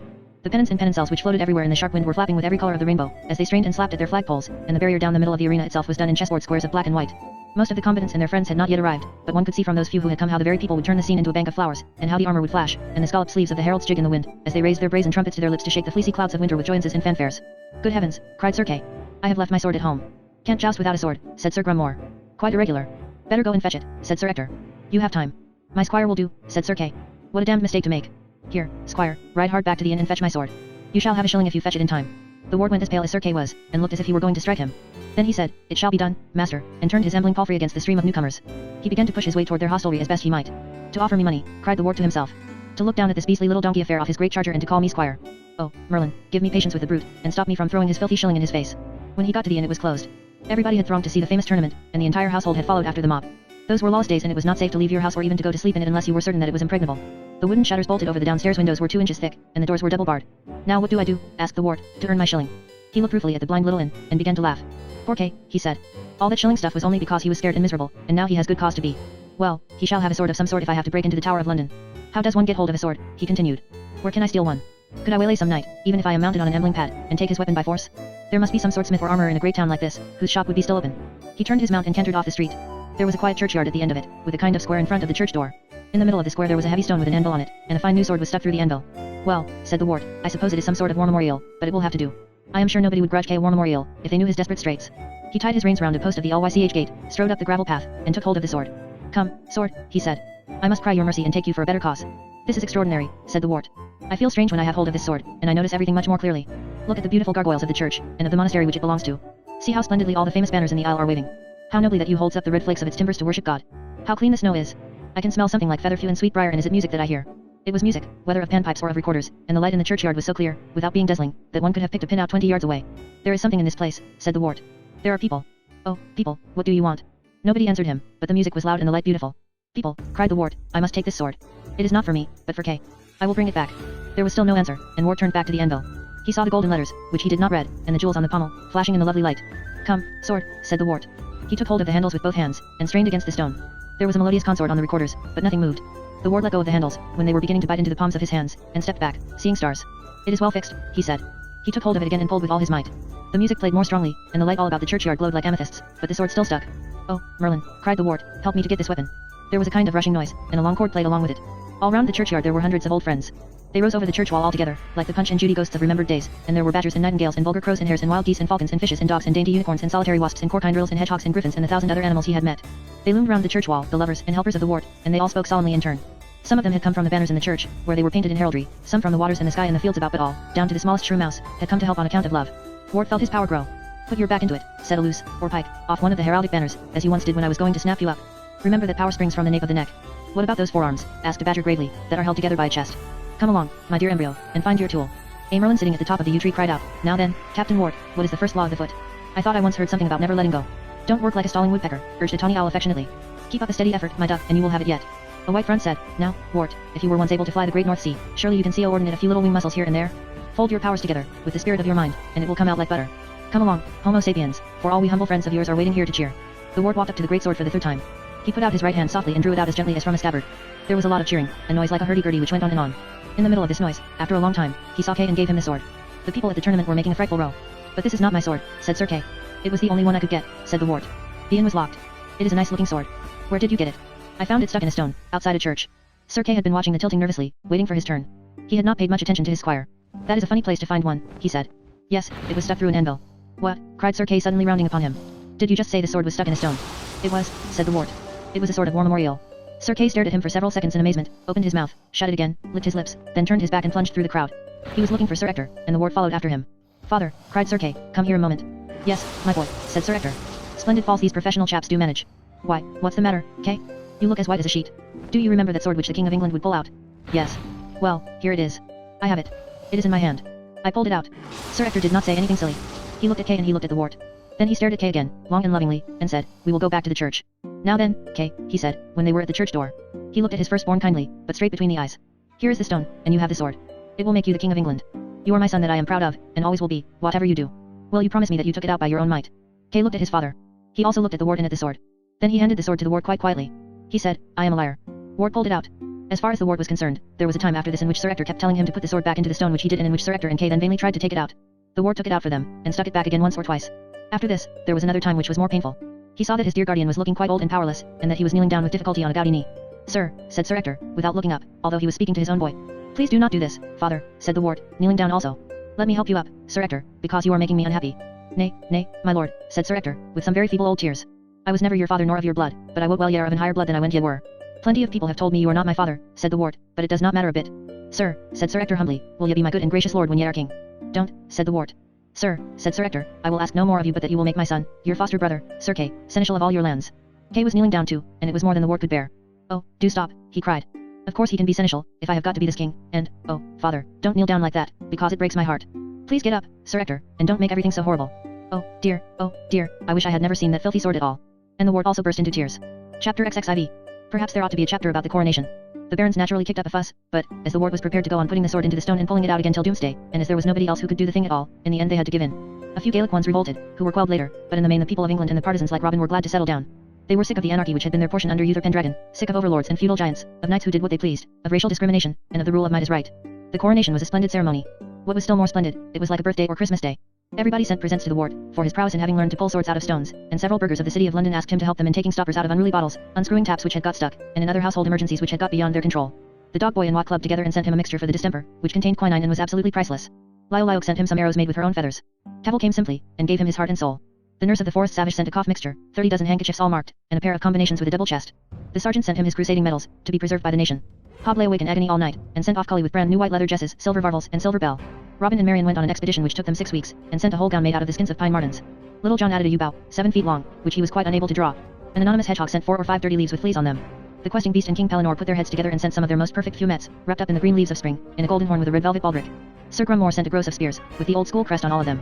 The cooks, tenants, villains, and retainers of the castle of the forest savage, who were given an angel each and sent up for the ceremony in an ox-drawn char bank at Sir Ector's charge, brought an enormous silver model of Cow Crumbach, who had won the championship for the 3rd time, and Ralph Passelu to sing at the coronation banquet. Archimedes sent his own great-great-grandson, so that he could sit on the back of the king's throne at dinner, and make messes on the floor. The Lord Mayor and Aldermen of the City of London subscribed for a spacious aquarium cum menagerie at the Tower in which all the creatures were starved one day a week for the good of their stomachs, and here, for the fresh food, good bedding, constant attention, and every modern convenience, the Wart's friends resorted in their old age on wing and foot and fin, for the sunset of their happy lives. The citizens of London sent £50 million to keep the menagerie up, and the ladies of Britain constructed a pair of black velvet carpet slippers with the Wart's initials embroidered in gold. Kay sent his own record griffin, with honest love. There were many other tasteful presents, from various barons, archbishops, princes, landgraves, tributary kings, corporations, popes, sultans, royal commissions, urban district councils, tsars, beys, mahatmas, and so forth, but the nicest present of all was sent most affectionately by his own guardian, old Sir Ector. This present was a dunce's cap, rather like a pharaoh's serpent, which he lit at the top end. The Wart lit it, and watched it grow. When the flame had quite gone out, Merlin was standing before him in his magic hat. "Well, Wart," said Merlin, "here we are or we're again. How nice you look in your crown. I was not allowed to tell you before, or since, but your father was, or will be, King Uther Pendragon, and it was I myself, disguised as a beggar, who first carried you to Sir Ector's castle, in your golden swaddling bands. I know all about your birth and parentage and who gave you your real name. I know the sorrows before you, and the joys, and how there will never again be anybody who dares to call you by the friendly name of Wart. In future it will be your glorious doom to take up the burden and to enjoy the nobility of your proper title, so now I shall crave the privilege of being the very first of your subjects to address you with it as my dear liege lord, King Arthur. Will you stay with me for a long time?" asked the Wart, not understanding much of this. "Yes, Wart," said Merlin. Or rather, as I should say, or as it have said, yes, King Arthur. Explicit liber primus. Incipit liber secundus. The witch in the wood. When shall I be dead and rid of the wrong my father did? How long, till spade and hearse put to sleep my mother's curse? Chapter I. There was a round tower with a weathercock on it. The weathercock was a carrion crow, with an arrow in its beak to point to the wind. There was a circular room at the top of the tower, curiously uncomfortable. It was draughty. There was a closet on the east side which had a hole in the floor. The hole commanded the outer doors of the tower, of which there were two, and people could drop stones through it when they were besieged. Unfortunately the wind used to come up through the hole and go pouring out of the unglazed shot windows or up the chimney unless it happened to be blowing the other way, in which case it went downward. It was like a wind tunnel. A second nuisance was that the room was full of peat smoke, not from its own fire but from the fire in the room below. The complicated system of drafts sucked the smoke down the chimney. The stone walls sweated in damp weather. The furniture itself was uncomfortable. It consisted solely of heaps of stones which were handy for throwing down the hole together with a few rusty Genoese crossbows with their bolts and a pile of turfs for the unlit fire. The four children had no bed. If it had been a square room, they might have had a covered bed, but, as it was they had to sleep on the floor where they covered themselves with straw and plaids as best they could. The children had erected an amateur tent over their heads, out of the plaids, and under this they were lying close together, telling a story. They could hear their mother stoking the fire in the room below, which made them whisper for fear that she could hear. It was not exactly that they were afraid of being beaten if she came up. They adored her dumbly and uncritically, because her character was stronger than theirs. Nor had they been forbidden to talk after bedtime. It was more as if she had brought them up perhaps through indifference or through laziness or even through some kind of possessive cruelty with an imperfect sense of right and wrong. It was as if they could never know when they were being good or when they were being bad. They were whispering in Gaelic. Or rather, they were whispering in a strange mixture of Gaelic and of the old language of chivalry which had been taught to them because they would need it when they were grown. They had little English. In later years, when they became famous knights at the court of the great king, they were to speak English perfectly, all of them except Gawain, who, as the head of the clan, was to cling to a Scots accent on purpose, to show that he was not ashamed of his birth. Gawain was telling the story, because he was the eldest. They lay together, like thin, strange, secret frogs, their bodies well boned and ready to fill out into toughness as soon as they might be given decent nourishment. They were fair-haired. Gawain's was bright red and Gareth's whiter than hay. They ranged from 10 years old to 14, and Gareth was the youngest of the four. Gaheris was a stolid child. Agravain, the next after Gawain, was the bully of the family. He was shifty, inclined to cry, and frightened of pain. It was because he had a good imagination and used his head more than the others. Long time past, my heroes, Gawain was saying, before ourselves were born or thought of, there was a beautiful grandmother at us, called Igraine. She is the Countess of Cornwall, said Agravain. Our grandmother is the Countess of Cornwall, agreed Gawain, and the bloody King of England fell in love with her. His name was Uther Pendragon, said Agravain. Who is it telling this story? Asked Gareth angrily. Close your mouth. King Uther Pendragon, continued Gawain, let's send for the Earl and Countess of Cornwall. Our grandfather and granny, said Gaheris. And he proclaimed to them that they must stay with him at his house in the Tower of London. Then, when they were at staying with him therein, he asked our granny that she would become the wife of himself, instead of being with our grandfather at all. But the chaste and beautiful Countess of Cornwall. Granny, said Gaheris. Gareth exclaimed, sorrow take it, will you give us peace? There was a muffled argument, punctuated by squeaks, bumps and complaining remarks. The chaste and beautiful Countess of Cornwall, resumed Gawain, spurned the advances of King Uther Pendragon, and she told our grandfather about it. She said, I suppose we were sent for that I should be dishonored. Wherefore, husband, I counsel you that we depart from hence suddenly, that we may ride all night to our own castle. So they went out of the king's wrath in the middle of the night. At dead of night, Gareth corrected. When all the people of the house had gone on sleep, and there they saddled their prancing, fire-eyed, swift-footed, symmetrical, large-lipped, small-headed, vehement steeds, by the light of a dark lantern, and they rode away into Cornwall, as fast as they could go. It was a terrible ride, said Gaheris. They killed the horses underneath them, said Agravain. So they did not, then, said Gareth. Our grandfather and granny would not have ridden any horses to kill them. Did they? Asked Gaheris. No, they did not, said Gawain, after considering. But they nearly did so. He went on with the story. When King Uther Pendragon learned what had happened in the morning, he was wonderly wroth. Wood wroth, suggested Gareth. Wonderly wroth, said Gawain. King Uther Pendragon was wonderly wroth. He said, I will have that Earl of Cornwall's head in a pie dish, by my holly dome. So he sent our grandfather a letter which bid him to stuff him and garnish him, for within 40 days he would fetch him out of the strongest castle that he had. There were 2 castles at him, said Agravain haughtily. They were the castle Tintagel and the castle Terrabil. So the Earl of Cornwall put our granny in Tintagel, and he himself went into Terrabil, and King Uther Pendragon came to lay them siege. And there, cried Gareth, unable to contain himself, the king picked many pavilions, and there was great war made on both parties, and much people slain. 8,000, suggested Gaheris. 2,000 at least, said Agravain. We of the Gale would not have slain less than 2,000. In truth, it was 1,000,000 probably. So when our grandfather and granny were winning the sieges, and it looked as if King Uther would be utterly defeated, there came along a wicked magician called Merlin. A necromancer, said Gareth. And this necromancer, would you believe it, by means of his infernal arts, succeeded in putting the treacherous Uther Pendragon inside our granny's castle. Granda immediately made a sortie out of Terrabil, but he was slain in the battle. Treacherously. And the poor Countess of Cornwall, the chaste and beautiful Igraine, our granny, was captured prisoner by the Blackheart, Sauron, faithless king of the dragon, and then, in spite of it that she had 3 beautiful daughters already whatever. The lovely Cornwall sisters. Aunt Elaine. Aunt Morgan. And Mammy. And though she had these lovely daughters, she was forced into marrying the King of England, the man who had slain her husband. They considered the enormous English wickedness in silence, overwhelmed by its denouement. It was their mother's favorite story, on the rare occasions when she troubled to tell them one, and they had learned it by heart. Finally Agravain quoted a Gaelic proverb, which she had taught them.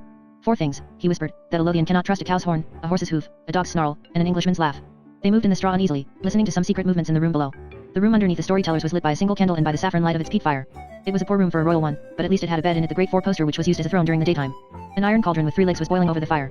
The candle stood in front of a sheet of polished brass, which served as a mirror. There were 2 living beings in the chamber, a queen and a cat. Both of them had black hair and blue eyes. The black cat lay on its side in the firelight as if it were dead. This was because its legs were tied together, like the legs of a roe deer which is to be carried home from the hunt. It had given up struggling and now lay gazing into the fire with slit eyes and heaving sides, curiously resigned. Or else it was exhausted, for animals know when they have come to the end. Most of them have a dignity about dying, denied to human beings. This cat, with the small flames dancing in its oblique eyes, was perhaps seeing the pageant of its past 8 lives, reviewing them with an animal stoicism, beyond hope or fear. The queen picked up the cat. She was trying a well-known Pisiad to amuse herself, or at any rate to pass the time while the men were away at the war. It was a method of becoming invisible. She was not a serious witch like her sister Morgan Le Fay, for her head was too empty to take any great art seriously, even if it were the black one. She was doing it because the little magics ran in her blood as they did with all the women of her race. In the boiling water, the cat gave some horrible convulsions and a dreadful cry. Its wet fur bobbed in the steam, gleaming like the side of a speared whale, as it tried to leap or to swim with its bound feet. Its mouth opened hideously, showing the whole of its pink gullet, and the sharp, white cat teeth, like thorns. After the first shriek it was not able to articulate, but only to stretch its paws. Later it was dead. Queen Morgause of Lothian and Orkney sat beside the cauldron and waited. Occasionally she stirred the cat with a wooden spoon. The stench of boiling fur began to fill the room.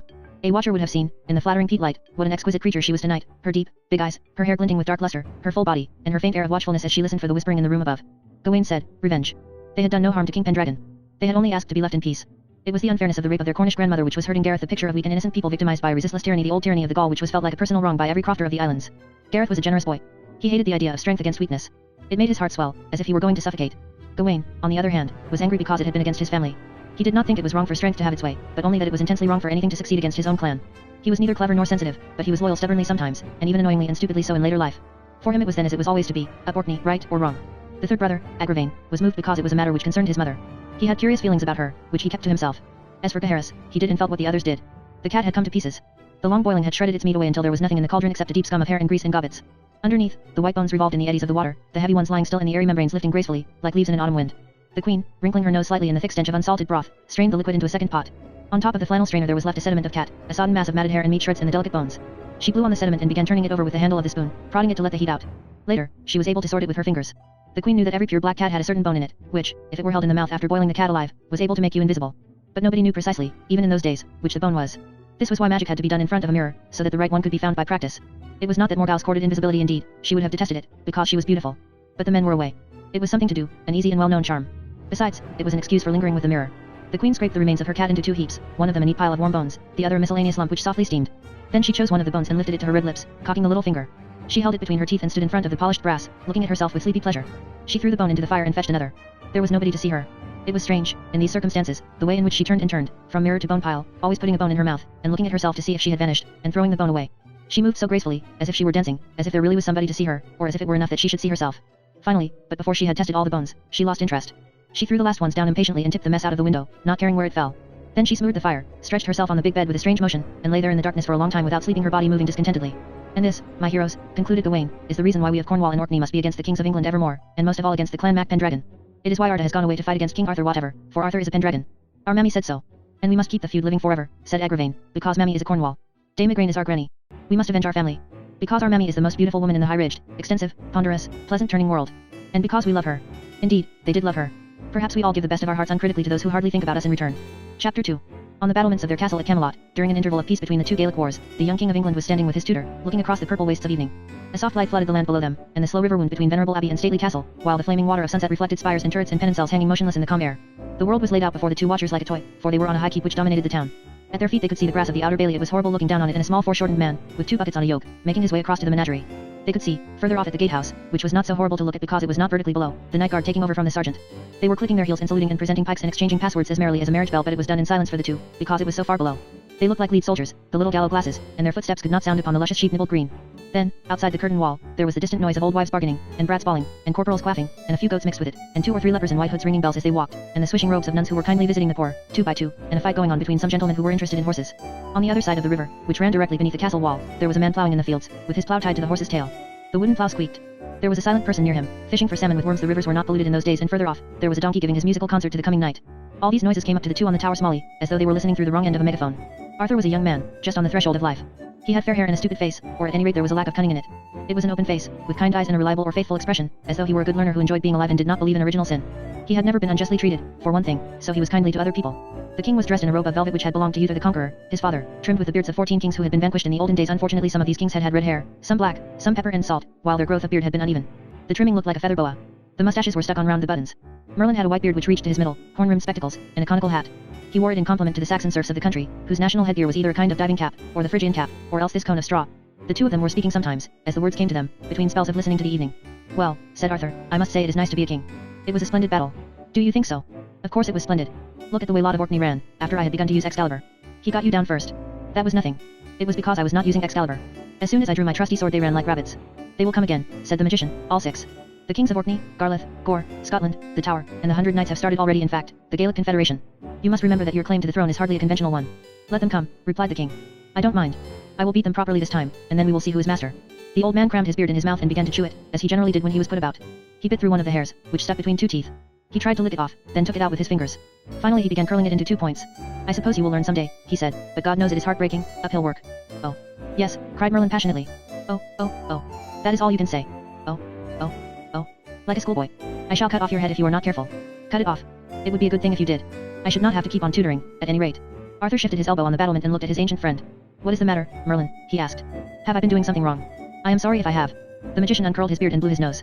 It is not so much what you are doing, he said. It is how you are thinking. If there is one thing I can't stand, it is stupidity. I always say that stupidity is the sin against the Holy Ghost. I know you do. Now you are being sarcastic. The king took him by the shoulder and turned him round. Look, he said, what is wrong? Are you in a bad temper? If I have done something stupid, tell me. Don't be in a bad temper. It had the effect of making the aged nigromant angrier than before. Tell you, he exclaimed. And what is going to happen when there is nobody to tell you? Are you never going to think for yourself? What is going to happen when I am locked up in this wretched cumulus of mine? I should like to know. I didn't know there was a cumulus in it. Oh, hang the cumulus. What cumulus? What am I supposed to be talking about? Stupidity, said Arthur. It was stupidity when we started. Exactly. Well, it's no good saying exactly. You were going to say something about it. I don't know what I was going to say about it. You put one in such a passion with all your this and that I am sure nobody would know what they were talking about for 2 minutes together. How did it begin? It began about the battle. Now I remember, said Merlin. That's exactly where it did begin. I said it was a good battle. So I recollect. Well, it was a good battle, he repeated defensively. It was a jolly battle, and I won it myself, and it was fun. The magician's eyes veiled themselves like a vulture's, as he vanished inside his mind. There was silence on the battlements for several minutes, while a pair of peregrines that were being hacked in a nearby field flew over their heads in a playful chase, crying out kick kick kick, their bells ringing. Merlin looked out of his eyes once more. It was clever of you, he said slowly, to win the battle. Arthur had been taught that he ought to be modest, and he was too simple to notice that the vulture was going to pounce. Oh well. It was luck. Very clever, repeated Merlin. How many of your kerns were killed? I don't remember. No. Kay said. The king stopped in the middle of the sentence, and looked at him. Well, he said. It was not fun, then. I had not thought. The tally was more than 700. They were all kerns, of course. None of the knights were injured, except the one who broke his leg falling off the horse. When he saw that Arthur was not going to answer, the old fellow went on in a bitter voice. I was forgetting, he added, that you had some really nasty bruises. Arthur glared at his fingernails. I hate you when you are a prig. Merlin was charmed. That's the spirit, he said, putting his arm through the king's and smiling cheerfully. That's more like it. Stand up for yourself, that's the ticket. Asking advice is the fatal thing. Besides, I won't be here to advise you, fairly soon. What is this you keep talking about not being here, and the cumulus and so on? It is nothing. I am due to fall in love with a girl called Nimue in a short time, and then she learns my spells and locks me up in a cave for several centuries. It is one of those things which are going to happen. But, Merlin, how horrible. To be stuck in a cave for centuries like a toad in a hole. We must do something about it. Nonsense, said the magician. What was I talking about? About this maiden. I was talking about advice, and how you must never take it. Well, I am going to give you some now. I advise you to think about battles, and about your realm of Gramarye, and about the sort of things a king has to do. Will you do that? I will. Of course I will. But about this girl who learns your spells. You see, it is a question of the people, as well as of the kings. When you said about the battle being a lovely one, you were thinking like your father. I want you to think like yourself, so that you will be a credit to all this education I have been giving you afterwards, when I am only an old man locked up in a hole. Merlin. There. I was playing for sympathy. Never mind. I said it for effect. As a matter of fact, it will be charming to have a rest for a few hundred years, and, as for Nimue, I am looking backward to her a good deal. No, the important thing is this thinking for yourself business in the matter of battles. Have you ever thought seriously about the state of your country, for instance, or are you going to go on all your life being like Uther Pendragon? After all, you are the king of the place. I have not thought very much. No. Then let me do some thinking with you. Suppose we think about your Gaelic friend, Sir Bruce Sensepity. That fellow. Exactly. And why do you say it like that? He is a swine. He goes murdering maidens and, as soon as a real knight turns up to rescue them, he gallops off for all he is worth. He breeds special fast horses so that nobody can catch him, and he stabs people in the back. He's a marauder.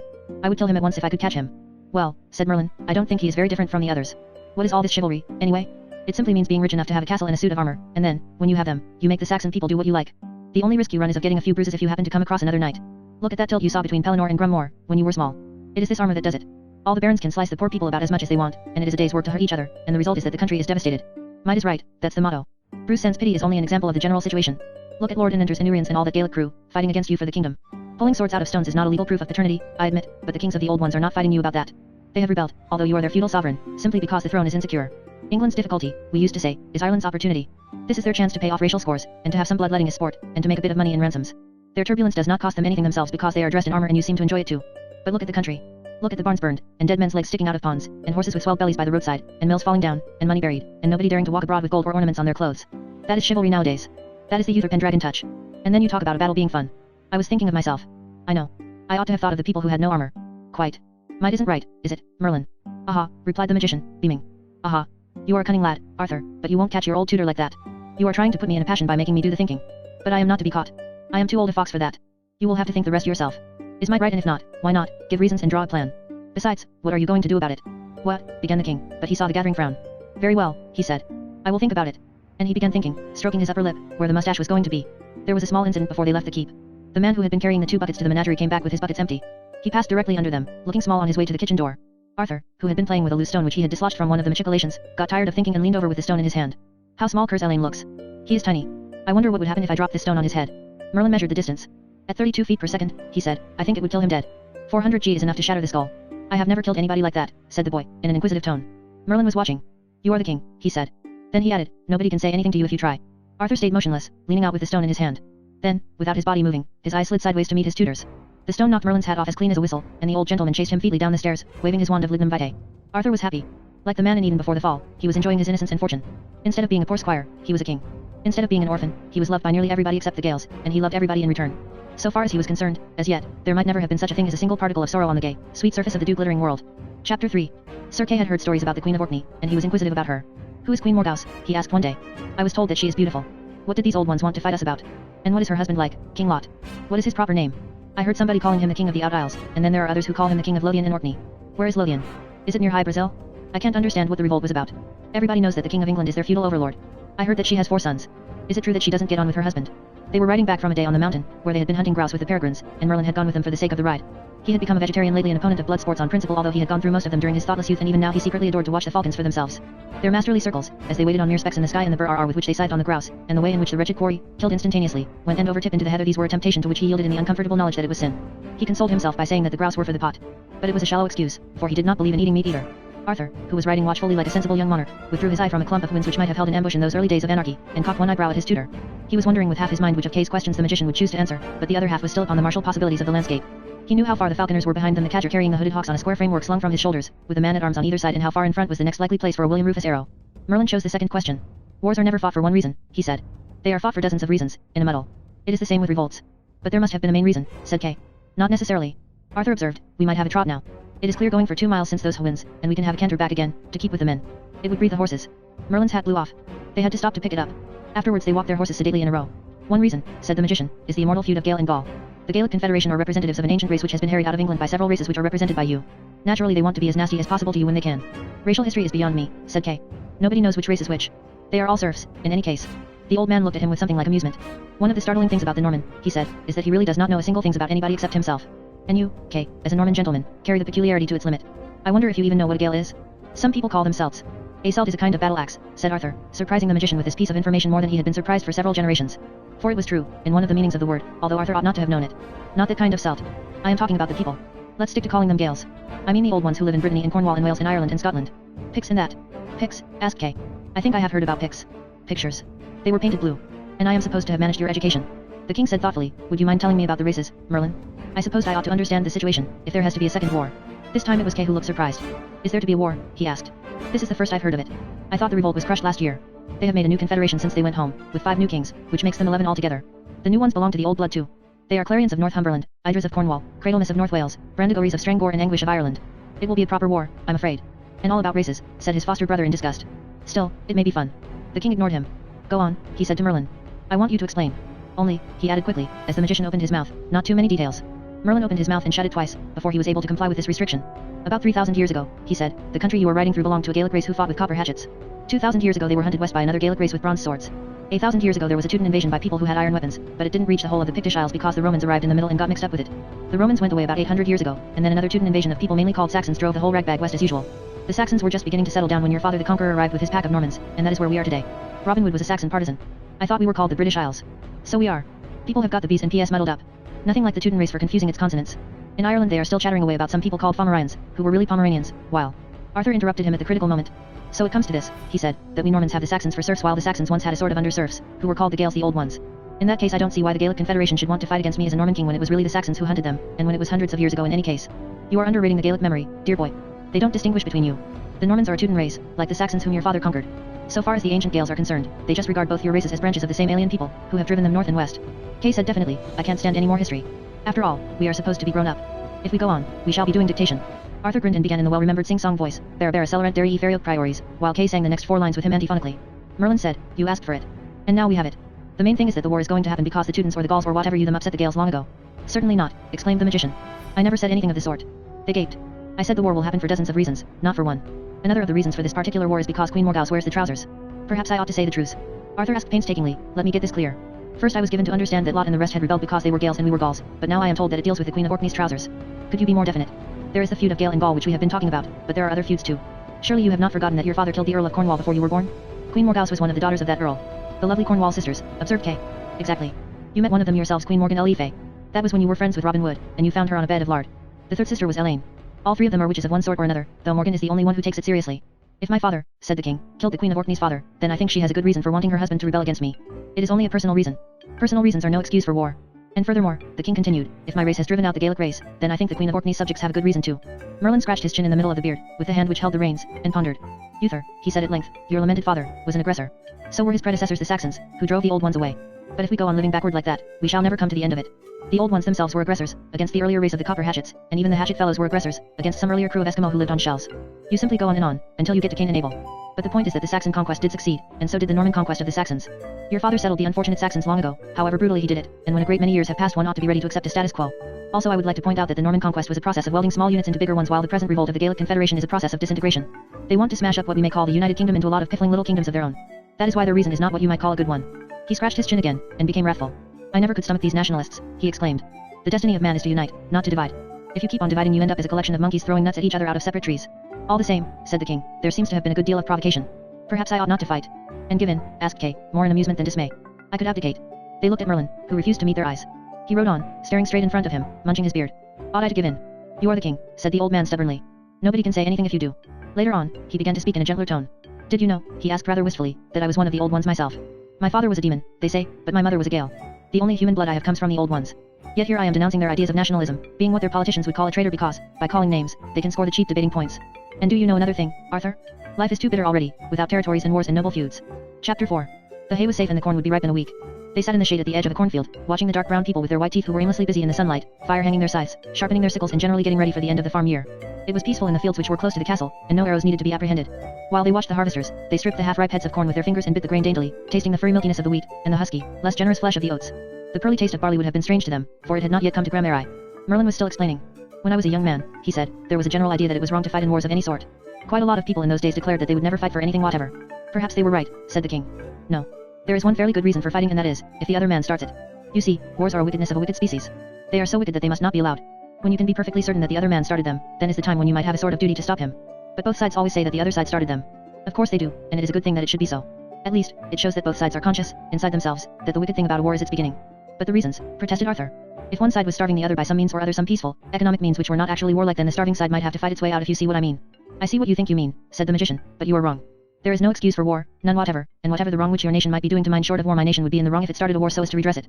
A murderer, for instance, is not allowed to plead that his victim was rich and oppressing him, so why should a nation be allowed to? Wrongs have to be redressed by reason, not by force. Kay said, suppose King Lot of Orkney was to draw up his army all along the northern border, what could our king here do except send his own army to stand on the same line? Then supposing all Lot's men drew their swords, what could we do except draw ours? The situation could be more complicated than that. It seems to me that aggression is a difficult thing to be sure about. Merlin was annoyed. Only because you want it to seem so, he said. Obviously Lot would be the aggressor, for making the threat of force. You can always spot the villain, if you keep a fair mind. In the last resort, it is ultimately the man who strikes the first blow. Kay persisted with his argument. Let it be two men, he said, instead of two armies. They stand opposite each other, they draw their swords, pretending it is for some reason they move about, so as to get to the weak side of one another. They even make feints with their swords, pretending to strike, but not doing so. Do you mean to tell me that the aggressor is the one who actually hits first? Yes, if there is nothing else to decide by. But in your case it is obviously the man who first took his army to the frontier. This first blow business brings it down to a matter of nothing. Suppose they both struck at once, or suppose you could not see which one gave the first blow, because there were so many facing each other. But there nearly always is something else to decide by, exclaimed the old man. Use your common sense.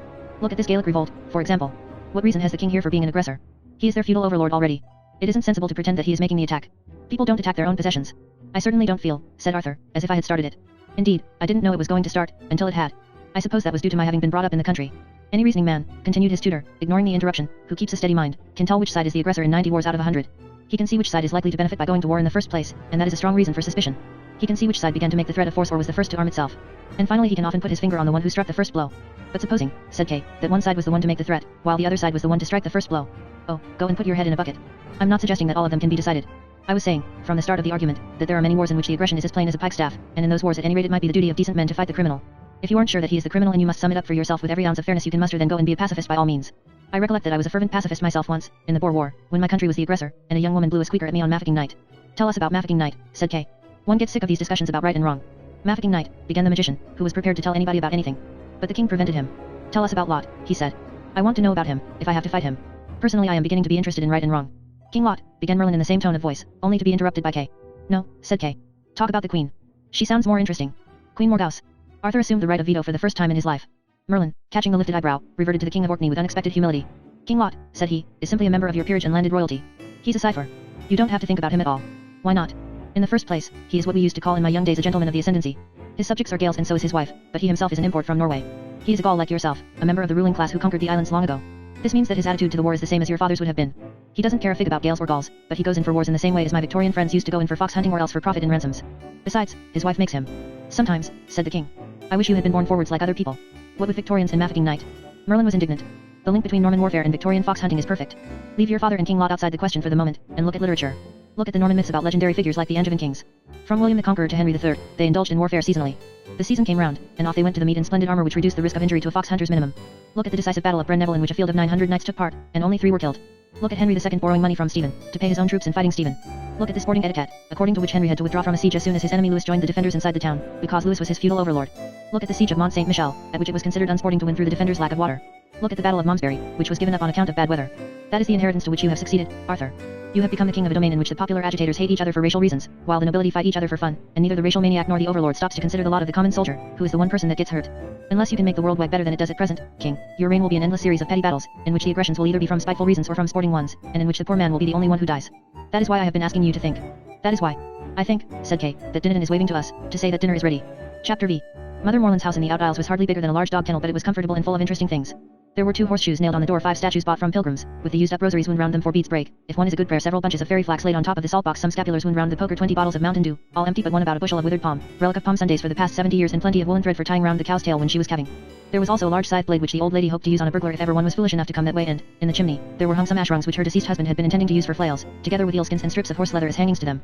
Under the eelskins was an enormous bottle of holy water, and in front of the turf fire sat one of the Irish saints who lived in the beehive cells of the outer islands, with a glass of water of life in his hand. He was a relapsed saint, who had fallen into the Pelagian heresy of seal stews, and he believed that the soul was capable of its own salvation. He was busy saving it with Mother Morland and the Usquebaugh. God and Mary to you, Mother Morland, said Gawain. We have come for a story, ma'am, about the she. God and Mary and Andrew to you, exclaimed the beldam. And you asking me for a story, whatever, with his reverence here among the ashes. Good evening, Saint Doirdilbach, we did not notice you because of the dark. The blessing of God to you. The same blessing to you yourself. It must be about murders, said Agravain. About murders and some corpus which peck out your eyes. No, no, cried Gareth. It must be about a mysterious girl who marries a man because he has stolen the giant's magic horse. Glory be to God, remarked Saint Doirdilbach. It does be a strange story you're after wanting entirely. Come now, Saint Doirdilbach, tell us one yourself. Tell us about Ireland. Tell us about Queen Maeve, who desired the bull. Or dance us one of the jigs. Mercy on the pure bairns, to think of His Holiness dancing a jig.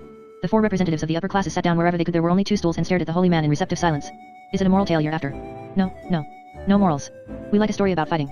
Come, Saint Doirdilbach, what about the time you broke the bishop's head? The saint drank a big gulp of his white whiskey and spat in the fire. There was a king in it one time, said he, and the whole audience made a rustling noise with their rumps, as they settled down. There was a king in it, one time, said Saint Doirdilbach, and this king, what do you think, was called King Conor MacNessa.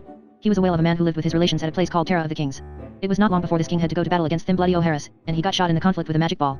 You are to understand that the ancient heroes were after making themselves bullets out of the brains of their adversaries which they would roll between the palms of their hands in little pieces, and leave them to dry in the sun. I suppose they must have shot them out of the arquebus, you know, as if they were slingshot or bolts. Well, and if they did, this old king was shot in the temples with one of them same bullets, and it lodging against the bone of the skull, at the critical point whatever. I'm a fine man now, says the king, and he sends for the Brehons and those to advise with them about the obstetrics.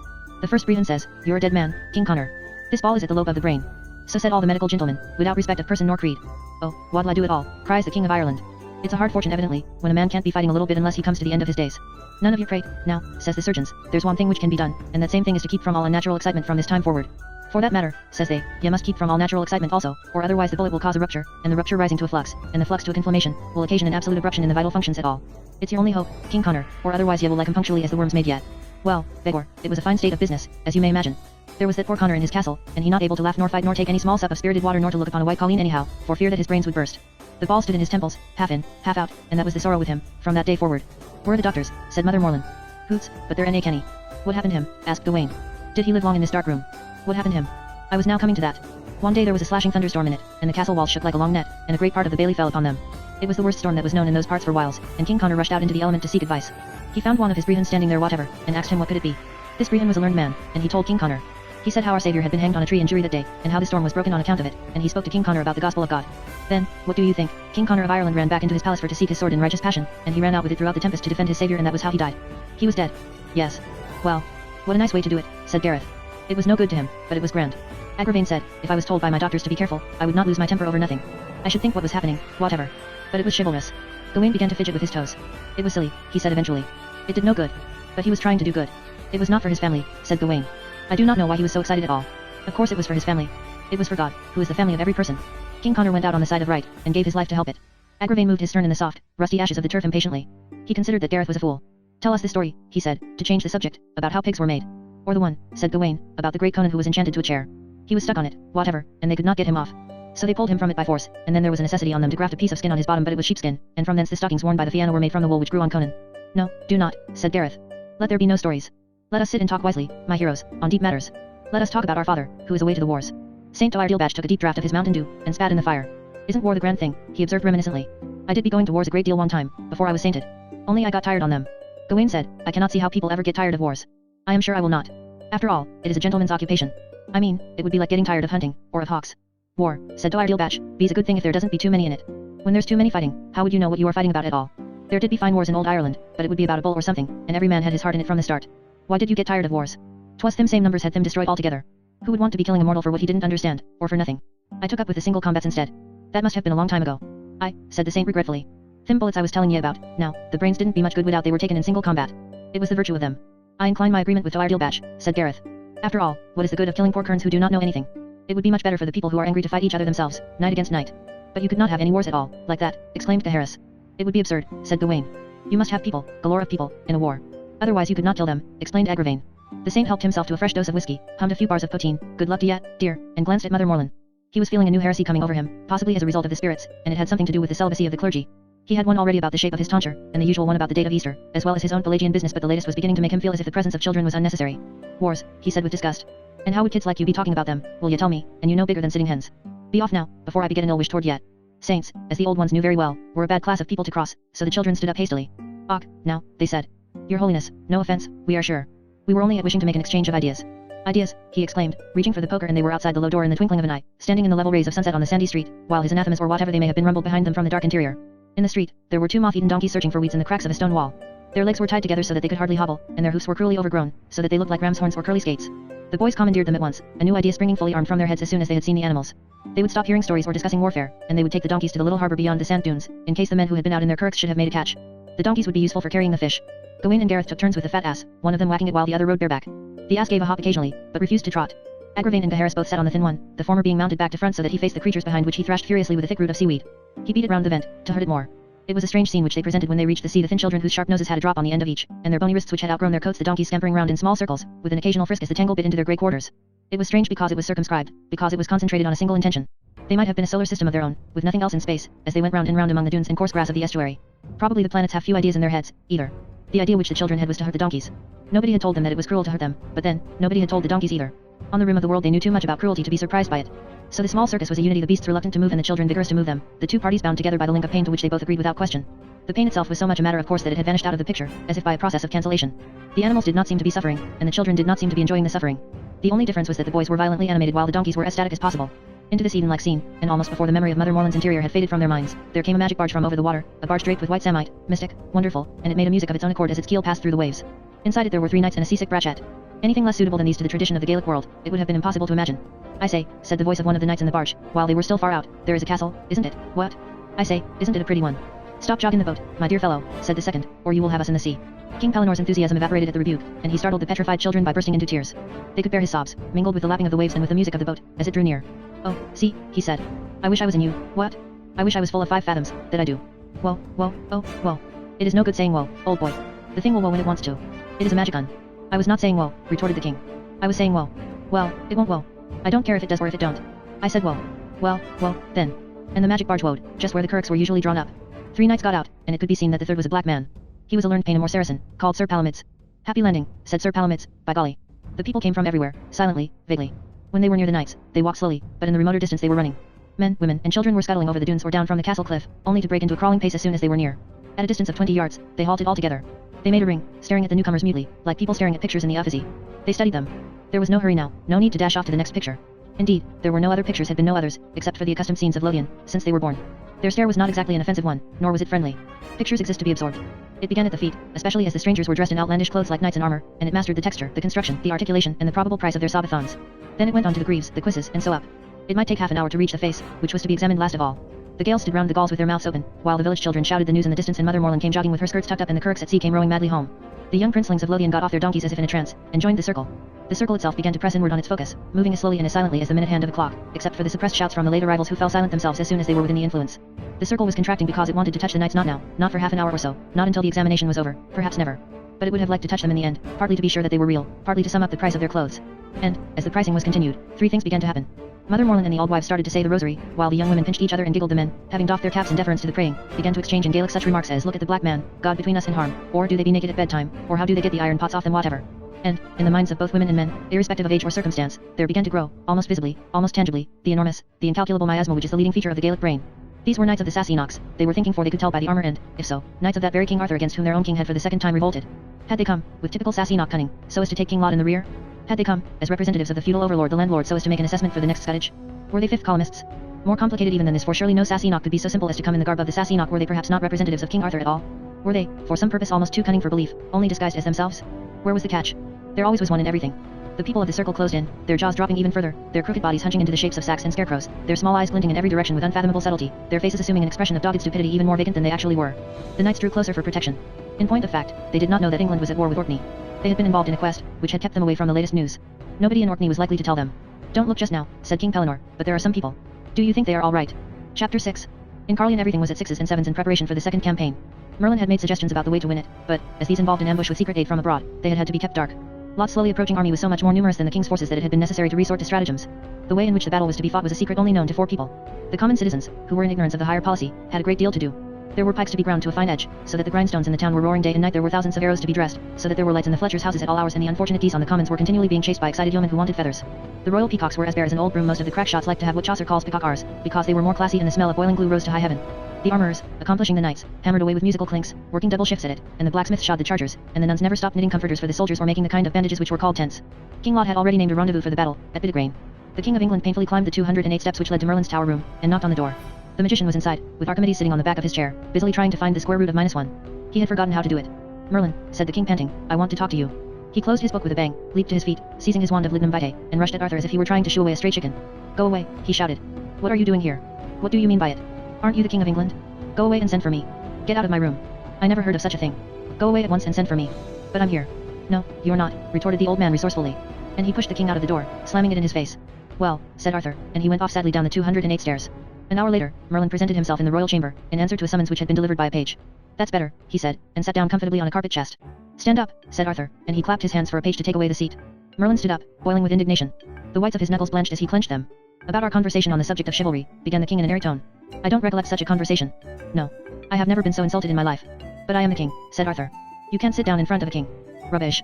Arthur began to laugh more than was seemly, and his foster brother, Sir Kay, and his old guardian, Sir Ector, came out from behind the throne, where they had been hiding. Kay took off Merlin's hat and put it on Sir Ector, and Sir Ector said, "Well, bless my soul, now I am a nigromancer.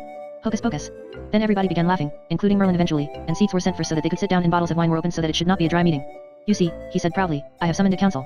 There was a pause, for it was the first time that Arthur had made a speech, and he wanted to collect his wits for it. "Well," said the king.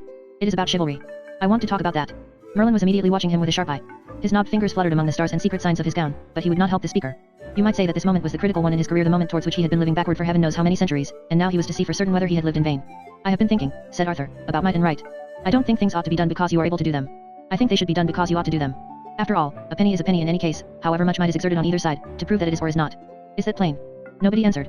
"Well, I was talking to Merlin on the battlements one day, and he mentioned that the last battle we had in which 700 kerns were killed was not so much fun as I had thought it was. Of course, battles are not fun when you come to think about them. I mean, people ought not to be killed, ought they? It is better to be alive. Very well. But the funny thing is that Merlin was helping me to win battles. He is still helping me, for that matter, and we hope to win the Battle of Bidigrain together, when it comes off." "We will," said Sir Ector, who was in the secret. "That seems to me to be inconsistent. Why does he help me to fight wars, if they are bad things?" There was no answer from anybody, and the king began to speak with agitation. "I could only think," said he, beginning to blush, "I could only think that he wanted me to win them for a reason." He paused and looked at Merlin, who turned his head away. "The reason was it? The reason was that if I could be the master of my kingdom by winning these 2 battles, I could stop them afterwards and then do something about the business of might. Have I guessed? Was I right?" The magician did not turn his head, and his hands lay still in his lap. "I was," exclaimed Arthur. And he began talking so quickly that he could hardly keep up with himself. "You see," he said, "might is not right. But there is a lot of might knocking about in this world, and something has to be done about it. It is as if people were half horrible and half nice. Perhaps they are even more than half horrible, and when they are left to themselves they run wild. You get the average baron that we see nowadays, people like Sir Bruce Sands-Pity, who simply go clod-hopping around the country dressed in steel, and doing exactly what they please, for sport. It is our Norman idea about the upper classes having a monopoly of power, without reference to justice. Then the horrible side gets uppermost, and there is thieving and rape and plunder and torture. The people become beasts. But, you see, Merlin is helping me to win my 2 battles so that I can stop this. He wants me to put things right. Lot and Urians in anguish, and those they are the old world, the old-fashioned order who want to have their private will. I have got to vanquish them with their own weapons. They force it upon me, because they live by force, and then the real work will begin. This battle at Bidigrain is the preliminary, you see. It is after the battle that Merlin is wanting me to think about. Arthur paused again for comment or encouragement, but the magician's face was turned away. It was only Sir Ector, sitting next to him, who could see his eyes. Now what I have thought, said Arthur, is this. Why can't you harness might so that it works for right? I know it sounds nonsense, but, I mean, you can't just say there is no such thing. The might is there, in the bad half of people, and you can't neglect it. You can't cut it out, but you might be able to direct it, if you see what I mean, so that it was useful instead of bad. The audience was interested. They leaned forward to listen, except Merlin. My idea is that if we can win this battle in front of us, and get a firm hold of the country, then I will institute a sort of order of chivalry. I will not punish the bad knights, or hang Lot, but I will try to get them into our order. We shall have to make it a great honor, you see, and make it fashionable and all that. Everybody must want to be in. And then I shall make the oath of the order that might is only to be used for right. Do you follow? The knights in my order will ride all over the world, still dressed in steel and whacking away with their swords that will give an outlet for wanting to whack, you understand, an outlet for what Merlin calls the fox hunting spirit, but they will be bound to strike only on behalf of what is good, to defend virgins against Sir Bruce and to restore what has been done wrong in the past and to help the oppressed and so forth. Do you see the idea? It will be using the might instead of fighting against it, and turning a bad thing into a good. There, Merlin, that is all I can think of. I have thought as hard as I could, and I suppose I am wrong, as usual. But I did think. I can't do any better. Please say something. The magician stood up as straight as a pillar, stretched out his arms in both directions, looked at the ceiling, and said the first few words of the Nunc Dimittis. Chapter 7. The situation at Dunlathine was complicated. Nearly every situation tended to be when it was connected with King Pellinore, even in the wildest north. In the first place, he was in love, that was why he had been weeping in the boat. He explained it to Queen Morgause on the first opportunity because he was lovesick, not seasick. What had happened was this. The king had been hunting the questing beast a few months earlier, on the south coast of Gramarye, when the animal had taken to the sea. She had swum away, her serpentine head undulating on the surface like a swimming grass snake, and the king had hailed a passing ship which looked as if it were off to the Crusades. Sir Grummore and Sir Palomides had been in the ship, and they had kindly turned it round to pursue the beast. The 3 of them had arrived on the coast of Flanders, where the beast had disappeared in a forest, and there, while they were staying at a hospitable castle, Pellinore had fallen in love with the Queen of Flanders' daughter. This was fine so far as it went, for the lady of his choice was a managing, middle-aged, stout-hearted creature, who could cook, ride a straight line, and make beds, but the hopes of all parties had been dashed at the start by the arrival of the magic barge. The 3 knights had got into it, and sat down to see what would happen, because knights were never supposed to refuse adventure. But the barge had promptly sailed away of its own accord, leaving the Queen of Flanders' daughter anxiously waving her pocket handkerchief. The questing beast had thrust her head out of the forest before they lost sight of land, looking, so far as they could see at the distance, even more surprised than the lady. After that, they had gone on sailing till they arrived in the Out Isles, and the further they went the more lovesick the king had become, which made his company intolerable. He spent the time writing poems and letters, which could never be posted, or telling his companions about the princess, whose nickname in her family circle was Piggy. A state of affairs like this might have been bearable in England, where people like the Pellinores did sometimes turn up, and even won a sort of tolerance from their fellow men. But in Lothian and Orkney, where Englishmen were tyrants, it achieved an almost supernatural impossibility. None of the Icelanders could understand what King Pellinore was trying to cheat them out of by pretending to be himself, and it was thought wiser and safer not to acquaint any of the visiting knights with the facts about the war against Arthur. It was better to wait until their plots had been penetrated. On top of this, there was a trouble which distressed the children in particular. Queen Morgause had set her cap at the visitors. What was our mother at doing? Asked Gawain, as they made their way toward St. Doirdil cell one morning, with the knights on the mountain. Gaheris answered with some difficulty, after a long pause, they were at hunting a unicorn. How do you do that? There must be a virgin to attract it. Our mother, said Agravain, who also knew the details, went on a unicorn hunt, and she was the virgin for them. His voice sounded strange as he made this announcement. Gareth protested, I did not know she was wanting a unicorn. She has never said so. Agravain looked at him sideways, cleared his throat and quoted, half a word is sufficient to the wise man. How do you know this? Asked Gawain. We listened. They had a way of listening on the spiral stairs, during the times when they were excluded from their mother's interest. Gaheris explained, with unusual freedom since he was a taciturn boy. She told Sir Grummore that this king's lovesick melancholy could be dispelled by interesting him in his old pursuits. They were at saying that this king is in the habit of hunting a beast which has become lost. So she said that they were to hunt a unicorn instead, and she would be the virgin for them. They were surprised, I think. They walked in silence, until Gawain suggested, almost as if it were a question, I was hearing it told that the king is in love with a woman out of Flanders, and that Sir Grummore is married already. Also the Saracen is black in his skin. No answer. It was a long hunt, said Gareth. I heard they did not catch one. Do these knights enjoy to be playing this game with our mother? Gaheris explained for the second time. Even if he were silent, he was not unobservant. I do not think they would be understanding at all. They plodded on, reluctant to disclose their thoughts. St. Doirdil cell was like an old-fashioned straw beehive, except that it was bigger and made of stone. It had no windows and only one door, through which you had to crawl. Your Holiness, they shouted when they got there, kicking the heavy unmortared stones. Your Holiness, we have come to hear a story. He was a source of mental nourishment to them, a sort of guru, as Merlin had been to Arthur, who gave them what little culture they were ever to get. They resorted to him like hungry puppies anxious for any kind of eatable, when their mother had cast them out. He had taught them to read and write. Ah, now, said the saint, sticking his head out of the door. The prosperity of God on you this morning. The self-same prosperity on you. Is there any news at you? There is not, said Gawain, suppressing the unicorn. St. Doirdil heaved a deep sigh. There is none at me either, he said. Could you tell us a story? Them stories? No. There doesn't be any good in them. What would I be wanting to tell you a story for, and me and my heresies? 'Tis 40 years since I fought a natural battle, and not a one of me looking upon a white colleen all the time, so how would I be telling stories? You could tell us a story without any colleens or battles in it. And what would be the good of that, now, he exclaimed indignantly, coming out into the sunlight. If you were to fight a battle, said Gawain, but he left out about the colleens, you might feel better. My sorrow, cried Doirdil. What do I want to be a saint for at all, is my puzzle. If I could fetch one crack at somebody with me old shillelagh here, he produced a frightful looking weapon from under his gown, wouldn't it be better than all the saints in Ireland? Tell us about the shillelagh. They examined the club carefully, while His Holiness told them how good one should be made. He told them that only a root growth was any good, as common branches were apt to break, especially if they were of crab tree, and how to smear the club with lard, and wrap it up, and bury it in a dunghill while it was being straightened, and polish it with black lead and grease. He showed the hole where the lead was poured in, and the nails through the end, and the notches near the handle which stood for ancient scalps. Then he kissed it reverently and replaced it under his gun with a heartfelt sigh. He was play acting, and putting on the accent. Tell us the story about the black arm which came down the chimney. Ah, the heart isn't in me, said the saint. I haven't the heart of a hare. It's bewitched I am entirely. I think we are bewitched too, said Gareth. Everything seems to go wrong. There was this one in it, began Tyler Dilbatch, and she was a woman. There was a husband living in Malayanvig with this woman. There was only one little girl that they had between them. One day the man went out to cut in the bog, and when it was the time for his dinner, this woman sent the little girl out with his bit of dinner. When the father was sitting to his dinner, the little girl suddenly made a cry. Look now, father, do you see the large ship out yonder under the horizon? I could make it come into the shore beneath the coast. You could not do that, said the father. I am bigger than you are, and I could not do it myself. Well, look at me now, said the little girl. And she went to the well that was near there, and made a stirring in the water. The ship came in at the coast. She was a witch, explained Gaheris. It was the mother was the witch, said the saint, and continued with his story. Now, says she, I could make the ship be struck against the coast.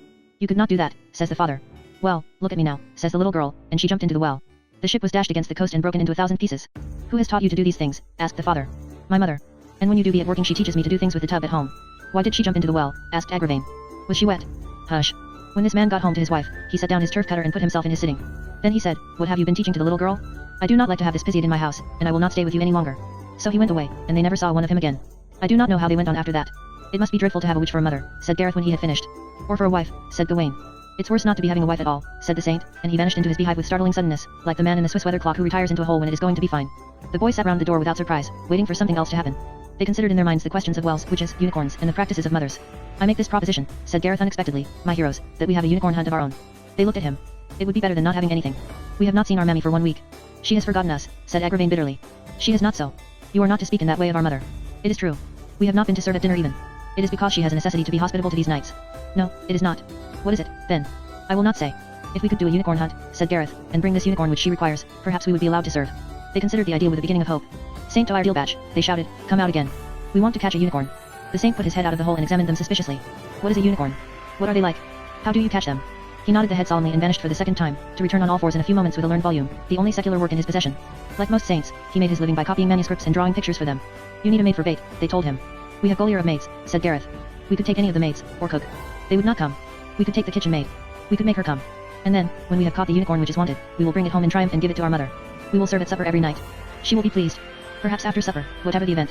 And Sir Grumore will knight us. He will say, never has such a doughty deed been done, by my holly dome. Saint Tyler Dilbatch laid the precious book on the grass outside his hole. The grass was sandy and had empty snail shells scattered over it, small yellowish shells with a purple spiral. He opened the book, which was a bestiary called Liberdinacura Quarundam Animalium, and showed that it had pictures on every page. They made him turn the vellum quickly, with its lovely Gothic manuscript, skipping the enchanting griffins, bonacons, cocodrills, manticores, chaldry, cinnamalgi, sirens, paradections, dragons, and aspidicalanes. In vain for their eager glances did the antelope rub its complicated horns against the tamarisk tree thus, entangled, becoming a prey to its hunters. In vain did the bonacan emit its flatulence in order to baffle the pursuers. The paradections, sitting on trees which made them immune to dragons, sat unnoticed. The panther blew out his fragrant breath, which attracted his prey, without interest for them. The tigress, who could be deceived by throwing down a glass ball at its feet, in which seeing its reflection, it thought to see its own cubs. The lion, who spared prostrate men or captives, was afraid of whitecocks, and brushed out his own tracks with a foliated tail. The ibex, who could bound down from mountains unharmed because he bounced upon his curly horns. The yale, who could move his horns like ears. The she bear, who was accustomed to bear her young as lumps of matter and lick them into whatever shape she fancied afterwards. The chaladrius bird, who, if facing you when it sat on your bedrail, showed that you were going to die. The hedgehogs, who collected grapes for their progeny by rolling on them, and brought them back on the end of their prickles. Even the aspidicalone, who was a large whale-like creature with 7 fins and a sheepish expression, to whom you were liable to moor your boat in mistake for an island if you were not careful, even the aspidicalone scarcely detained them. At last he found them the place at the unicorn, called by the Greek, rhinoceros. It seemed that the unicorn was as swift and timid as the antelope, and could only be captured in one way. You had to have a maid for bait, and, when the unicorn perceived her alone, he would immediately come to lay his horn in her lap. There was a picture of an unreliable-looking virgin, holding the poor creature's horn in one hand, while she beckoned to some spearman with the other. Her expression of duplicity was balanced by the fatuous confidence with which the unicorn regarded her. Gawain hurried off, as soon as the instructions had been read and the picture digested, to fetch the kitchen maid without delay. Now then, he said, you have to come with us on the mountain, to catch a unicorn. Oh, Master Gawain, cried the maid he had caught hold of, whose name was Meg. Yes, you have. You are to be the bait whatever. It will come and put its head in your lap. Meg began to weep. Now then, do not be silly. Oh, Master Gawain, I do not want a unicorn. I have been a decent girl, I have, and there is all the washing up to do, and if Mistress Truelove do catch me playing at truant I shall get stick, Master Gawain, that I will. He took her firmly by the plaits and led her out. In the clean bogwind of the high tops, they discussed the hunt. Meg, who cried incessantly, was held by the hair to prevent her from running away, and occasionally passed from one boy to the other, if the one who was holding her happened to want both hands for gestures. Now then, said Gawain. I am the captain. I am the oldest, so I am the captain. I thought of it, said Gareth. The question is, it says in the book that the bait must be left alone. She will run away. Will you run away, Meg? Yes, please, Master Gawain. There. Then she must be tied. Oh, Master Gaheris, if it is your will, need I be tied? Close your mouth. You are only a girl. There is nothing to tie her with. I am the captain, my heroes, and I command that Gareth runs back home to fetch some rope. That I will not. But you will destroy everything, if you do not do so. I do not see why I should have to go. I thought of it. Then I command our Agravain to go. Not I. Let Gaheris go. I will not. Meg, you wicked girl, you are not to run away, do you hear? Yes, Master Gawain. But, oh, Master Gawain. If we could find a strong heather root, said Agravain, we could tie her pigtails together, round the other side of it. We will do that. Oh. After they had secured the virgin, the 4 boys stood round her, discussing the next stage. They had abstracted real boar spears from the armory, so they were properly armed. This girl, said Agravain, is my mother. This is what our mammy was doing yesterday. And I am going to be Sir Grummore. I will be Pellinore. Agravain can be Grummore if he wants to be, but the bait has got to be left alone. It says so in the book. Oh, Master Gawain, oh, Master Agravain. Stop howling. You will frighten the unicorn. And then we must go away and hide. That is why our mother did not catch it, because the knight stayed with her. I am going to be Finn MacPowell. I shall be Sir Palamides. Oh, Master Gawain, pray do not leave me alone. Hold in your noise, said Gawain. You are silly. You ought to be proud to be the bait. Our mother was, yesterday. Gareth said, never mind, Meg, do not cry. We will not let it hurt you. After all, it can only kill you, said Agravain brutally. At this the unfortunate girl began to weep more than ever. Why did you say that? Asked Gawain angrily. You always try to frighten people. Now she is at howling more than before. Look, said Gareth. Look, Meg. Poor Meg, do not cry. It will be with me to let you have some shots with my catapult, when we go home. Oh, Master Gareth. ACH, come your ways. We cannot bother with her. There. Oh. Meg, said Gawain, making a frightful face, if you do not stop squealing, I will look at you like this. She dried her tears at once. Now, he said, when the unicorn comes, we must all rush out and stick it. Do you understand? Must it be killed? Yes, it must be killed dead. I see. I hope it will not hurt it, said Gareth. That is the sort of foolish hope you would have, said Agravain. But I do not see why it should be killed. So that we may take it home to our mother, you Amadon. Could we catch it, asked Gareth, and lead it to our mother, do you think? I mean, we could get Meg to lead it, if it was tame. Gawain and Gaheris agreed to this. If it is tame, they said, it would be better to bring it back alive. That is the best kind of big game hunting. We could drive it, said Agravain. We could hit it along with sticks. We could hit Meg, too, he added, as an afterthought. Then they hid themselves in their ambush, and decided to keep silence. There was nothing to be heard except the gentle wind, the heather bees, the skylarks very high, and a few distant snuffles from Meg. When the unicorn came, things were different from what had been expected. He was such a noble animal, to begin with, that he carried a beauty with him. It held all spellbound who were within sight. The unicorn was white, with hoofs of silver and a graceful horn of pearl. He stepped daintily over the heather, scarcely seeming to press it with his airy trot, and the wind made waves in his long mane, which had been freshly combed. The glorious thing about him was his eye. There was a faint bluish furrow down each side of his nose, and this led up to the eye sockets, and surrounded them in a pensive shade. The eyes, circled by the sad and beautiful darkness, were so sorrowful, lonely, gentle, and nobly tragic, that they killed all other emotion except love. The unicorn went up to Meg the kitchen maid, and bowed his head in front of her. He arched his neck beautifully to do this, and the pearl horn pointed to the ground at her feet, and he scratched in the heather with his silver hoof to make a salute. Meg had forgotten her tears. She made a royal gesture of acknowledgement, and held her hand out to the animal. Come, unicorn, she said. Lay your head in my lap, if you like. The unicorn made a whinny, and pawed again with his hoof. Then, very carefully, he went down first on one knee and then on the other, till he was bowing in front of her. He looked up at her from this position, with his melting eyes, and at last laid his head upon her knee.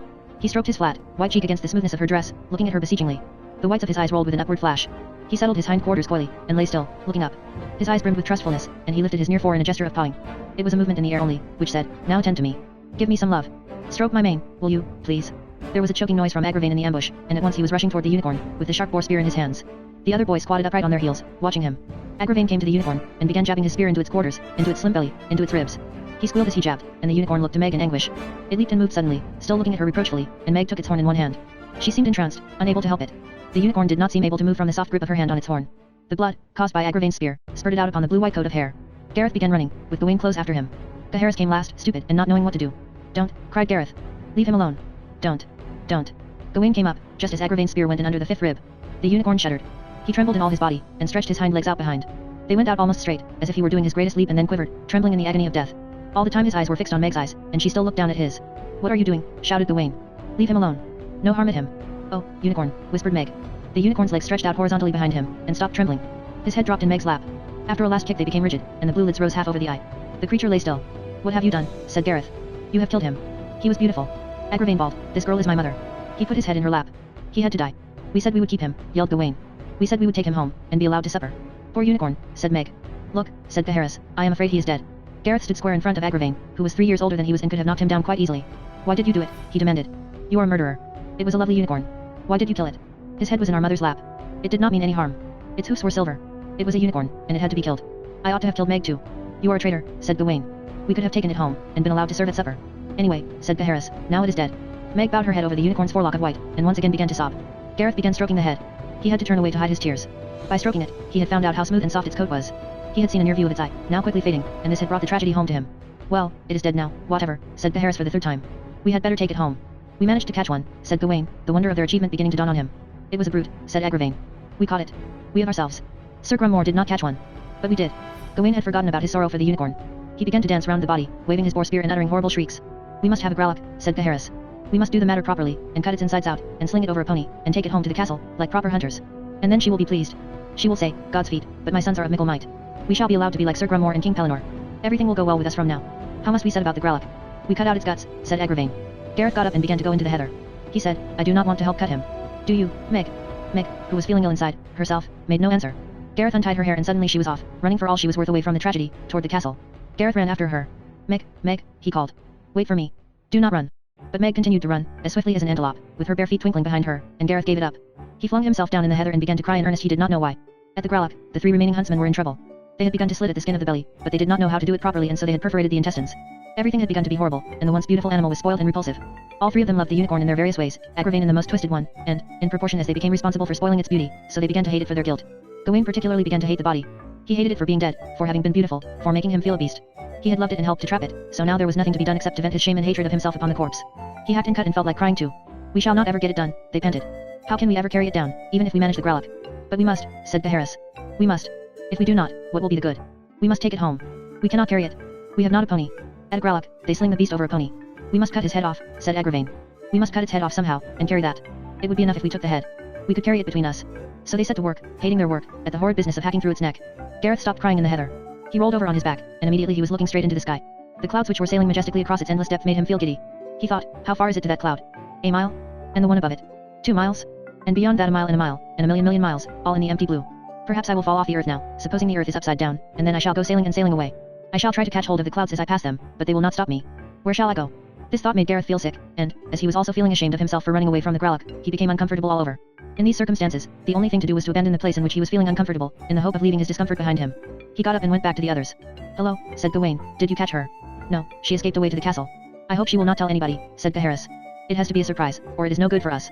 The 3 butchers were daubed with sweat and blood, and they were absolutely miserable. Agravain had been sick twice. Yet they continued in their labor and Gareth helped them. It is no good stopping now, said Gawain. Think how good it will be, if we can take it to our mother. She will probably come upstairs to say good night to us, if we can take her what she needs.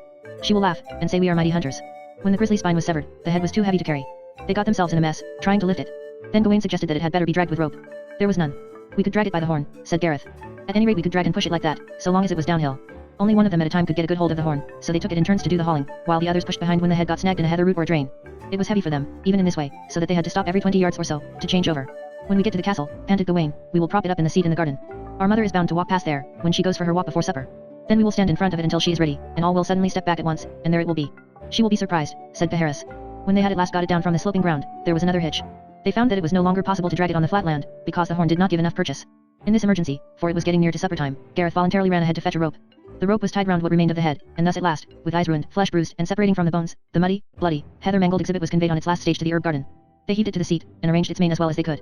Gareth particularly tried to prop it up so that it would give a little idea of the beauty which he remembered. The Magic Queen came punctually on her walk conversing with Sir Grumore and followed by her lapdogs, Tray, Blanche, and Sweetheart. She did not notice her 4 sons, lined up in front of the seat. They stood respectfully in a row, dirty, excited, their breasts beating with hope. Now, cried Gawain, and they stood aside. Queen Morgause did not see the unicorn. Her mind was busy with other things. With Sir Grumore she passed by. Mother, cried Gareth in a strange voice, and he ran after her, plucking at her skirt. Yes, my white one? What do you want? Oh, mother. We have got you a unicorn. How amusing they are, Sir Grumore, she said. Well, my doves, you must run along and ask for your milk. But, Memmy. Yes, she said in a low voice. Another time. And the queen passed on with the puzzled knight of the forest savage, electrical, and quiet. She had not noticed that her children's clothes were ruined, had not even scolded them about that. When she found out about the unicorn later in the evening she had them whipped for it, for she had spent an unsuccessful day with the English knights. Chapter 8. The plain of Bidigrain was a forest of pavilions. They looked like old-fashioned bathing tents, and were every color of the rainbow. Some of them were even striped like bathing tents, but the most part were in plain colors, yellow and green and so on. There were heraldic devices worked or stamped on the sides, enormous black eagles with 2 heads perhaps, or wyverns, or lances, or oak trees, or punning signs which referred to the names of the owners. For instance, Sir Kay had a black key on his tent, and Sir Ulbaz, in the opposing camp, had a couple of elbows in flowing sleeves. The proper name for them would be manchets.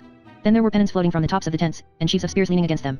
The more sporting barons had shields or huge copper basins outside their front doors, and all you had to do was to give a thump on one of these with the butt end of your spear, for the baron to come out like an angry bin and have a fight with you, almost before the resounding boom had died away. Sir Dinadan, who was a cheerful man, had hung a chamber pot outside his. Then there were the people themselves. All round and about the tents there were cooks quarreling with dogs who had eaten the mutton, and small pages writing insults on each other's backs when they were not looking, and elegant minstrels with lutes singing tunes similar to Greensleeves, with soulful expressions, and squires with a world of innocence in their eyes, trying to sell each other spavined horses, and hurdy-gurdy men trying to earn a groat by playing on the viol, and gypsies telling your fortune for the battle, and enormous knights with their heads wrapped in untidy turbans playing chess, and vivandiers sitting on the knees of some of them, and as for entertainment there were joculators, gleemen, tumblers, harpers, troubadours, jesters, minstrels, tregetours, bear dancers, egg dancers, ladder dancers, ballet dancers, mountebanks, fire eaters, and balancers. In a way, it was like Derby Day. The tremendous forest of Sherwood stretched round the tent forest further than the eye could see, and this was full of wild boars, warrantable stags, outlaws, dragons, and purple emperors. There was also an ambush in the forest, but nobody was supposed to know about that. King Arthur paid no attention to the coming battle. He sat invisible in his pavilion, at the hub of the excitement, and talked to Sir Ector or Kay or Merlin day after day. The smaller captains were delighted to think that their king was having so many councils of war, for they could see the lamp burning inside the silk tent until all hours, and they felt sure that he was inventing a splendid plan of campaign. Actually, the conversation was about different things. There will be a lot of jealousy, said Kay. You will have all these knights in this order of yours saying that they are the best one, and wanting to sit at the top of the table. Then we must have a round table with no top. But, Arthur, you could never sit 150 knights at a round table. Let me see. Merlin, who hardly ever interfered in the arguments now, but sat with his hands folded on his stomach and beamed, helped Kay out of the difficulty. It would need to be about 50 yards across, he said. You do it by 2 pi r. Well, then. Say it was 50 yards across. Think of all the space in the middle. It would be an ocean of wood with a thin rim of humanity. You couldn't keep the food in the middle even, because nobody would be able to reach it. Then we can have a circular table, said Arthur, not a round one. I don't know what the proper word is. I mean, we could have a table shaped like the rim of a cartwheel, and the servants could walk about in the empty space, where the spokes would be. We could call them the Knights of the Round Table. What a good name. And the important thing, continued the king, who was getting wiser the more he thought, the most important thing, will be to catch them young. The old knights, the ones we are fighting against, will be mostly too old to learn. I think we shall be able to get them in, and keep them fighting the right way, but they will be inclined to stick to the old habits, like Sir Bruce. Grummore and Pellinore we must have them, of course. I wonder where they are now. Grummore and Pellinore will be alright, because they were always kindly in themselves. But I don't think lots of people will ever really be at home with it. That is why I say we must catch them young. We must breed up a new generation of chivalry for the future. That child Lancelot who came over with you know who, for instance, we must get hold of kids like him. They will be the real table. Apropos of this table, said Merlin, I don't see why I should not tell you that King Leodegrance has one which would do very well. As you are going to marry his daughter, he might be persuaded to give you the table as a wedding present. Am I going to marry his daughter? Certainly. She is called Guinevere. Look, Merlin, I don't like knowing about the future, and I am not sure whether I believe in it. There are some things, said the magician, which I have to tell you, whether you believe them or not. The trouble is, I can't help feeling there is one thing which I have forgotten to tell. Remind me to warn you about Guinevere another time. It confuses everybody, said Arthur complainingly. I get muddled up with half the questions I want to ask you myself. For instance, who was my? You will have to have special feasts, interrupted Kay, at Pentecost and so on, when all the knights come to dinner and say what they have done. It will make them want to fight in this new way of yours, if they are going to recite about it afterwards. And Merlin could write their names in their places by magic, and their coat armor could be engraved over their sieges. It would be grand. This exciting idea made the king forget his question, and the two young men sat down immediately to draw their own blazons for the magician, so that there should be no mistake about the tinctures. While they were in the middle of the drawing, Kay looked up, with his tongue between his teeth, and remarked, By the way, you remember that argument we were having about aggression? Well, I have thought of a good reason for starting a war. Merlin froze. I would like to hear it. A good reason for starting a war is simply to have a good reason. For instance, there might be a king who had discovered a new way of life for human beings, you know, something which would be good for them. It might even be the only way of saving them from destruction. Well, if the human beings were too wicked or too stupid to accept his way, he might have to force it on them, in their own interests, by the sword. The magician clenched his fists, twisted his gown into screws, and began to shake all over. Very interesting, he said in a trembling voice. Very interesting. There was just such a man when I was young in Austrian who invented a new way of life and convinced himself that he was the chap to make it work. He tried to impose his reformation by the sword, and plunged the civilized world into misery and chaos. But the thing which this fellow had overlooked, my friend, was that he had a predecessor in the Reformation business, called Jesus Christ. Perhaps we may assume that Jesus knew as much as the Austrian did about saving people. But the odd thing is that Jesus did not turn the disciples into stormtroopers, burn down the temple of Jerusalem, and fix the blame on Pontius Pilate. On the contrary, he made it clear that the business of the philosophers was to make ideas available, and not to impose them on people. Kay looked pale but obstinate. Arthur is fighting the present war, he said, to impose his ideas on King Lot. Chapter 9. The Queen's suggestion about hunting unicorns had a curious result. The more lovelorn King Pellinore became, the more obvious it was that something would have to be done. Sir Palomides had an inspiration. The royal melancholy, said he, can only be dispelled by questing beast. This is the subject to which the Maharaja Sahib has been accustomed by lifelong habit. Yours truly has said so all along. Personally, said Grummore, I believe the questing beast is dead. Anyway, it is in Flanders. Then we must dress up, said Sir Palomides. We must assume the row of questing beast and be hunted ourselves. We could scarcely dress as the beast. But the Saracen had run away with the idea. Why not? He asked. Why not? By Jingo. Joculators assume garb of animals as stags, goats, and so forth and dance to bells and tabor with many gyrings and circumflections. But really, Palomides, we are not joculators. Then we must learn to be so. Joculators. A joculator was a juggler, a low kind of minstrel, and Sir Grummore did not relish the idea at all. However could we dress as the questing beast? He asked weakly. She is a frightfully complicated animal. Describe this animal. Well, dash it all. She has a snake's head and the body of a leopard and haunches like a lion and feet like a hart. And hang it, man, how could we make this noise in her belly, like 30 couple of hounds question? Yours truly will be the belly, replied Sir Palomides, and will give tongue as follows. He began yodeling. Hush, cried Sir Grummore. You will wake the castle. Then it is agreed. No, it is not agreed. Never heard such nonsense in me life. Besides, she don't make a noise like that. She makes a noise like this. And Sir Grummore began cackling in a tuneless alto, like thousands of wild geese on the wash. Hush. Hush, cried Sir Palomides. I won't hush. The noise you was making was like pigs. The two naturalists began hooting, grunting, squawking, squealing, crowing, mooing, growling, snuffling, quacking, snarling and mewing at one another, until they were red in the face. The head, said Sir Grummore, stopping suddenly, will have to be of cardboard. Or canvas, said Sir Palomides. The fishing populace will be in possession of canvas. We can make leather boots for hoofs. Spots can be painted on the body. It will have to button round the middle. Where we join. And you, added Sir Palomides generously, can be the back end and do hounds. The noise is plainly stated to come from the belly. Sir Grummore blushed with pleasure and said gruffly in his Norman way, Well thanks, Palomides. I must say, I think that's damned decent of you. Not at all. For weak King Pellinore saw hardly anything of his friends. You write poems, Pellinore, they told him, or go and sigh on the cliffs, there's a good fellow.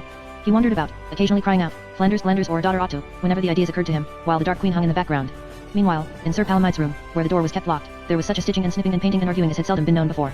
My dear chap, I tell you a lizard has black spots. Puce, Sir Palamute said obstinately. What is puce? And anyway we have not got any. They glared at each other with the fury of creators. Try on the head. There, you've torn it. I said you would. Construction was of feeble nature. We must construct the thing again. When the reconstruction was finished, the Panem stood back to admire it. Look out for the spots, Palamutes. There, you've smudged them. 1,000 pardons. You ought to look where you are going. Well, who put his foot through the ribs? On the second day there was trouble with the back end. These haunches are too tight. Don't bend over. I have to bend over, if I am the back end. They won't split. Yes, they will. No, they won't. Well, they have. Look out for my tail, said Sir Grummore on the third day. You are treading on it. Don't hold so tight, Grummore. My neck is twisted. Can't you see? No, I can't. My neck is twisted. There goes my tail. There was a pause while they sorted themselves out. Now, carefully this time. We must walk in step. You give the step. Left. Right. Left. Right. I think my haunches are coming down. If you let go of yours truly's waist, we shall come in half. Well, I can't hold up my haunches unless I do. There go the buttons. Damn the buttons. Yours truly told you so. So they sewed on buttons during the 4th day, and started again. Can I practice my bayan now? Yes, indeed. How does my bayan sound from inside? It sounds splendid, Grummore, splendid. Only it is strange, in a way, coming from behind, if you follow my argument. I thought it sounded muffled. It did, a bit. Perhaps it will be all right from outside. On the 5th day they were far advanced. We ought to practice a gallop. After all, we can't walk all the time, not when he is hunting us. Very good. When I say go, then, go. Ready, steady, go. Look out. Grummore, you are butting me. Butt in. Be careful of the bed. What did you say? Oh, dear. Confound the bed to blazes. Oh, my shins. You have burst the buttons again. Damn the buttons. I have stubbed my toe. Well, yours truly's head has come off also. We shall have to stick to walkin'.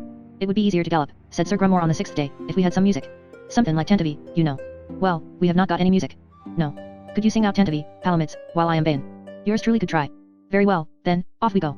Tantivy, Tantivy, Tantivy. Damn. We shall have to make the whole thing again, said Sir Palamutes over the weekend. We can still use the hoofs. I don't suppose it will hurt so much falling down out of doors not on the moss, you know. And probably it won't tear the canvas so badly. We will make it double strength. Yes. I am glad the hoofs will still do. By Jove, Palamutes, don't he look a monster? A splendid effort this time. Pity you can't make fire come out of his mouth, or something. A danger of combustion there. Shall we try another gallop, Palamutes? By all means. Push the bed in the corner, then.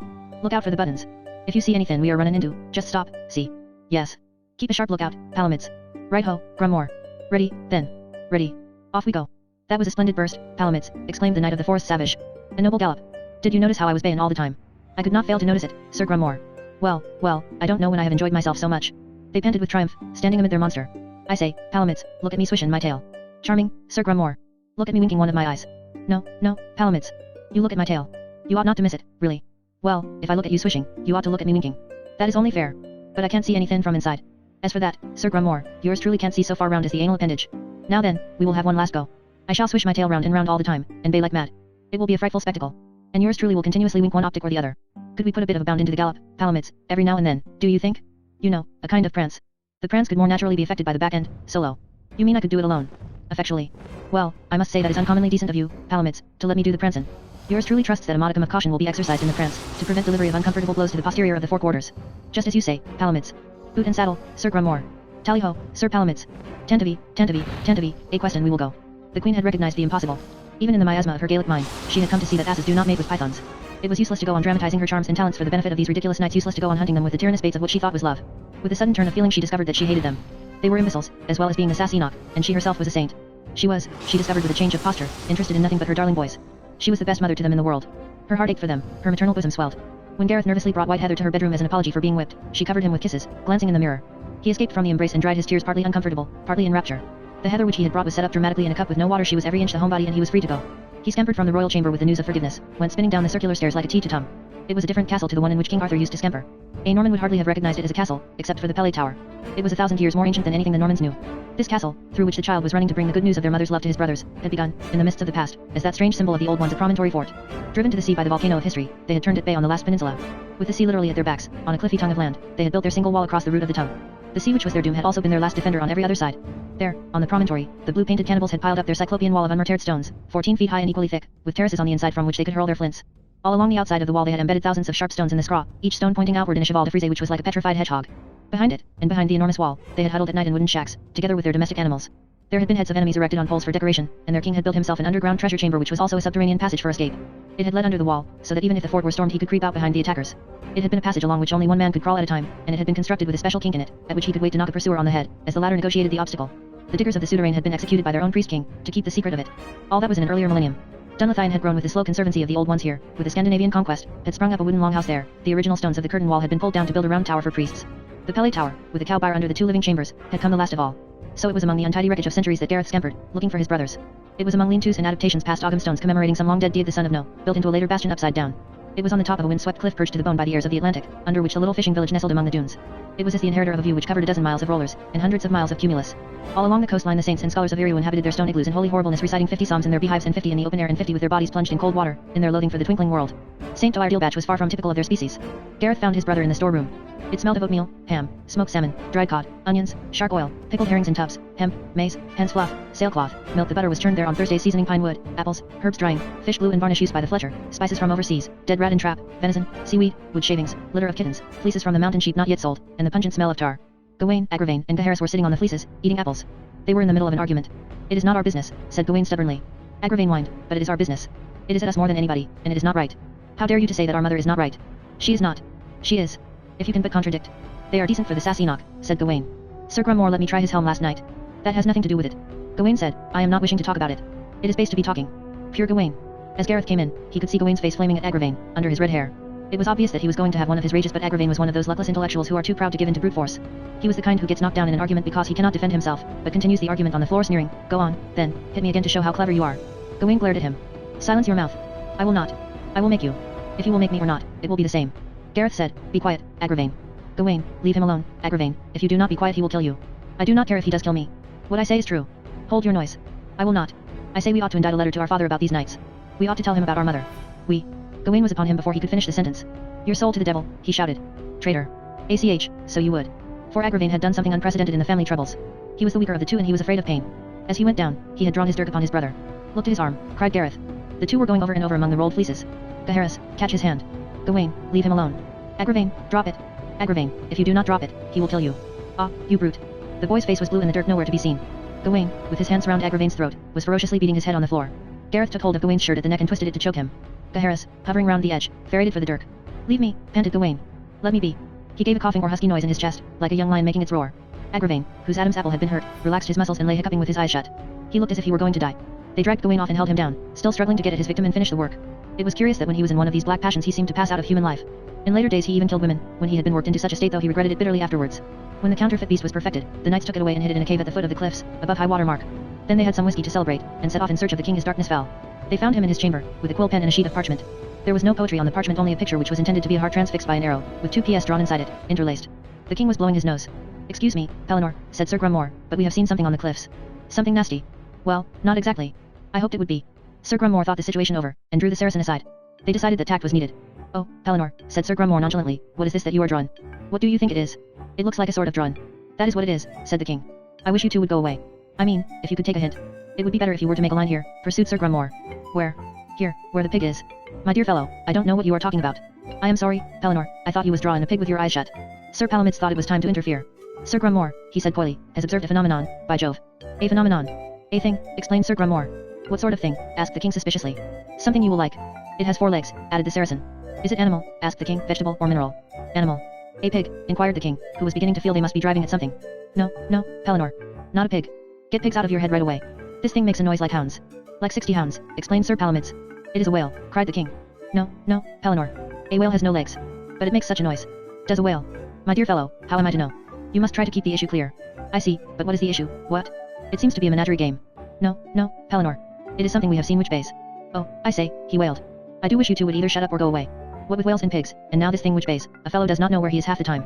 Can't you leave a fellow alone, to draw his little things and hang himself quietly, for once? I mean to say, it is not much to ask, is it? What, don't you know?" "Pellinore," said Sir Grumore, "you must pull yourself together. We have seen the questing beast." "Why? Why? Yes, why? Why do you say why?" "I mean," explained Sir Grumore, "you could say where, or when. But why? Why not? Pellinore, have you lost all sense of decency? We have seen the questing beast, I tell you seen it on the cliffs here, quite close. It is not in it. It is a she. My dear chap, it doesn't matter what she is. We have seen her. Then why don't you go and catch her? It is not for us to catch her, Pellinore. It is for you. After all, she is your life's work, isn't she?" "She's stupid," said the king. "She may be stupid, or she may not," said Sir Grumore in an offended tone. "The point is, she is your magnum opus. Only a Pellinore can catch her. You have told us so often. What is the point of catching her?" asked the monarch. "What? After all, she is probably quite happy on the cliffs. I don't see what you are fussing about. It seems dreadfully sad," he added at a tangent, "that people can't be married when they want to. I mean, what is the good of this animal to me? I have not married it, have I?" So why am I chasing it all the time? It doesn't seem logical. What you want, Pellinor, is a good hunt. Shake up your liver. They took away his pen and poured him several bumpers of usquebaugh, not forgetting to take a nip or two themselves. It seems the only thing to do, he said suddenly. After all, only a Pellinor can catch it. That's the brave fellow. Only I do feel sad sometimes, he added, before they could stop him, about the Queen of Flanders' daughter. She was not beautiful, Grumore, but she understood me. We seemed to get on together, if you see what I mean. I am clever, perhaps, and I may get into trouble when I am by myself, but when I was with Piggy she always knew what to do. It was company too. It is not bad to have a bit of company when you are getting on in life, especially when you have been chasing the questing beast all the time. What? It gets a bit lonely in the forest. Not that the questing beast wasn't company in her way so far as she went. Only you couldn't talk things over with her, not like with Piggy. And she couldn't cook. I don't know why I am boring you fellows with all this talk, but really sometimes one feels as if one could hardly carry on. It is not as if Piggy were a flapper, you see. I really did love her, Grumore, really, and if only she would have answered my letters it would have been ever so nice. Poor old Pellinor, they said. I saw 7 maggot pies today, Palamids. They were flying along like frying pans. 1 for sorrow, explained the king. 2 for joy, 3 for a marriage, and 4 for a boy. So 7 ought to be 4 boys, ought it? What? Bound to be, said Sir Grumore. They were going to be called Aglavale, Percivali, and Lamorak, and then there was one with a funny name which I can't remember. That's all off now. Still, I must say I would have liked to have had a son called Dorner. Look here, Pellinor, you must learn to let bygones be bygones. You will only wear yourself out. Why don't you be a brave chap and catch your beast for instance? I suppose I must. That's it. Take your mind off things. It is 18 years since I have been after it, said the king pensively. It would be a change to catch it. I wonder where the Brachet is. Ah, Pellinor. Now you are talking. Suppose our honored monarch were to start at once. What? This evening, Palamids? In the dark. Sir Palamids nudged Sir Grumore secretly. Administer blows to iron, he whispered, while at high temperature. I see what you mean. I don't suppose it matters, said the king. Nothing does, really. Very well, then, cried Sir Grumore, taking control of the situation. That is what we will do. We will put old Pellinor at one end of the cliffs this very night, in an ambush, and then we two will drive the place methodically toward him. The beast is bound to be there, as it was seen only this afternoon. Don't you think, he inquired, as they were dressing up in the darkness, that it was clever, the way I explained about our bane here, I mean to drive the animal. An inspiration, said Sir Palamids. Is my head on straight? My dear chap, I can't see an inch. The Saracen's voice sounded uneasy.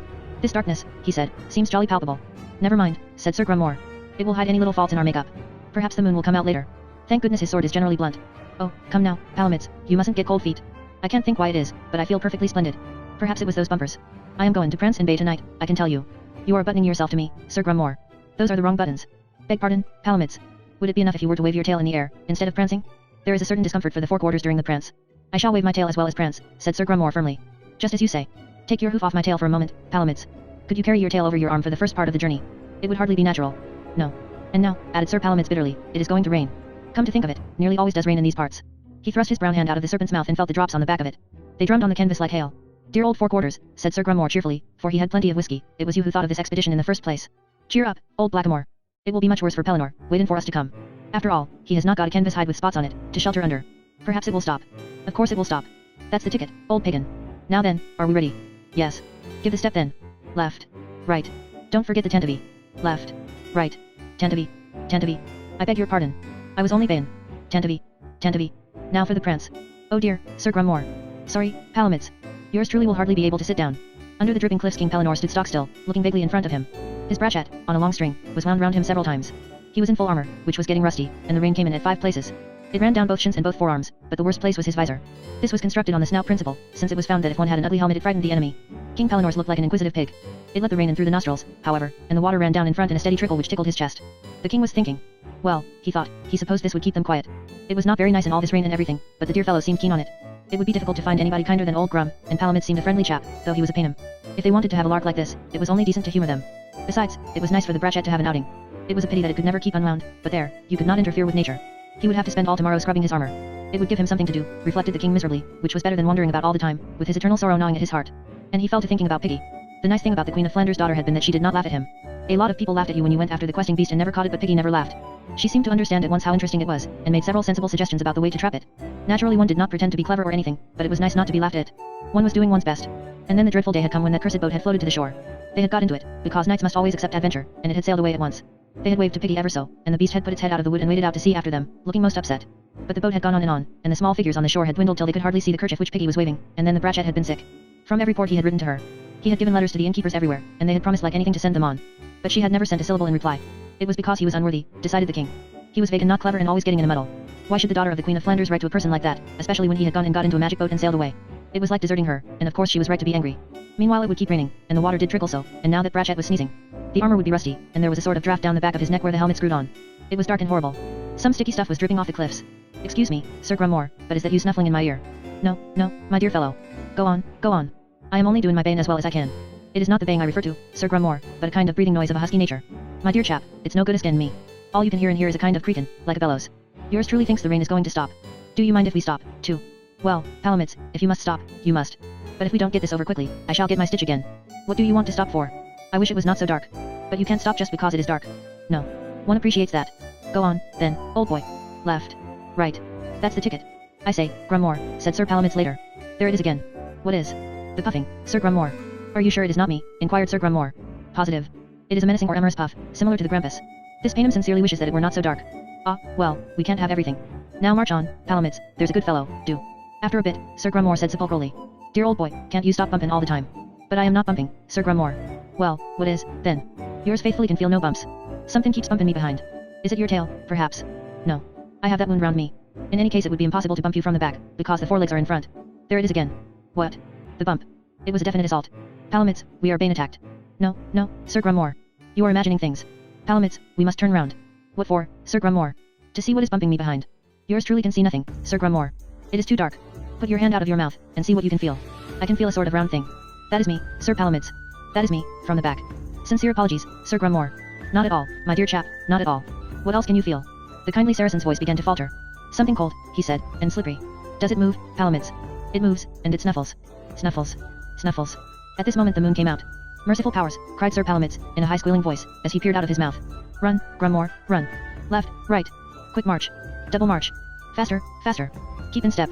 Oh, my poor heels. Oh, my god. Oh, my hat. It was no good, decided the king. Probably they had got lost, or wandered off somewhere to amuse themselves.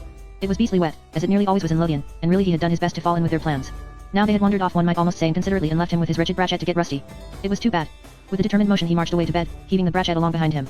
Halfway up a fissure in one of the steepest cliffs, with most of its buttons burst, the counterfeit beast was arguing with its stomach. But my dear knight, how could yours truly foresee a calamity of this nature? You thought of it, replied the stomach furiously. You made us dress up. It is your fault. At the foot of the cliff the questing beast herself, in a sentimental attitude, waited in the romantic moonlight for her better half. Behind her was a background of the silver sea. In various parts of the landscape several dozens of bent and distorted old ones were intently examining the situation from the concealment of rocks, sand hills, shell mounds, igloos, and so forth, still vainly trying to fathom the subtle secrets of the English. Chapter X. In Bidigrain it was the night before the battle. A number of bishops were blessing the armies on both sides, hearing confessions, and saying mass. Arthur's men were reverent about this, but King Lot's men were not, for such was the custom in all armies that were going to be defeated. The bishops assured both sides that they were certain to win, because God was with them, but King Arthur's men knew that they were outnumbered by 3 to 1, so they thought it was best to get shriven. King Lot's men, who also knew the odds, spent the night dancing, drinking, dicing and telling each other dirty stories. This is what the chronicles say, at any rate. In the King of England's tent, the last staff talk had been held, and Merlin had stayed behind to have a chat. He was looking worried. What are you worried about, Merlin? Are we going to lose this battle, after all? No. You will win the battle all right. There is no harm in telling you so. You will do your best, and fight hard, and call in you know whom at the right moment. It will be in your nature to win the battle, so it doesn't matter telling you. No. It is something else which I ought to have told you that is worrying me just now. What was it about? Gracious heavens. Why should I be worrying if I could remember what it was about? Was it about the maiden called Nimue? No. No. No. No. That's quite a different business. It was something I can't remember. After a bit, Merlin took his beard out of his mouth and began counting on his fingers. I have told you about Guinevere, haven't I? I don't believe it. No matter. And I have warned you about her and Lancelot. That warning, said the king, would be a base one anyway, whether it was true or false. Then I have said the bit about Excalibur, and how you must be careful of the sheath. Yes. I have told you about your father, so it can't be him, and I have given the hint about the person. What is confounding me, exclaimed the magician, pulling out his hair in tufts, is that I can't remember whether it is in the future or in the past. Never mind about it, said Arthur. I don't like knowing the future anyway. I had much rather you didn't worry about it, because it only worries me. But it is something I must say. It is vital. Stop thinking about it, suggested the king. And then perhaps it will come back. You ought to take a holiday. You have been bothering your head too much lately, what with all these warnings and arranging about the battle. I will take a holiday, exclaimed Merlin. As soon as the battle is over, I will go on a walking tour into Northumberland. I have a master called Blythe who lives in Northumberland, and perhaps he will be able to tell me what it is I am trying to remember. Then we could have some wildfowl watching. He is a great man for wildfowl. Good, said Arthur. You take a long holiday. Then, when you come back, we can think of something to prevent Nimue. The old man stopped fiddling with his fingers, and looked sharply at the king. You are an innocent fellow, Arthur, he said. And a good thing too, really. Why? Do you remember anything about the magic you had when you were small? No. Did I have some magic? I can remember that I was interested in birds and beasts. Indeed, that is why I still keep my menagerie at the tower. But I don't remember about magic. People don't remember, said Merlin. I suppose you wouldn't remember about the parables I used to tell you, when I was trying to explain things. Of course I do. There was one about some rabbi or other which you told me when I wanted to take Kay somewhere. I never could understand why the cow died. Well, I want to tell you another parable now. I shall love it. In the east, perhaps in the same place which that Rabbi Jackanan came from, there was a certain man who was walking in the market of Damascus when he came face to face with death. He noticed an expression of surprise on the spectre's horrid countenance, but they passed one another without speaking. The fellow was frightened, and went to a wise man to ask what should be done. The wise man told him that death had probably come to Damascus to fetch him away next morning. The poor man was terrified at this, and asked however he could escape. The only way they could think of between them was that the victim should ride all night to Aleppo, thus eluding the skull and bloody bones. So this man did ride to Aleppo. It was a terrible ride which had never been done in one night before, and when he was there he walked in the marketplace, congratulating himself on having eluded death. Just then, Death came up to him and tapped him on the shoulder. Excuse me, he said, but I have come for you. Why, exclaimed the terrified man, I thought I met you in Damascus yesterday. Exactly, said Death. That was why I looked surprised, for I had been told to meet you today, in Aleppo. Arthur reflected on this gruesome chestnut for some time, then he said. So it is no good trying to escape Nimue. Even if I wanted to, said Merlin, it would be no good. There is a thing about time and space which the philosopher Einstein is going to find out. Some people call it destiny. But what I can't get over is this toad in the whole business. Ah, well, said Merlin, people will do a lot for love. And then the toad is not necessarily unhappy in its hole, not more than when you are asleep, for instance. I shall do some considering, until they let me out again. So they will let you out. I will tell you something else, King, which may be a surprise for you. It will not happen for hundreds of years, but both of us are to come back. Do you know what is going to be written on your tombstone? Hic jacet Arthurus Rex Quondam Rex Futurus. Do you remember your Latin? It means, the once and future king. I am to come back as well as you. Some say from the Vale of Avilion. The king thought about it in silence. It was full night outside, and there was stillness in the bright pavilion. The sentries, moving on the grass, could not be heard. I wonder, he said at last, whether they will remember about our table. Merlin did not answer. His head was bowed on the white beard and his hands clasped between his knees. What sort of people will they be, Merlin? Cried the young man's voice, unhappily. Chapter 11. The Queen of Lothian had taken to her chamber, cutting off communication with her guests, and Pellinore broke his fast alone. Afterwards he went for a walk along the beach, admiring the gulls who flew above him like white quill pens whose heads had been neatly dipped in ink. The old cormorants stood like crucifixes on the rocks, drying their wings. He was feeling sad as usual, but he was also feeling uncomfortable, because he was missing something. He did not know what it was. He was missing Palamides and Grummoor, if he had been able to remember. Presently he was attracted by shouting, and went to investigate. Here, Pellinore. Hi. We are over here. Why, Grummoor, he asked with interest, whatever are you doing up that cliff? Look at the beast, man, look at the beast. Oh, hello, you have got old Gladysant. My dear chap, for heaven's sake do something. We have been here all night. But why are you dressed up like that, Grummoor? You have got spots, or something. And what has Palamides got on his head? Don't stand there again, man. But you have a sort of tail, Grummoor. I can see it hanging down behind. Of course I have a tail. Can't you stop talking and do something? We have been in this damned crevice all night, and we are dropping with fatigue. Go on, Pellinore, kill that beast of yours at once. Oh, I say, whatever should I want to kill her for? Good gracious heavens, haven't you been trying to kill her for the last 18 years? Now, come along, Pellinore, be a good chap and do something. If you don't do something quick, we shall both tumble out. What I can't understand, said the king plaintively, is why you should be in this cliff at all. And why are you dressed up like that? You look as if you were dressed as a sort of beast yourselves. And where did the beast come from, anyway, what? I mean, the whole thing is so sudden. Pellinore, once and for all, will you kill that beast? Why? Because it has chased us up this cliff. It is unusual for the beast, remarked the king. She does not generally take an interest in people like this. Palamides, said Sir Grummoor hoarsely, says he believes she has fallen in love with us. Fallen in love? Well, you see, we were dressed up as a beast. Like, explained Sir Palamides faintly. King Pellinore slowly began to laugh for the first time since he had arrived in Lothian. Well, he said. Bless my soul. Did you ever hear of anything to match it? Why does Palamides think she has fallen for him? The beast, said Sir Grummoor with dignity, has been walking round and round the cliff all night. She has been rubbing herself against it, and purring. And she sometimes curls her neck round the rocks, and gazes up at us in a sort of way. What sort of way, Grummoor? My dear fellow, look at her now. The questing beast, who had not paid the least attention to the arrival of her master, was staring up at Sir Palamides with her soul in her eyes. Her chin was pressed to the foot of the cliffs in a passion of devotion, and occasionally she gave her tail a wag. She moved it laterally on the surface of pebbles, where its numerous heraldic tufts and foliations made a rustling noise, and sometimes she scratched the bluff with a small whimper. Then, feeling that she had been too forward, she would arch her graceful serpent neck and hide her head beneath her belly, peeping upwards from the corner of one eye. Well, Grummoor, what do you want me to do? We want to come down, said Grummoor. I can see that, said the king. It seems a sensible idea. Mind you, I don't understand exactly how the whole thing started, what, but I can see that, absolutely. Then kill it, Pellinore. Kill the wretched creature. Oh, really, said the king. I don't know about that. After all, what harm has she done? All the world loves a lover. I don't see why the poor beastie should be killed, just because she has got the gentle passion. I mean to say, I am in love myself, AMNTI, what? It gives you a sort of fellow feeling. King Pellinore, said Sir Palamides definitely, unless some steps are taken pretty damn quick, yours affectionately will be instantaneously martyred, rip. But, my dear Palamides, I can't possibly kill the old beast, don't you see, because my sword is blunt. Then stun her with it, Pellinore. Give her a good bang on the head with it, man, and perhaps she will get concussion. That is all very well for you, Grummoor, old fellow. But suppose it doesn't stun her? It might make her lose her temper, Grummoor, and then where should I be? Personally I can't see why you should want to have the creature assaulted at all. After all, she is in love with you, isn't she, what? Whatever the reasons for the animal's behavior, the point is we are on this ledge. Then all you need to do is to come off it. My good man, how can we come down to be attacked? It will only be a loving sort of attack, the king pointed out reassuringly. Sort of making advances. I don't suppose she will do you any harm. All you would have to do would be to walk along in front of her until you reach the castle, what? As a matter of fact you could perhaps encourage her a bit. After all, everybody likes to have their affection returned. Are you suggesting, asked Sir Grummoor coldly, that we should flirt with this reptile of yours? It would certainly make it easier. I mean, the walk back. And how are we to do this, pray? Well, Palamides could twine his neck round hers occasionally, you know, and you could wag your tail. I suppose you could not lick her nose. Yours truly, said Sir Palamides feebly, finally, and with aversion, can neither twine nor lick. Also he is now about to fall. Adieu.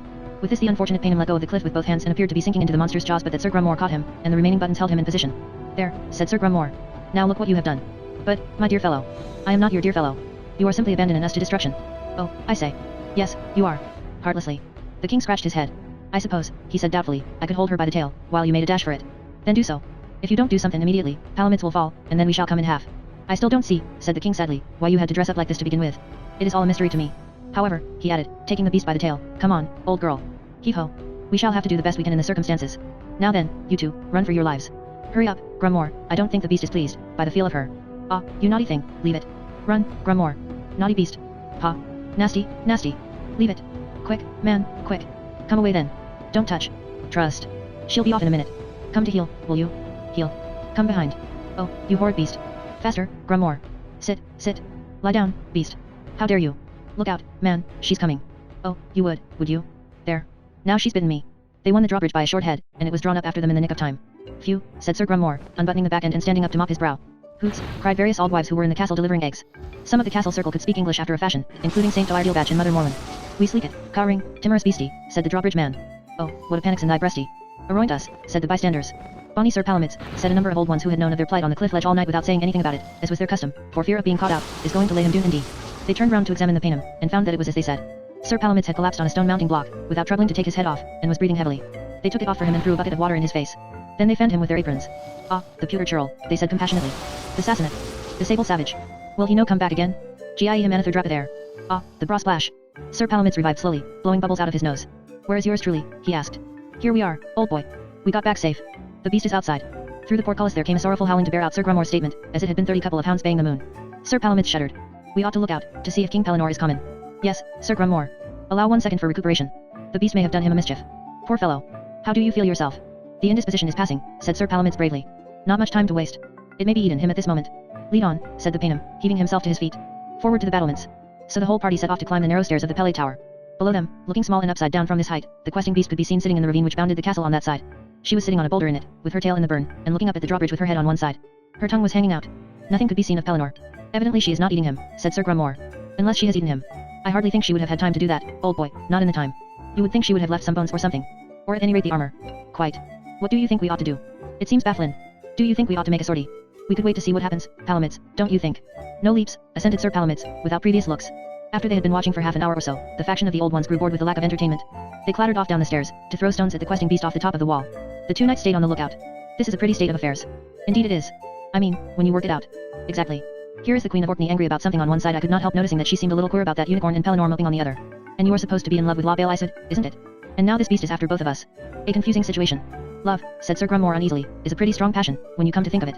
At this moment, as if to confirm Sir Grummore's opinion, a pair of enlaced figures sauntered along the cliff road. Good gracious, exclaimed Sir Grummore. What are these? As they drew nearer, their identity became clear. One of them was King Pellinore, and he had his arm round the waist of a stout, middle-aged lady in a side saddle skirt. She had a red, horsey face, and carried a hunting crop in her free hand. Her hair was in a bun. It must be the Queen of Flanders' daughter. I say, you two, cried King Pellinore, as soon as he had observed them. I say, look here, what do you think, can you guess? Whoever would have thought it, what? What do you think I have found?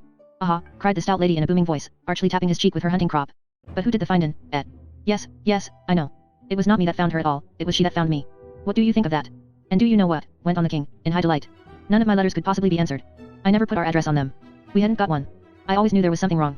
So Piggy got on her horse, you know, and came huntin' after me by moor and fell. The questing beast helped her a great deal. It has an excellent nose, and that magic barge of ours, can you imagine it, must have had an idea or two in its head, for it went back to fetch them when it saw that I was upset. How nice of it. They found it in a creek somewhere, and here they are. But why are we standing about, shouted the king. He was so excited that nobody else had time to talk. I mean to say, why are we shouting so? Is it polite, do you think? Ought you two to come down and let us in? What is wrong with this drawbridge anyway? It is the beast, Pellinore, the beast. She is in the ravine. What is wrong with the beast? She is besieging the castle. Oh, yes, said the king. Now I remember. She bit me. And what do you think, he went on, waving one hand in the air to show that it was bandaged. Piggy tied it up for me like 1 o'clock. She tied it up with a bit of, well, you know. Petticoats, boomed the Queen of Flanders' daughter. Yes, her petticoats. The king was convulsed with giggles. That is all very well, Pellinore, that is all very well. But what are you going to do about the beast?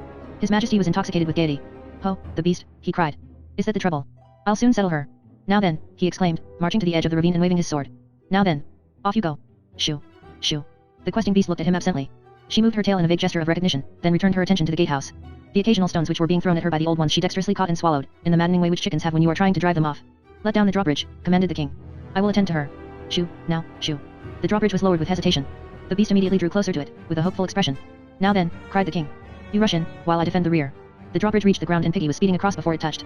King Pellinore, less agile or more bemused by the gentle passion, collided with her in the gateway. The questing beast ran into them behind, knocking the king flat. Beware. Beware, cried all the retainers, fishwives, falconers, farriers, fletchers, and other well-wishers who were assembled within.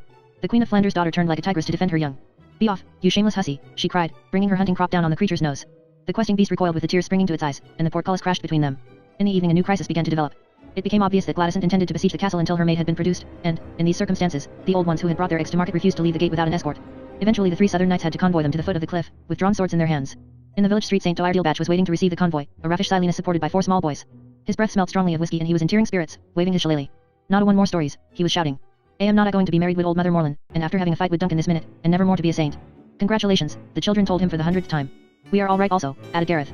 We are allowed to serve at dinner every day. Glory be to God. Is it every day, Begor? Yes, and our mother takes us for walks. Well, there now. Praise youth and it will come. The saint caught sight of the convoy and began to howl like an Iroquois. Up the rebels. Be easy now, they told him. Be easy, your holiness. The swords are not for fighting with at all. Why wouldn't they be? He inquired indignantly, and he proceeded to kiss King Pellinore and breathe on him. The king said, I say, are you really going to be married? So am I. Are you excited? For answer, the holy man twined his arms round the king's neck and drew him into Mother Morland's shabine, not entirely to Pellinore's satisfaction, for he would have liked to hurry back to Piggy, but it was obvious that a bachelor party would have to be held in celebration. The whole Gaelic miasma had faded like the mist. It was whether under the influence of love or of whiskey or of its own nature as mist, and the 3 southerners found themselves accepted at last as individuals and guests, irrespective of the racial trauma, into the warm heart of the north. Part 2, https://docs.google.com/document/d/1si1else to the 6t8xr17 jerbsky 2 took tavtiecm/edit.